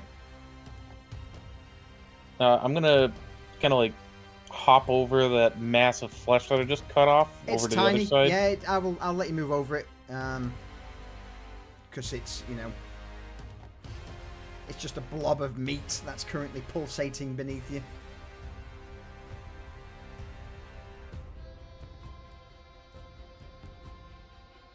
And I'm just gonna position myself there. All right. The Mind Horror. Who is within 15 feet of this thing? Everybody. Marvelous. In that case, it's going to use its multi-attack to appendage slap everyone. As this part is cut off, this meaty pointed tendrils begin to shoot out from it in the direction of all of you. So, Chud, first to you. That looks like a miss. Then Ginny. 17. 17 looks like a hit. That's my That's AC. a hit. That's a hit. 27 to Ginny. Oh, yeah. Shax. 12. That is my AC. Isaiah. Oh man. 27. Well, yep. And then last but not least, Bart, 18. Yeah, that's a hit. All right. Are we all making saving throws for it? Everyone needs to make me, before that happens, let me just roll damage. All right, I need you all to make me a DC 12 strength saving throw, please. As these tendrils begin to shoot out, grabbing hold of you all. Chud, you take 5 points of damage. Ginny, you take 2. Shax, you take 2. Isaiah, you take 2 points of damage. Bart, you take 5 points of damage. Okay. And you are all currently grappled by this creature. And that's it done. Which then brings us over to Bart. You can feel this pull towards you. If you wish to move closer to it, you can do so, but you can't move away.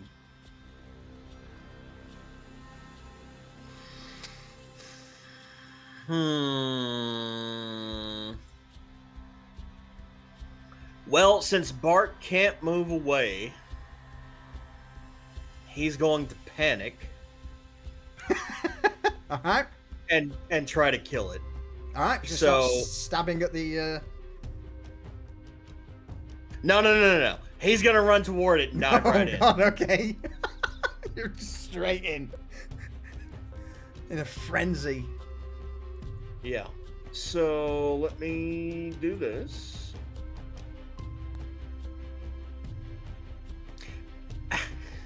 Actually, no. I'm not gonna Okay. do that. Okay. I'm gonna try to grapple him. Yes! Alright. Athletics against its athletics or acrobatics. Or acrobatics? So it's athletics for you, Okay. and it's either athletics or acrobatics for this slide. Now, to be honest with you,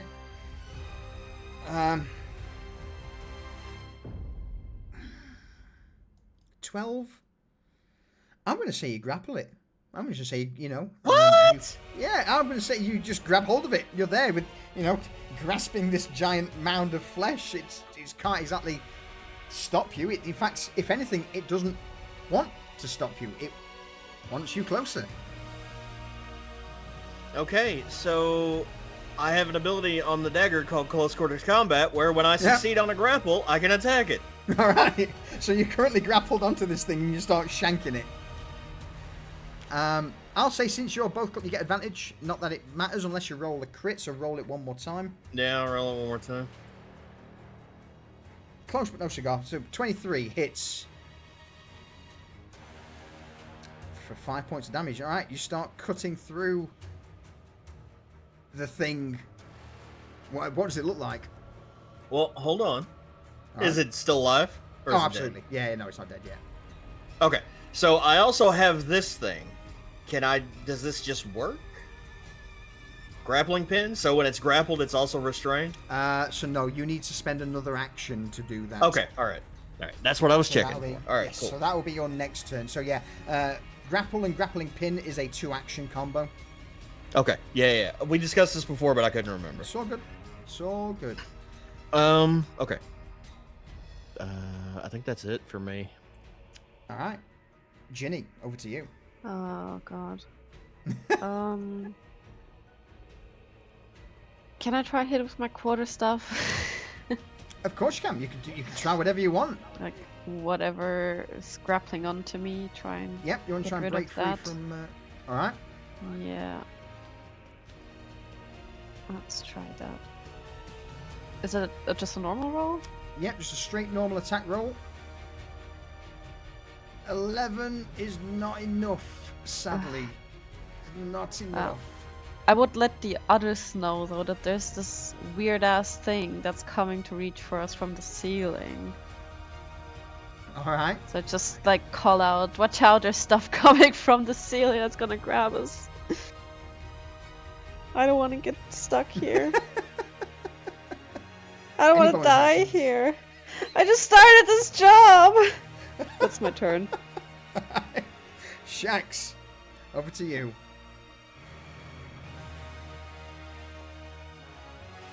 Crap. Alright, Shax is gonna try to move in and put some extra hits on this horror Okay. with the boxing gloves that have nails in it. The piercing box. They're going for piercing instead of bludgeoning. Okay.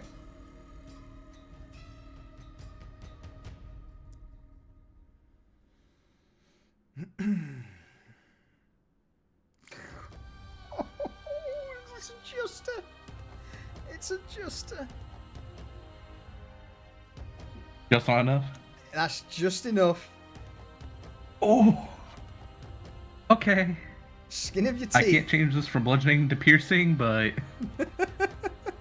we'll say Nope. it's piercing. Yep. Alright, 8. Can I say that it is a menacing attack? Is it capable of being afraid? You tell me. This blob of all-consuming tumorous flesh. Can Shaq sense any kind of intelligence or intent? Like anything that, like, if there's a mind behind it, Roll me an insight check. that's what he's. Alright. Insight. You fully understand that this thing has no intelligence whatsoever. On a scale of 1 to So 20, it's probably a 1. It cannot be afraid. It doesn't understand fear. So, I guess a mechanic question: can I still use menacing attack, or it's like only works on things that can be made afraid? Yeah. This thing is immune to fear. Okay, so I can't even use it for the extra damage? It cannot. Oh, you can do it for the. What's the wording of it?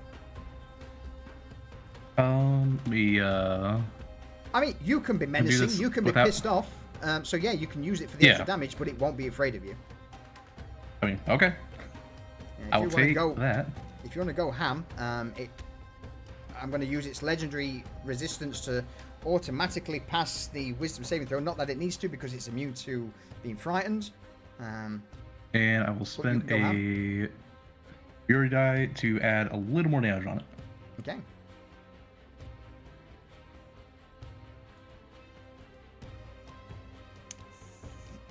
Yeah, no, it's respectable.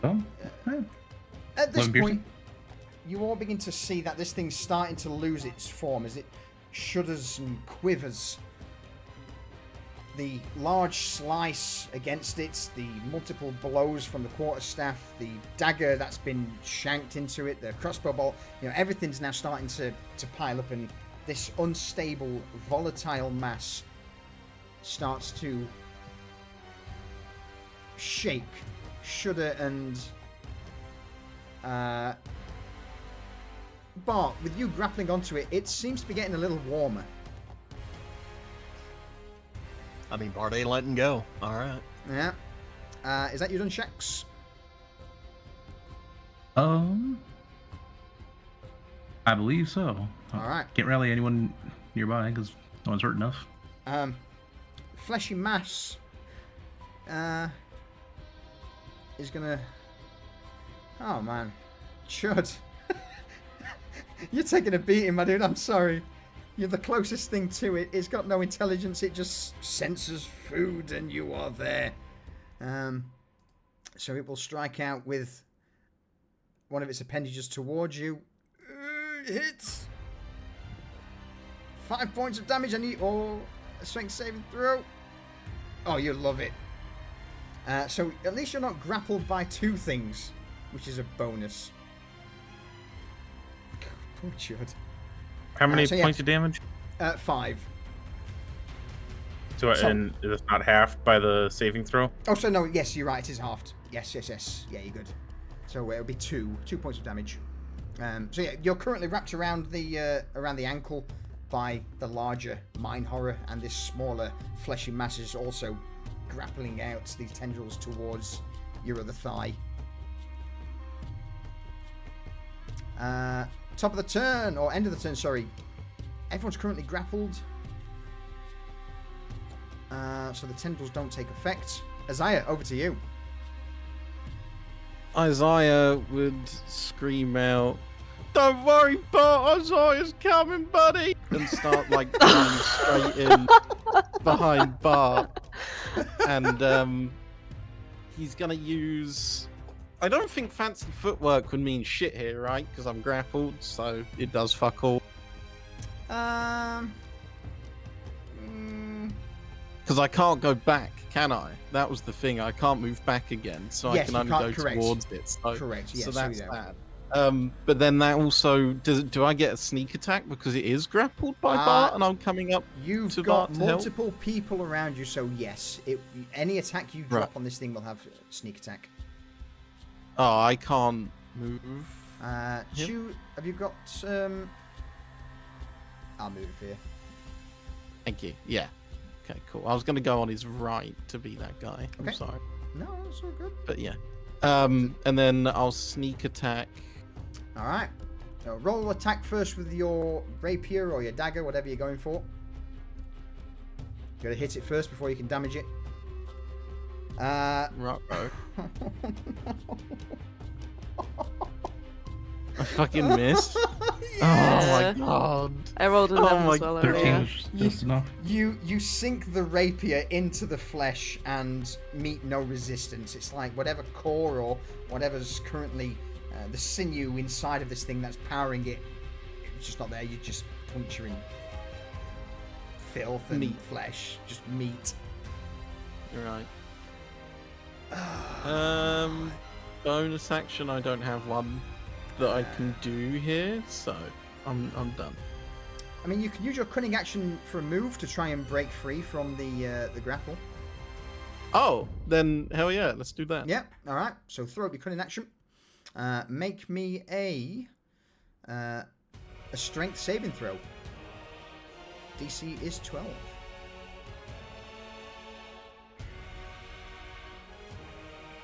So do I have to change the formula, or? Nope, just roll it. Basically, you're looking for 12 or more.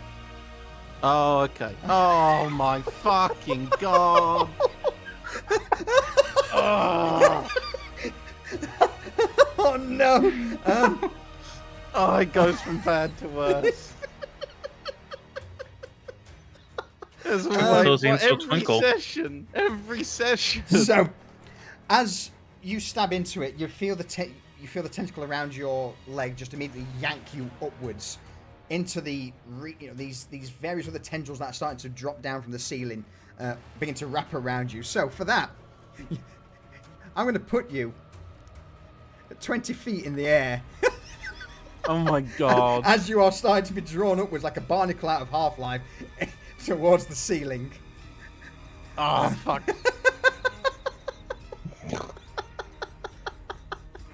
Fucking Bart, the things I do for you, you little shit. What the fuck? I was coming to say you. Oh dear me. All right. Wait, is he all the way in the air, or is he slowly being drawn up? He's slowly being drawn up. Okay, all right, cool. So at the moment, he's enough for you to do something. But if nothing happens, then he's going to be 20 feet up in the air by the end of the turn. Yeah, okay. All right. Who hurt it? Shax did. Shax, as this thing begins to shudder and shake, it's going to throw its whole mass against you and try and basically land on top of you. 15? Yeah, that hits. All right. With the full weight of this thing barreling down upon you, you are pressed into the hard floor beneath for 9 points of bludgeoning damage. Should Ginny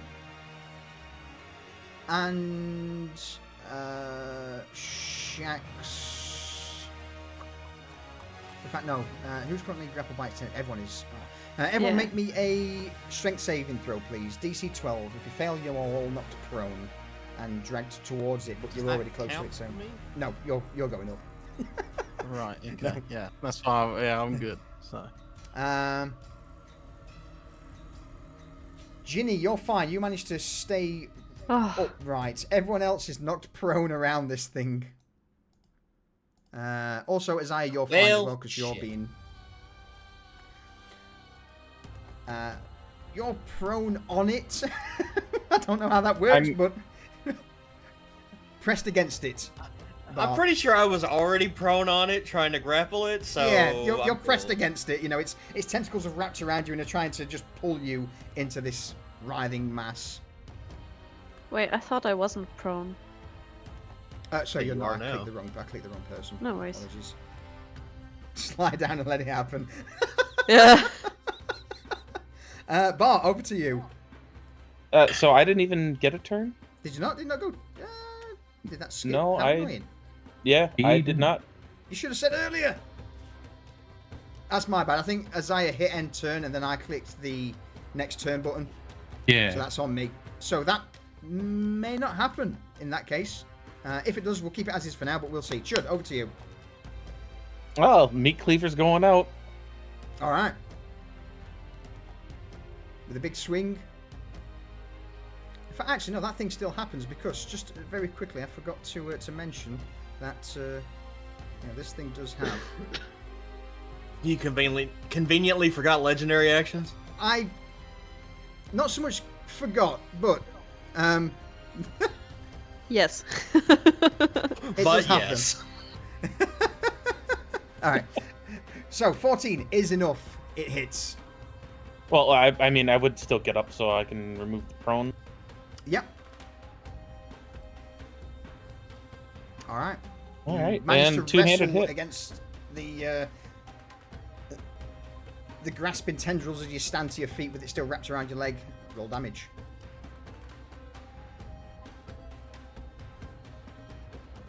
Fucking hell, 9. Oh, you lucky bastard.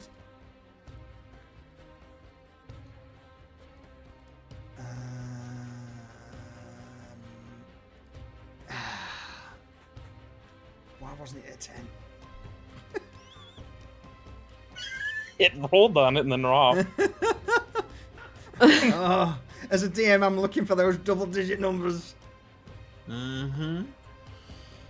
All right. So yeah, you managed to cut through another chunk. Not enough for it to be as large as this fleshy mass beside you, but still, nevertheless, a large chunk. But this time, it doesn't seem to squirm or move. Any bonus actions, Chud? Nope. All right.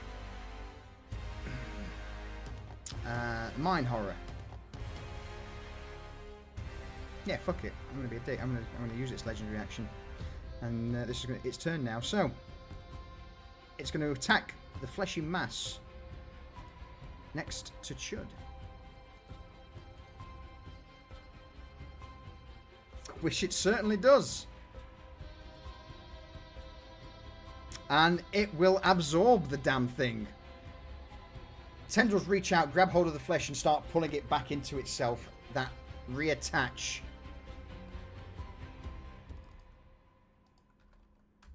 To the mine horror. So that's essentially a heal for him? It is indeed. Well, not really, is it? Because it spent the HP to get rid of it. Yeah. And then now it just got the HP back. Yeah. So instead of Key fighting two allocation. creatures, we're just fighting one again. Yeah.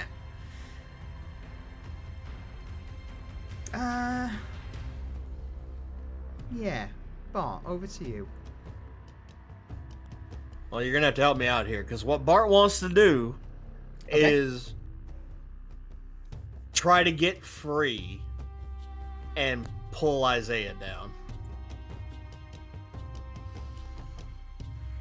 So how the fuck is that gonna work? I would probably say with that it's going to be pretty difficult. So I'm going to be looking for a DC 15 athletics check for you to not so much break out from the grip of this thing. Fuck off. Yes! Yes! Oh, you little fucking legend! God! Come Oh, back! hero! Welcome to Hell Solution. Bart, what would you like to do? Bart. This is all on you. Bart, having grappled this thing, gets curious about how Isaiah's doing and starts whipping his head around to look for him, because when he charged in, he had no idea how this would end up. So he turns around and sees Isaiah begin being pulled up toward the ceiling and panics that his savior, his hero, the person who pulled him off the street, is being pulled away from him. So he begins panic stabbing into the mob. Or not into the mob, into the thing that has a hold of him. Until it releases. He's not really doing anything, he's just annoying it. Yeah. Tickling it. He's tickling it, yeah. He sees Isaiah being drugged up, and he will plant his feet and hero leap up and just grab on to Isaiah. Yeah. And then begin stabbing the fucking thing that's pulling him up into the cave. In that case, I will probably say with that, Isaiah is dropped to the ground, free from the grasp of the tentacles. You still will have one wrapped around you to keep you close to it. Sure, okay. But I will say with that, Isaiah, you drop to the ground, free from all restraint. Hooray! Hooray! Fucking miracle! Any bonus actions, Bart? Jesus. No, I don't think I have any good bonus actions. I'm good. Ginny. Over to you. Here we go again. I'm gonna try and hit the big blob. Yeah. Oh.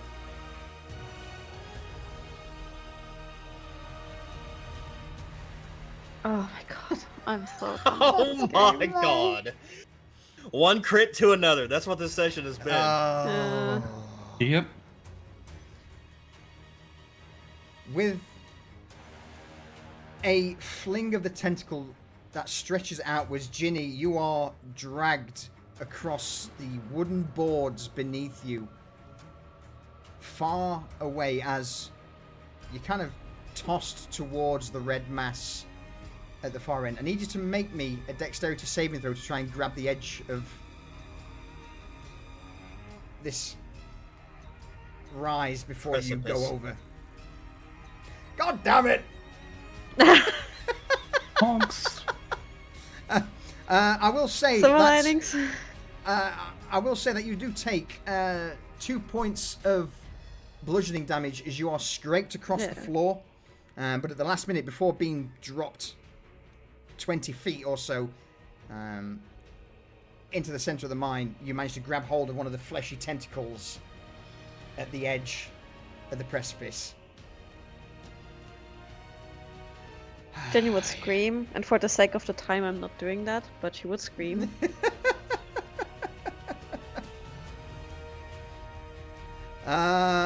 With that, any bonus actions that you wish to perform? I'm not prone, I'm just being like dragged, or... Yeah, no, you're not prone. You're currently just hanging onto the edge of, But using there's these like vines just to stop it. there's still is there still shit grappling me, or... No, it let go of you as it threw you away from it towards this massive vines. Okay. But you would notice that these vines are like the ones above you. I get back up to it. Okay. And I'll use my flurry of blows to give it another go. Yeah, I guess we'll just roll. Use that. Yep. Roll attack. So that's 1. That's really good. I'll already roll damage, or should I do the second one first? Yeah, in fact, if you want to roll all the 3 attacks first, oh sorry, 2 attacks first. Yeah. And Okay, then we can roll I'll the do damage second together. one. Both hit. Nice. That's fucking really good. That's really good. That's very good. What So does this Jenny, look like? you get. Sorry, go on. Is it dead solution? No, not yet. No, it's close. Okay, so close to go. Jenny, you also need to make a normal attack because flurry of blows comes after a normal attack. He did with the quarterstaff. Yeah, I did have the first one, then I got dragged away. I don't know if that's like... I'll let you have it. I'm all good. I'm not too worried. Okay. Well, it's basically like... She gets terrified, just runs up and like starts, like bashing on this thing, like stop. Just ripping a few of the tendrils out of it, and it just starts to quiver away. Yeah, it's just fucking terrified. At that, if that's you done, Shax.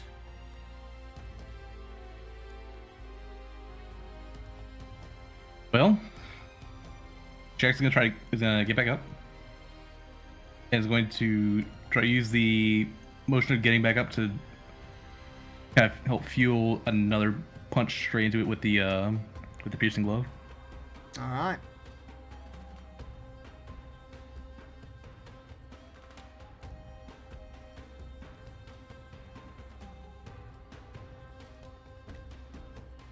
Yep, the glove goes through.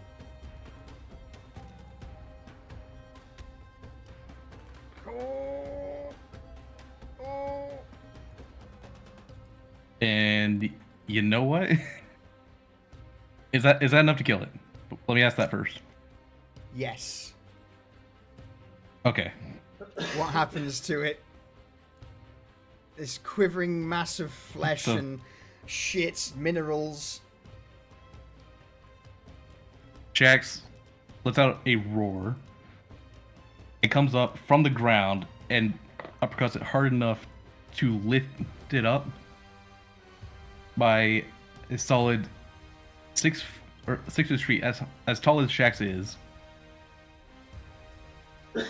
It kind of throws it up, and then back a bit, and it lands dead? Question mark.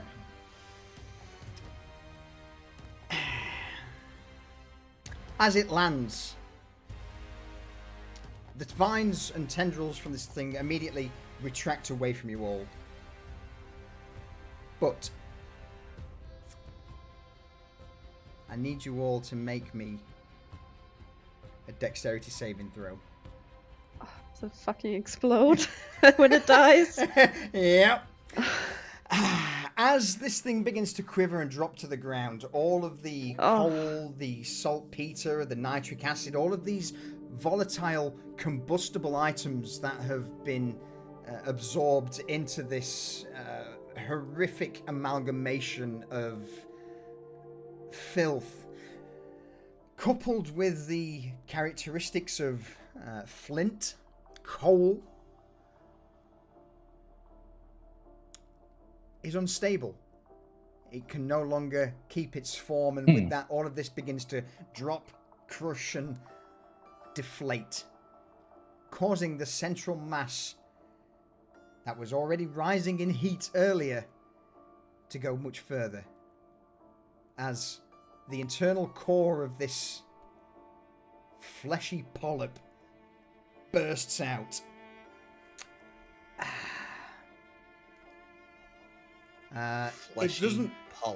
It doesn't completely, disintegrate or burst into flame, but a large chunk of it blasts out, sending bits of shrapnel in everyone's direction. Bart, Shax, Isaiah, you would take full 9 points of damage, which is a mix of both fire and bludgeoning. Oh, fuck. Ginny, Kestus, you take half of that, so that would be 4. 5 or 4? 4. I take 5. Half rounded down. Okay. So with the central core of this giant, fleshy, tumorous polyp just blowing out, immediately the rest of it just begins to shudder, shake, and drops to the ground as it begins to boil. Get this man a voice acting job. Holy shit. It's not completely on fire, but the central part of it begins to, again, boil. The odd flame, the odd spark bursts out. But with that, you even see the tendrils that were on the roof also begin to slowly fall from the ceiling on top of you all.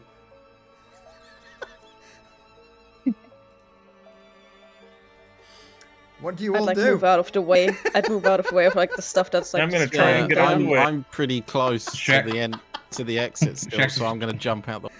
All right. Jack's gonna try to pull Bart towards the entrance, away from from this slimy, goopy. Away from mass. the raining flesh. I still can't move myself for some reason. What? I'm just gonna grab Bart from under the armpits and pull him out. Perfect. Isaiah, top left, have you got the token and the select tokens thing selected? Yeah.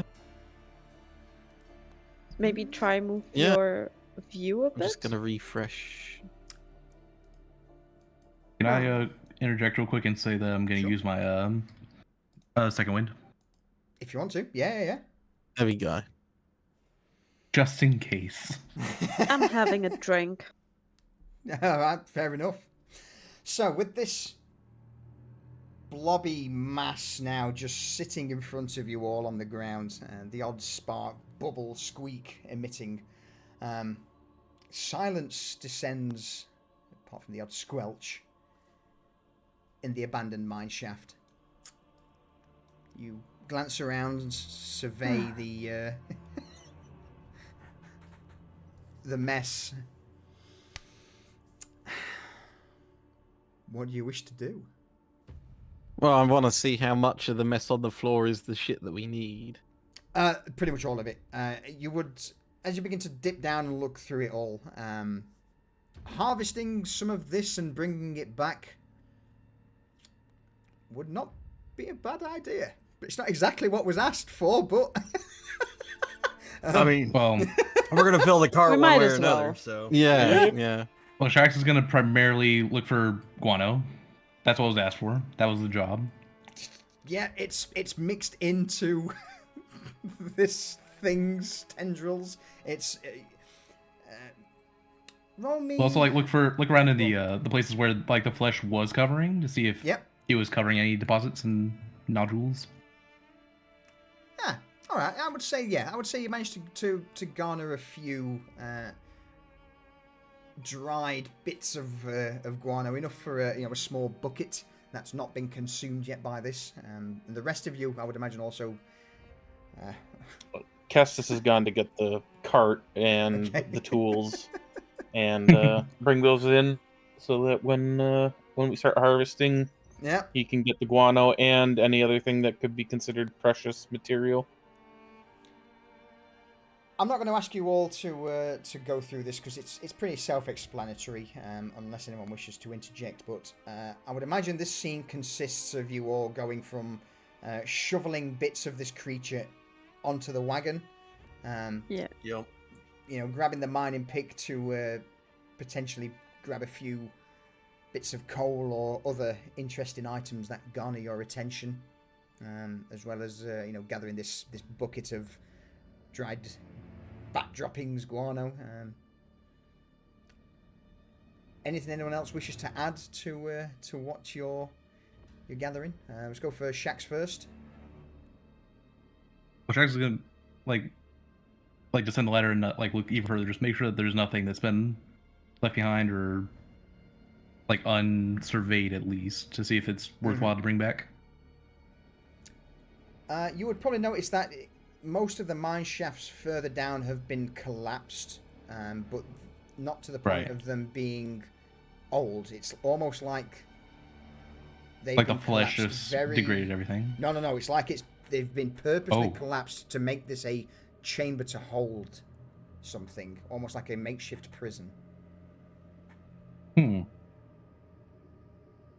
am going to write that down. Ginny, anything you wish in particular, or are you good? Anything you wish to bring to my attention? Asked. Would probably just keep shoveling or whatever we gotta have and do. Okay. Isaiah? Same as Ginny, really. Yeah. Bart? Same as Isaiah. Yeah. No, it's all good. I just want to double check, just make sure if there's anyone. Chud, anything else additional you wish to bring forth, or is this the same as? Same as, basically just making sure everything gets in there, and once it's all full, getting the cart out and getting on the road. Let's get the fuck out of here. Yep. As you all step back out towards the mine entrance,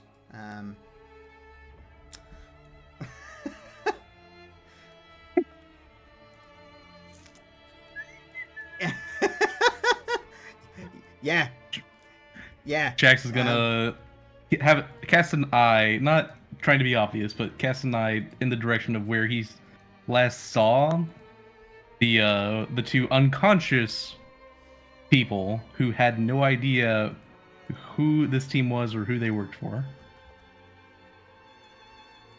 They're super dead. Throats are slit, eyes are poked out. They got about 7 holes in each of them.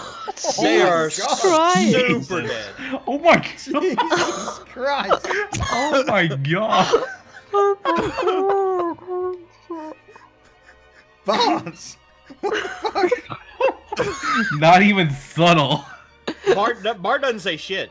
Like, he just keeps on with the job. Nor would Isaiah. They would just keep going. Jenny would just like look fucking shocked, but like speechless, you know.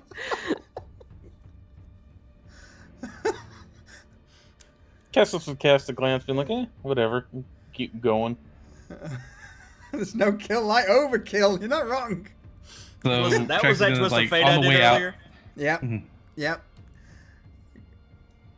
Going shot. Like on the way out, Jack's gonna like look at the look at the shelves and amenities, everything in the cave, and just on the way out see if there's anything worth taking, like books or spell books.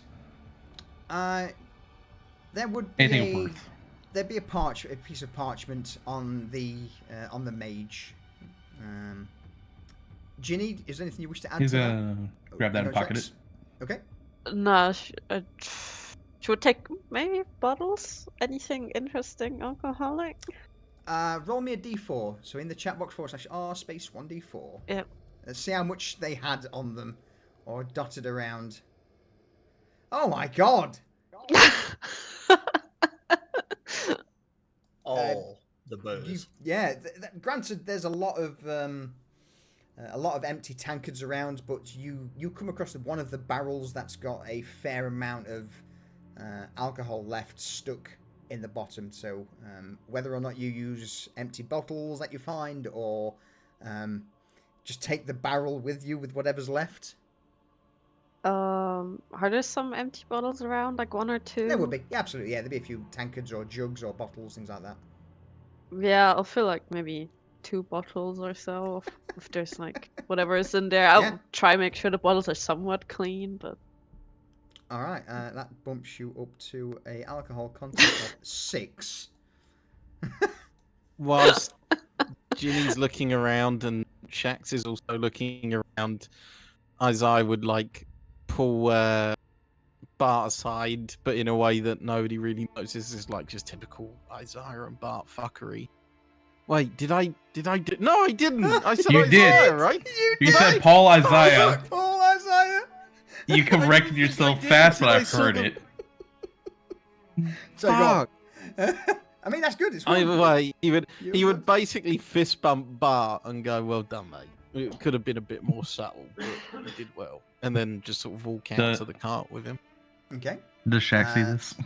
No, I No. tried to do it away from while Shax is doing. Shax the was note looking and around. stuff. Yeah. Yeah. All right. All right. All right. What are the bottles that I picked up? Like, what's the alcohol in? I wouldn't drink it. I it's- would smell it first. Yeah, it's what can only be equated to your basic like honey mead, but not even honey mead. I would probably just say it's basic brewed mead. Nothing overly fantastic, but relatively. Is it Oh. drinkable? Like, Yeah, absolutely. would Yeah. you? Yes, definitely. You it's- wouldn't it's like. drinkable.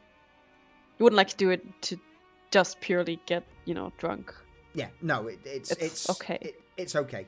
These, Okay. for them to have a mage in their party, magics are rare. So these guys have got a little bit more about them than the usual, or had a little bit more about them than the usual folks. So yes. Listen, they woke up. That's my story. I'm sticking to it. Oh. All right. Yeah, let's get out of here. Yeah, absolutely. With the cart laden with flesh and rocks, a few other essentials, you begin on the long journey back towards the Baron's Folly. Making your way through the forest now, granted, carrying a cart of Disgusting shit. disgusting, shitty flesh. Even the depraved folk who dwell in the forest, a couple approach you with interests, thinking it's meat. As they get closer, they And they realize smell it. it's not. You pass freely. Unchallenged. Absolutely unchallenged. Even in the Piker district, where people are either half drugged or, they live in filth. Even they give you a wide berth as you just. They would kill for a snack, but not for that. Not for that. No one would eat that. It's awful. Until eventually, after 2.5 hours, 3 hours of pushing this cart, taking it a little bit longer because it's laden down, you arrive back into the courtyard outside the Baron's Folly. Exhausted. Zach's gonna volunteer to pull the cart around to the back where it's not, where it's a bit more away from where the rest of the populace will enter the folly. and potentially see or smell the hall. Yep. You arrive exhausted. Some of you traumatized. Probably most of you traumatized to some extent. But yes, you managed to hoist the wagon around the back. So while Shax is currently moving the wagon around the back, the rest of you doing anything in particular, or is it a case of there's a bath? Going to look for Falco to tell him the job's been done. All right. When Isaiah walks past, we're like, "Oh, you've got some grease on that coat there still." Even turn around, he's still got the bolt Hang in on, his Shax, shoulder. you are currently around the back, Shax. Hold. Yeah. He's still got a bolt in his shoulder, and he turns around, he's rubbing this grease off. He goes, "This ain't gonna come out for fucking days, this stuff," and then tries to saunter off again. Jenny, any response to that? Doesn't that hurt as well? I like kind of point at the... Doesn't what hurt? And he sort of looks down and sees the bolt and goes, oh yeah, fuck that. Oh yeah, that's fuck me. Can I roll insight on that? What the fuck? Like, you cannot tell me. Yeah. Is he pretending to be hurt? You know? I don't know. I'm gonna let you both roll between yourselves. If do you want to try and deceive her on this, Isaiah? Yeah, he's trying to deceive her, but she can definitely like fucking question it, like for sure. He's got way too comfortable. So what does that mean? I don't. I'm a bit lost here, babe. Help me out. Do you want to roll a deception check for me, if you'll be so kind? Now, it sounds like you weren't exactly trying hard, so I'm going to make you roll it at disadvantage. Oh, sorry. Right, let me roll disadvantage. I don't think... Goddamn 29? Yeah. Get shit on! Oh my god. That's so good.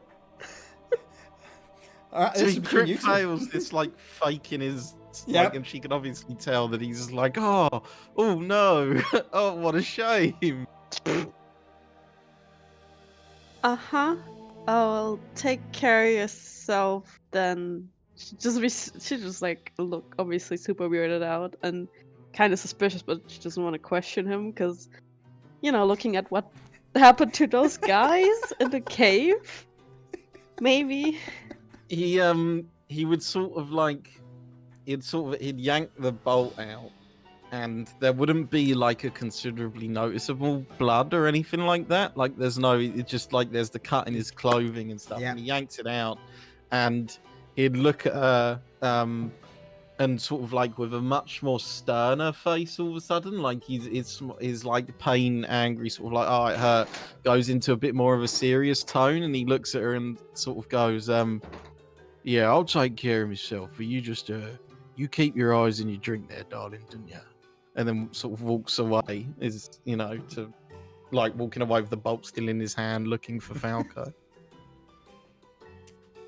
All right.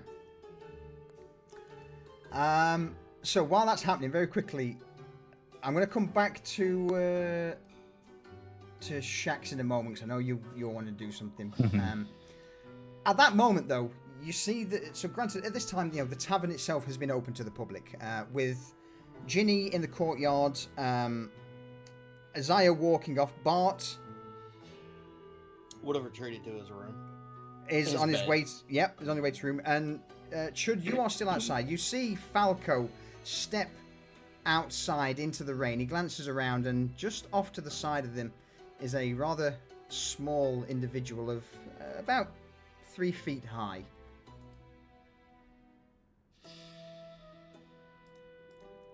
I would wave Falco.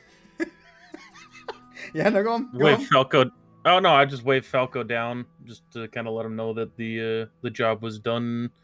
Shax is taking the bin with everything to the back. All right, is that so? Well done, everyone.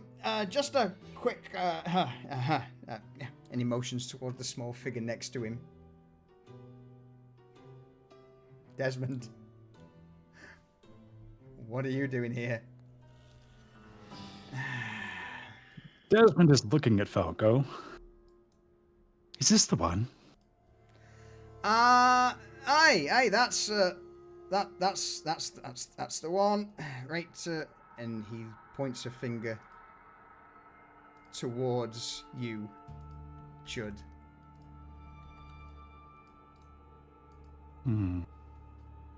Well, just in time then. Hey, if you could, I'm gonna grab the Alex. It seems like they've done well. If you, I'll leave you to your business. As I would sort of notice how quickly he's trying to escape, and he wants to be with Falco, and so he's like, "Oh, Falco, I need a word with you," and then rushes off with Falco wherever the fuck Falco's running off to as well, like disappearing off of him. He's making his way towards the storehouse on the other side of the courtyard. Desmond, Chud, over to you two. Oh, you're rather large, aren't you? Well, I am. And, well, you are you. Well, are you enjoying the coin that Mr. Garrett's been paying you for your work? The coin's nothing. I enjoy more the betting and the food. I bet you do.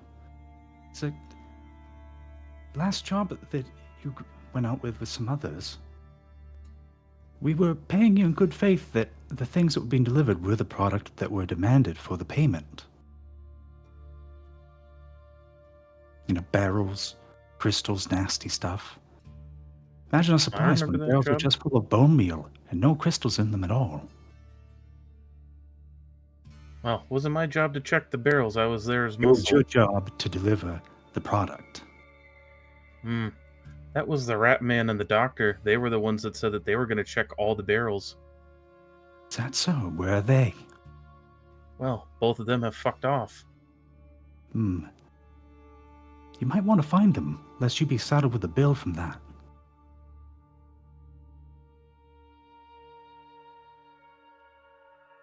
We pay you in good faith. Our good faith has been betrayed.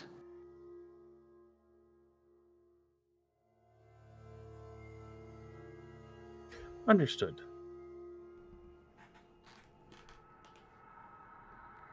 All right, then.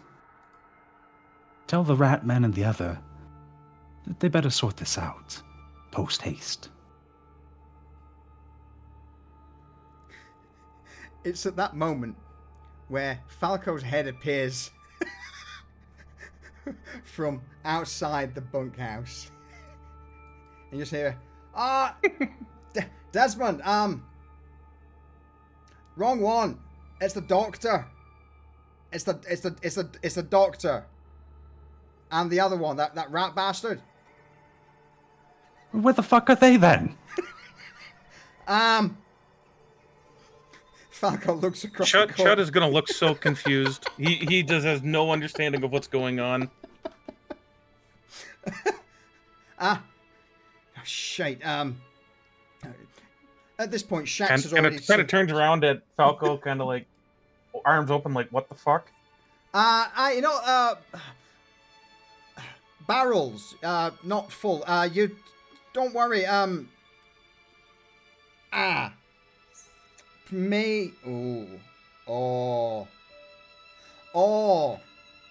Right, you were asleep. Shit. All right, we'll have a chat later. In the meantime, and Falco strokes his beard for a moment, looks out at Desmond. Sorry, I'll Dr. Elf's in the sewers. Maybe send someone out to get him. Doctor, we've not seen him for a while. Supposedly he's still around somewhere because he's stitched up Chad here. Which Chad? That that sort of stitch on your cheek. That's to do with don't worry about it. We'll have. Anyway, yeah, we'll sort it, Desmond. Don't you worry. I'll point you in the right direction. When they show themselves, I'd like to know very much. So that goes, Chad. If you see the rat bastard, fucking Baylor or Lysander, just point them to Desmond here, if you don't mind. He's sort of like head of security for this place. You don't see him around that much because he's busy. Nods and understands. All right. Well, wagons, good shit. Yeah. Are you done with him, Desmond? Do you mind if I could do with paying him? He's actually done pretty well. They've sounds like. All right then. I'll go see the goods and see if it'll be what Garrett was looking for. Aye, I'll pay this lot and I'll let you have a gander and look over it. I mean, it's just batshit at the end of the day, so. Oh, there's more than bat shit in there. I do believe there are some precious metals and some other stuff in there as well. Oh, fucking hell. All right, well, in that case, then, I'm sure I can see about spotting you lot. Hey, look, let's get out of the fucking rain. Just check it over before you pay us. We don't need another mix-up.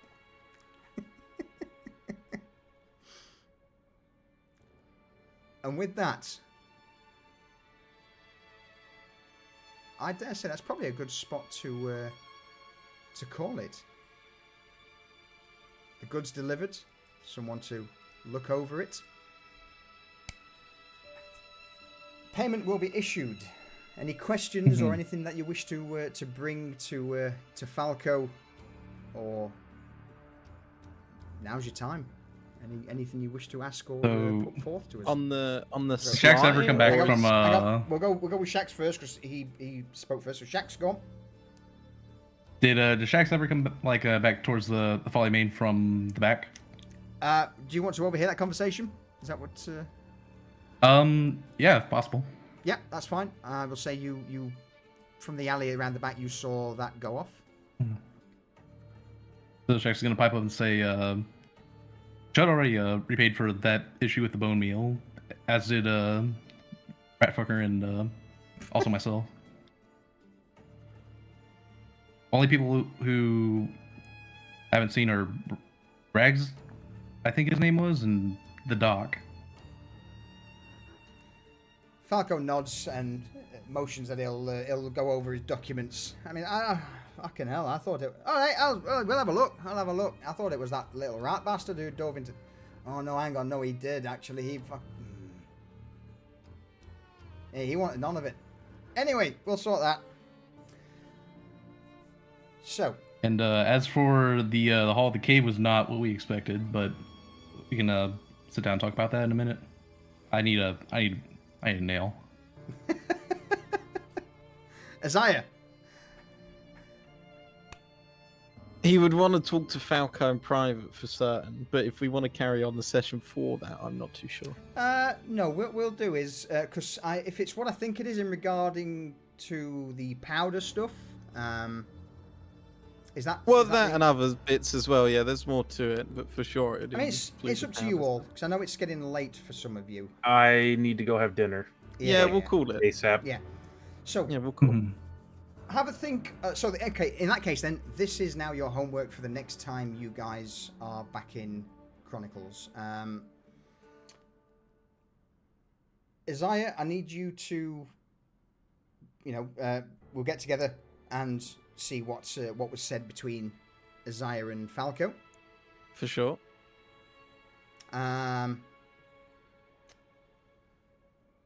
Chud.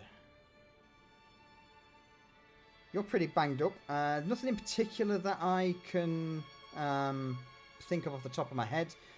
Ginny, you now have a place to stay, which would be the bunkhouse of the Folly, not the tavern itself, but this building next to it.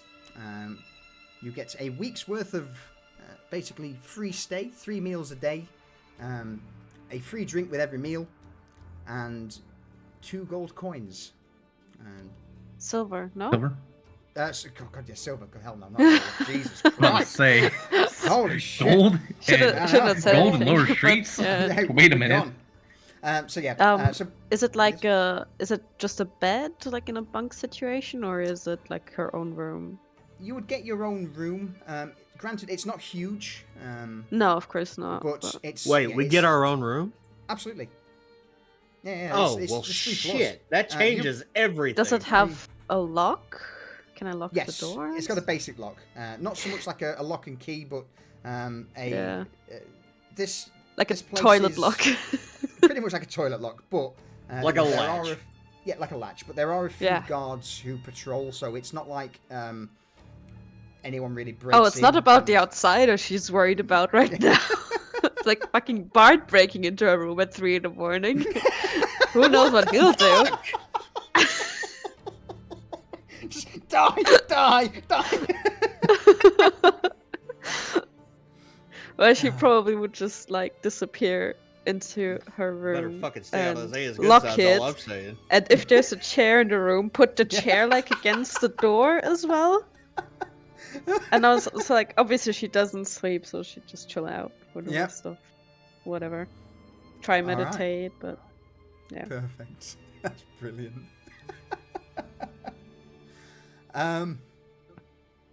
But I think she'd be like quite content. Like, yeah, finally, something I managed to do right. Yeah. Anyone else have anything they wish to bring to my attention before we close out? Do I get a rest now that we're back? Like, is there? Yeah, everyone gets a short rest because Short it's rest. Overnight.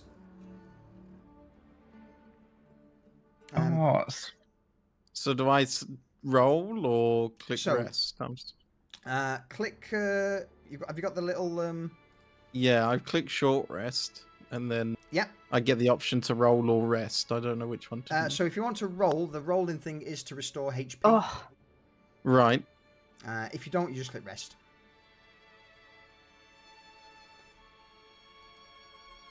Wait, what happens when I go Oh, wild nice. killer? People suspect me? Should have been standing there. So I got 7 health Literally- points back. Yep. I'm back up to 30. Will I ever get that 1 health point No. back? That 1 point? No. That's So your what's happening? reminder. You can roll more than one hit die if you really want to get to full health. yeah. No. If not he for had mine. them, he would. Oh, Yeah. well, then if he didn't have Oh. them, then he can go fuck himself. Yeah. But sadly, because Isaiah's been in quite a few, his current hit pool dice is now 0. Someone needs a long rest. 3 days worth of downtime. Right. Okay. Dear me. All right. And that is Chud needing a long rest too. Yeah. Jack's also needing a long rest. So, yeah, we'll have a chat over the over the week for what everyone wants to do, likes, don't like, what they want more of, less of, so on and so forth. So we can tailor it. But yeah, with that, that's sort of 4.5 hours. That was a solid one. Yes. Good job, everybody. Yeah. Well, I need to go right away. I have a steak Yeah, with my go name on. on it, and it's Go, go, getting go. cold. Get So, out. Get out. Enjoy. Pleasure. Come on. Bye. Good bye, luck, everyone. Ian. Bye. Bye, chat. Bye, chat. Yeah. So, in fact, everyone else, yeah, I'm gonna mute you lot up. So. A little kindness pays.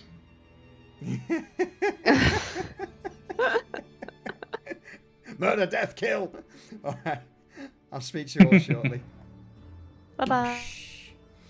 All right, everyone. Thank you very much for joining us for episode 5 of the Ostoyan Chronicles. That was I went in a direction I didn't foresee. In fact, you know what? Rather than put that on,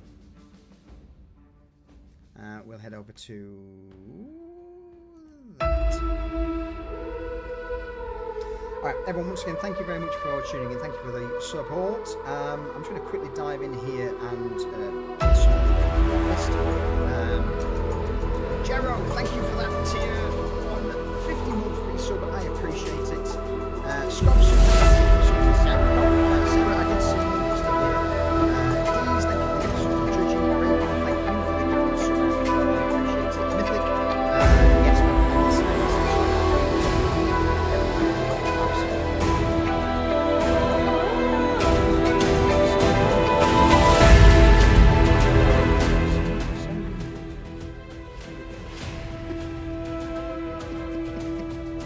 That's my line.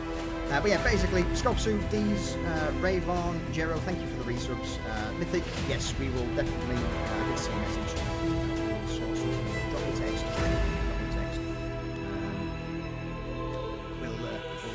We'll get it sorted. Hopefully you can hear me better. If not, or is it still ear bleeding? Still?